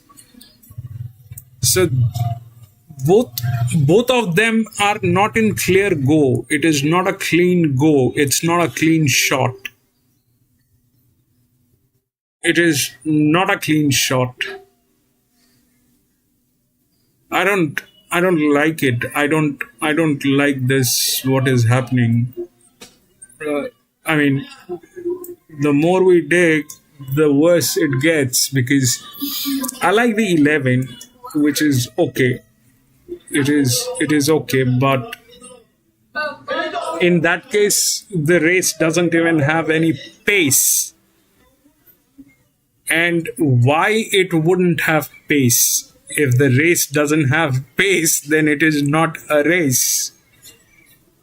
It is not a race, but that's more or less what the scene is.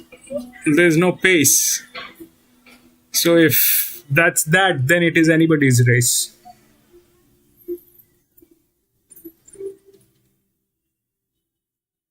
If that's that, then it is anybody's race. These two are in trouble. It's not a clean go. The 7 and the 14 both are in trouble.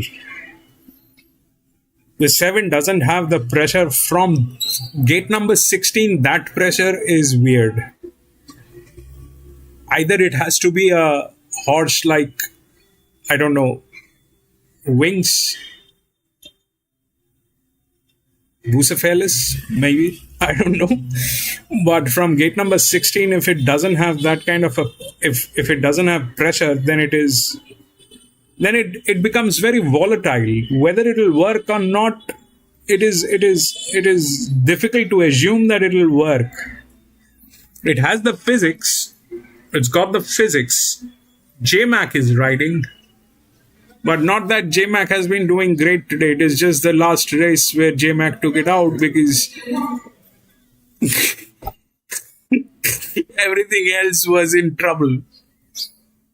Everything else was in trouble, so JMac just took it out. That was just the previous race, but here JMac is in trouble. So are the others. That 4 is a check. It's either that or the 2 here.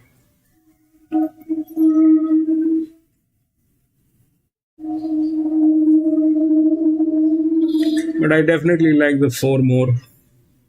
Good. 12. 13.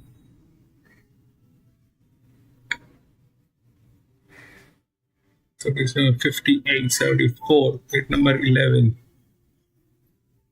14% here. This is 63, 4.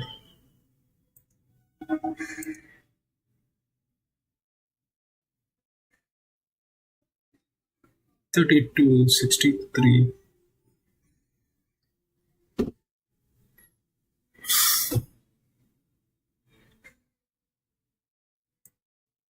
Like that, not doing great. From here till here. How are we going to work on these? This one is okay. 64, 2.5, 73, 14. And now maybe, may not be. Chances are this is going to be, again, something like this one. Something absolutely disastrous might happen in this one.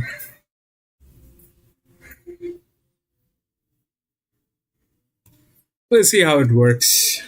I don't like it. I don't like any of the scene.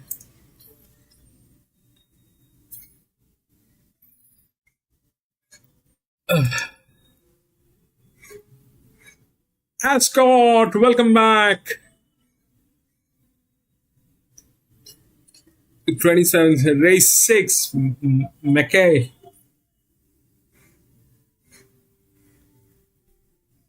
White.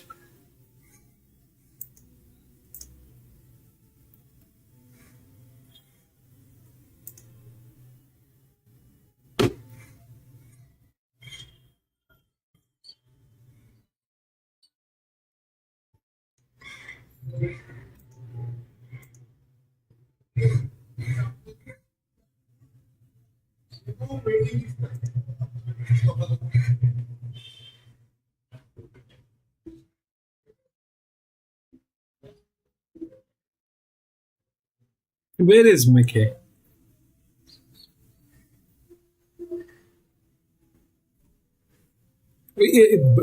Bro, is it harness?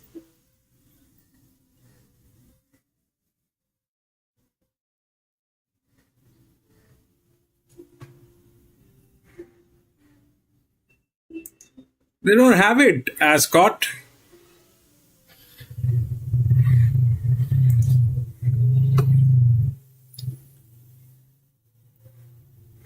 I don't know if that's harness racing or not.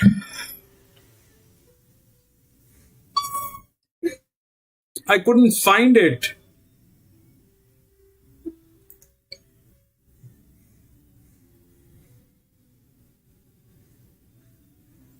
One three eight two. Okay.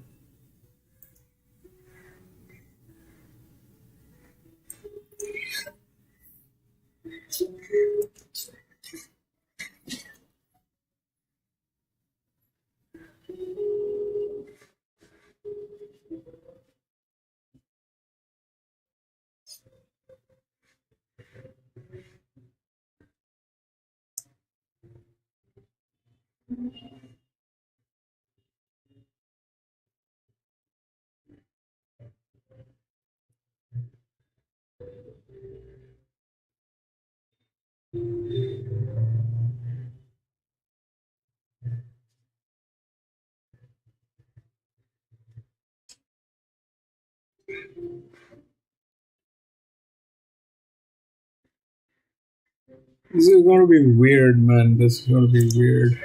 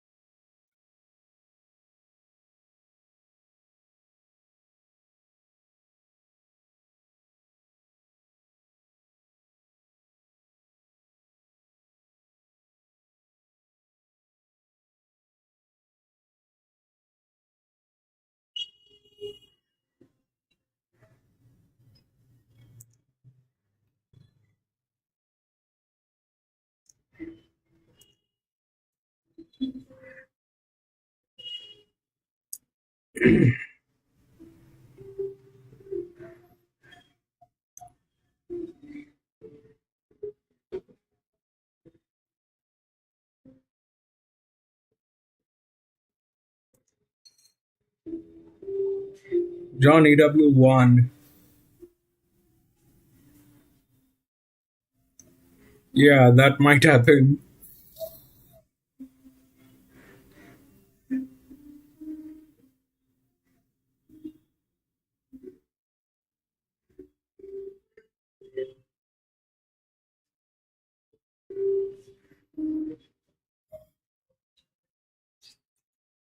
That might happen. The 9 might happen. Anything can happen.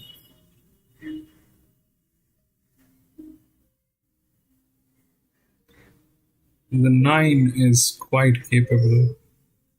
9.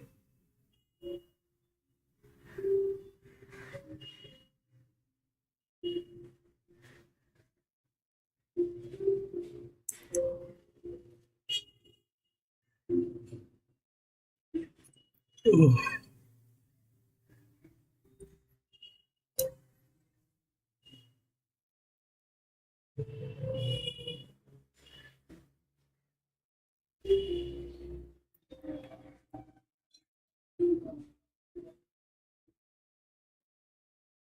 The 9 also is possible.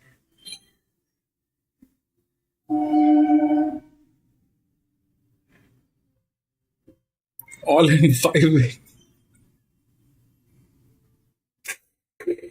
It is one of the weirdest, man. This one is, God knows how it'll play, but I don't like it a bit. I don't like it a bit. This is a set stage for a disaster, I think.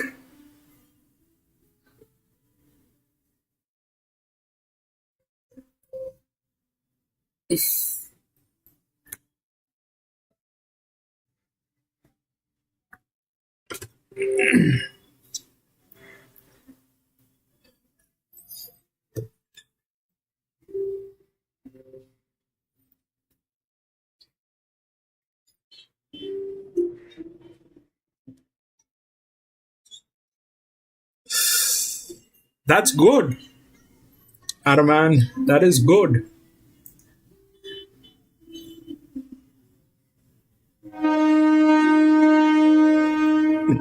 But let me show you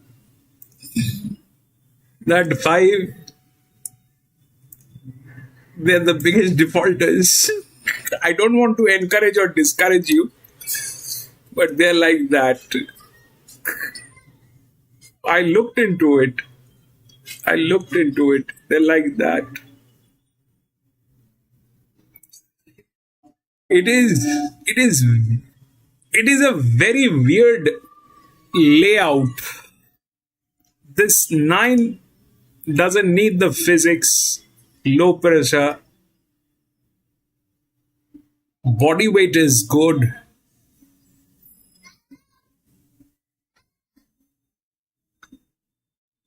Maybe this one has the advantage, has the rails. So I like the 4. The 4 is good. We'll see how it works. I don't like it a single bit.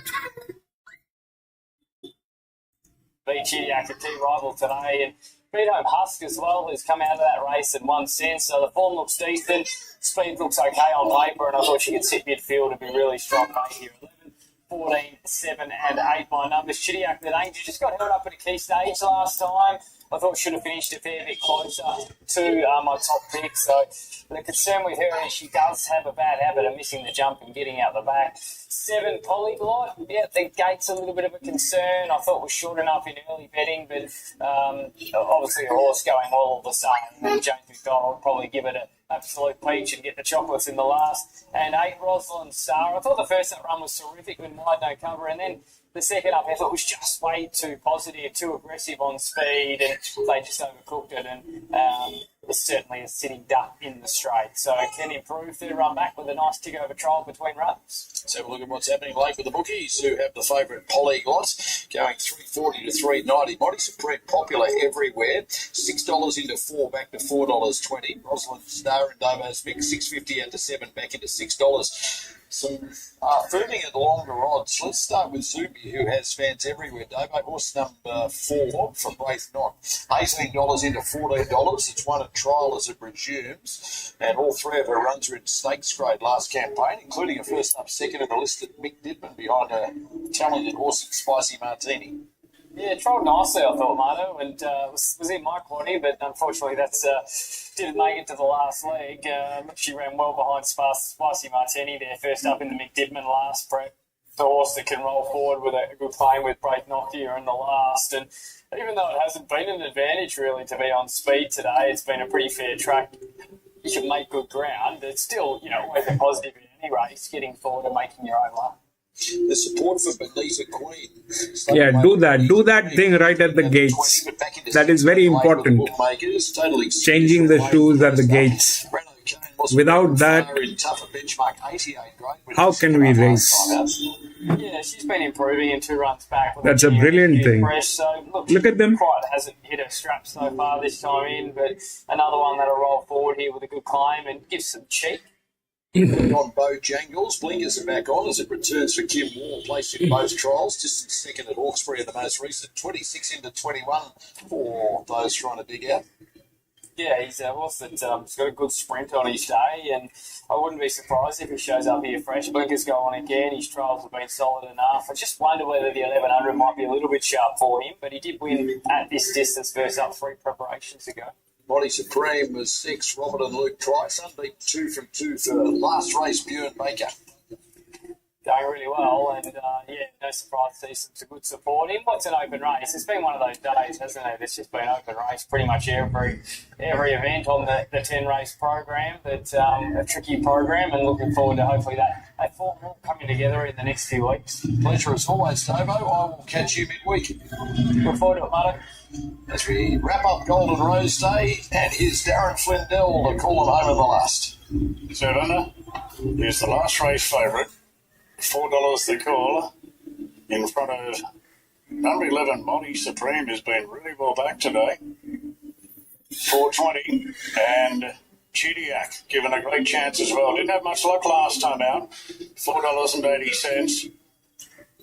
So Brett and Georgie Kavanagh with Chudiak, very well fancied, drawn the fence, very lightweight as well with Anaroe for a board. The other new training combination, Mitch Beer and George Carpenter, they had a result at Hawkesbury on Thursday. Hasn't been much support at all for Sunrise, despite her flashy barrier trials as they move in. So runners are getting set well here for the last of the day. Polyglot's the favourite. Through the B6 in New South Wales, the favourite Polyglot showing a dividend of 27,000. Confess Our Dreams goes in. Rosalind Star starting to shorten up. 3rd run in now this preparation, and has had a very impressive hit out of the trials since its last run. So Rosalind Star locked away, Polyglot locked away, and Body Supreme shooting for 3 out of 3 for the new yard, moving in with the blindfold on. So things going well since joining Bjorn Baker. Jason Collard on Body Supreme. Bojangles, who is replated there behind the barriers, moves in with Benita Queen, who'll be one of the speed influencers. And Balkans is the last to move in for the final race on Geelong Golden Rose Day here at Rosehill. There's the light, 1,100 metres ahead of them. They're set. Stand by. Okay. Waiting for the starter to hit the button in the lucky last.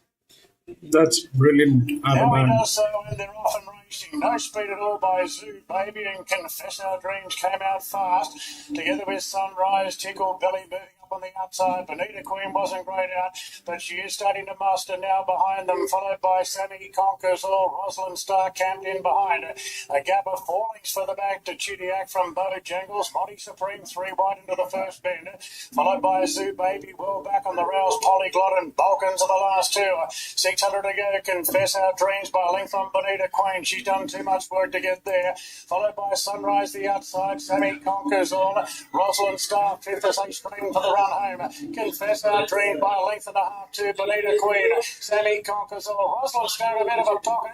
Pushed its way to the clear, giving chase to the leader. And then Chidiac running home on the inside. They're right across the track. Rosalind Star and here's Monty. Monty Supreme down the outside after Rosalind Star. Rosalind Star the inside. Monty Supreme the outside. Monty goes home first. 3 out of 3 this trip. Monty Supreme knocked off Rosalind Star and Polyglot put up the run third. 11-8. Bonita Queen, Confess Our Dreams, Bojangles late. But Sammy Conquers All and Chidiac. Sunrise, Tickle Belly, Zoo Baby, and Balkans was the last to finish. 11, 8 and 7 to the last of the Rosehill on Golden Rose Day. Monty Supreme, Davo finishes the day with a winner, 461.80. Jason Collin on board, Rosalind Star, Polyglot the fave. Made good late. Thanks to Marno, Davo, and the team, of course, for Dell out at Rosehill. 11-8. As our first race, this is cruel. Geelong, race number 1. 11-8 and 7. Siren's gone. The Lions have won the AFL Premiership by 47 points. I'll show you what happened.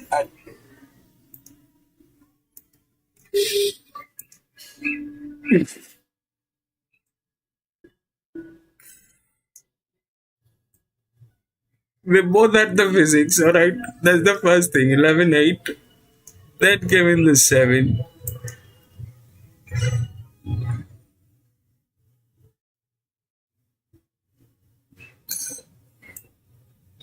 I mean, I have a problem, the problem is this: if there is no pressure, I go delusional. If the horse doesn't have pressure, then I go delusional.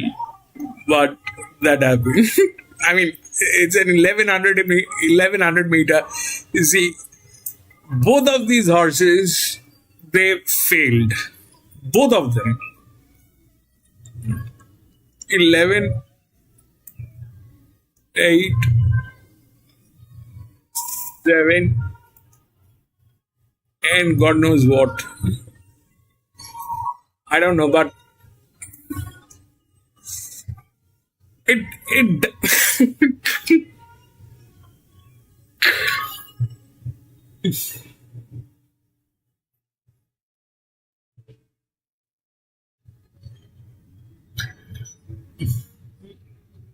So after the race, it becomes clear. You see, 11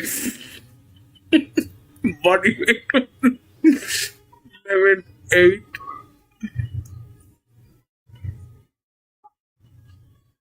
It's played weird. Anyway, that is what happened. 11, 8, and 7. Anyway, that is it, ladies and gentlemen. That is it. We had 10 races today here at Rosehill. That was the last one.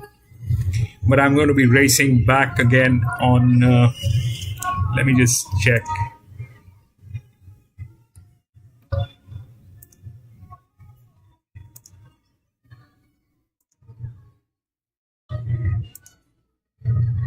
Let's race on Wednesday. We've got Sandown Hillside. So... We'll be back on Wednesday to do some racing. No, I showed you, Adam, and the thing is, they are bleeding. I looked into them because of the leverage. I looked into them, but they're bleeding. Those people are bleeding. How? I mean, look at what they are. All right, if you look at who they are,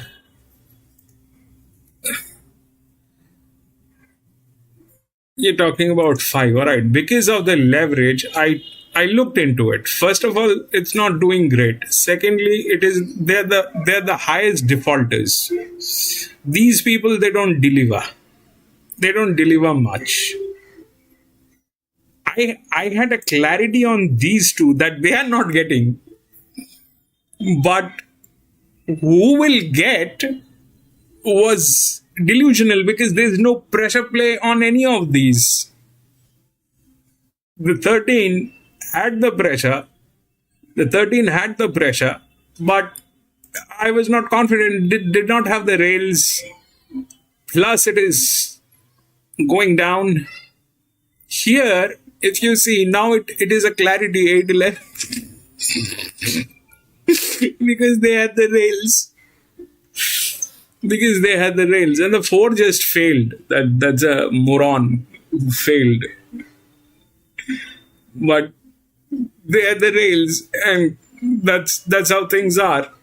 So it becomes clear every time we race. It becomes, after the races are over, I become very wise, and I know why things did not work.